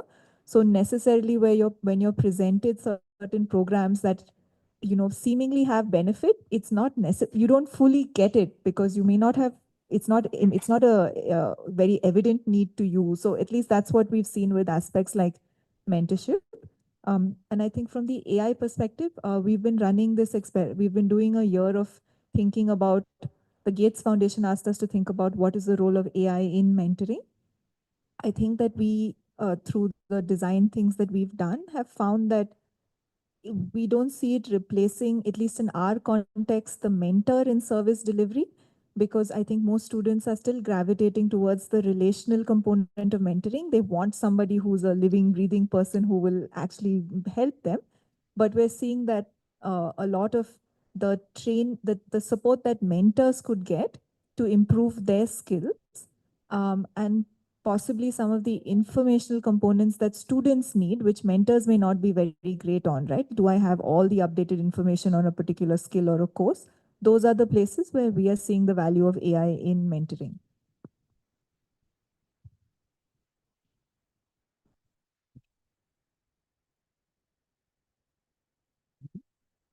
I am Sahana Kumaraswamy from Infosys Springboard. So starting with the first question about how to bring in that interest of the students and that to bring in the continuous part of learning. While we engage with a very larger group of audience or a diverse set of learners, I would say, onto our platform. So coming to the interest of the learners, the way we think is, firstly, we should bring them to the platform to get started. And we try to understand the kind of learners they are and what they are trying to, based on that, the recommendations and things are some part of it. Nudging on the courses that they would have started, asking them to set a goal on what day you want to complete by when. So accordingly, they are nudged. Those are few things. And also for everything, today's generation, whatever they need immediate results, something that recognizes them. So as a first thing, what we did is for every course they complete, we have added an assessment, which they take, which is not a proctored one, but if they are more of practice-based, and they get a certificate for it. That's the first level of bringing them to learn on an online platform. Later, to ensure that the industry readiness part is taken care, is where we have added the video proctored certification, where we now rely on AI part of it, where the AI-enabled engine will proctor them to check if there are any malpractices in terms of their copying or somebody coming around and things. And there, if let's say today they fail, they have an option to come back after 15 days. So that way, failure is not stopping them from learning. So they are awarded some badges. And next level, what we went and told colleges, see, start recognizing the ones who are learning well. All those top 10 learners of the institution. Today's children hardly look at notice board. Put them on social media, your LinkedIn post or your WhatsApp. Tell them that these are the ones who are learning well. So that we see has created a good result in terms of creating that interest of learning. And until we see them do 1, 2, 3 certification, later they are on their own. They just get into it. That's how is the thing that we are seeing. And coming to the way the AI is being used. One is, as I said, the video proctoring, the way system platform perspective. When it comes to understand each learner, again, the patience level is very less. They want just a summary. They don't want to go through the entire video. They want just a gist of it. There are various ways. Some people learn by questioning, the Socratic method of learning. So at every topic, we have an AI-powered thing that we have added over there to ask them what is the type of learning that you are interested in. Whether it is a Socratic method, questions are asked to probe them, understand the topic. If they are interested with the storytelling, same thing is told with the story. So different ways, this is how, and let's say they are interested in only some summary-wise. So that's how we are trying to ensure that all the learners are covered. But when it comes to how learners are taking the AI part of it, even I have a son who is a teenager. When he sees me sitting with the PPT and all yesterday, he said, why don't you use ChatGPT? Why should you spend so much of time? Why don't you ask it to prepare? This is the kind, when it comes to educating the children, they think this is how we can use AI. But the other part of it is where we are trying to make them understand through the platform, through some of these AI features. And now they are little excited and know what the AI feature is all about. Thank you, Sahana. I think the crux of what you're saying is there are differential needs of learners and we need to understand, and our solution also should be multi-pronged. Thank you so much.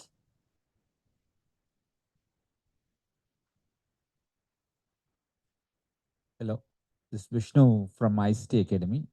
So can I take a minute, madam? Fine. Yeah. So based on the first question, students' interest, how we are getting it.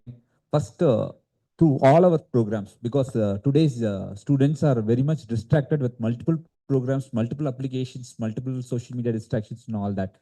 First, giving them a clear roadmap of where they will end at the end of the program. Suppose if we are conducting a CSR program by Microsoft Philanthropy, or a program by Honeywell, or a program by Atos, kind of an organization, we first give them a clear awareness about why they wanted to enroll into a program, what they get it at the end of the program. So if we give this information very straightforward, that this points are you are going to get at the end of the program, I think students' interests are increasingly there, and the number of students completing the program are increasing.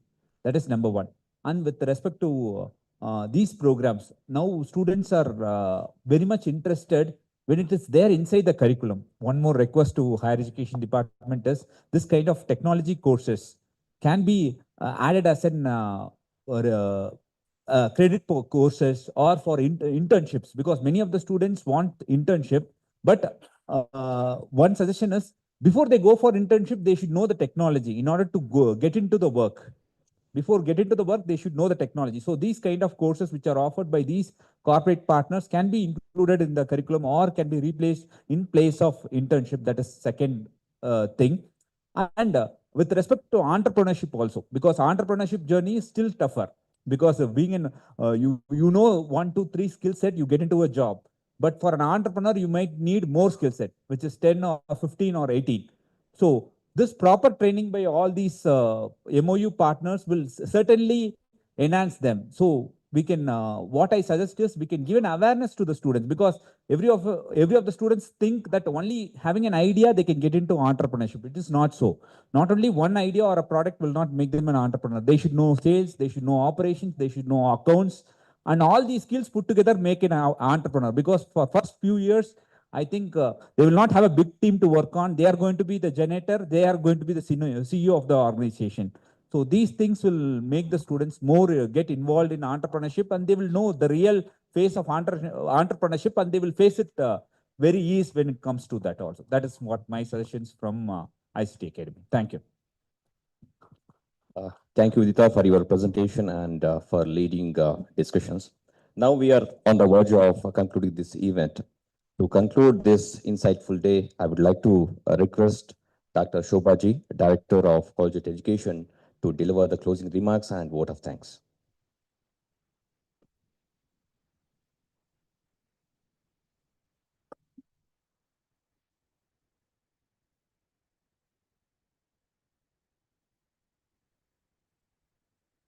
State Head for Higher Education, Honorable Minister, the Higher Education Council, Department of Collegiate and Technical Education Heads, 23 partnering organizations, registrars and university registrars and vice chancellors, 7 representatives from the faculty, from the different GFGCs, joint directors. All this is what today's conclave brought under one roof, steering through many discussions and taking stock of things and finding ways ahead. Let's put our hands together for this wonderful conglomeration of diverse people from diverse background. Elrige namaskara, good evening to all of you. It is with a sense of fulfillment and optimism that we come to the conclusion of today's MoU Partnership Conclave, Empowering Education and Expedition Towards Excellence. Throughout the day, we have witnessed insightful presentations and discussions by our esteemed partners who have shared innovative strategies, impactful initiatives, and success stories. If you have welcomed all these, I think they all deserve another round of applause. They have been very supportive of the department and really deserves a huge round of applause to all of them. Yes. I extend a very heartfelt gratitude to the Honorable Minister of Education, whose inspiring keynote address this morning set the tone for our deliberations and reaffirmed the government's commitment to making Karnataka a leader in higher education and skill development. In his absence here, may we request all of you to please put in your hands together and thank our Honorable Minister, Dr. M.C. Sudhakar. It speaks a lot about him.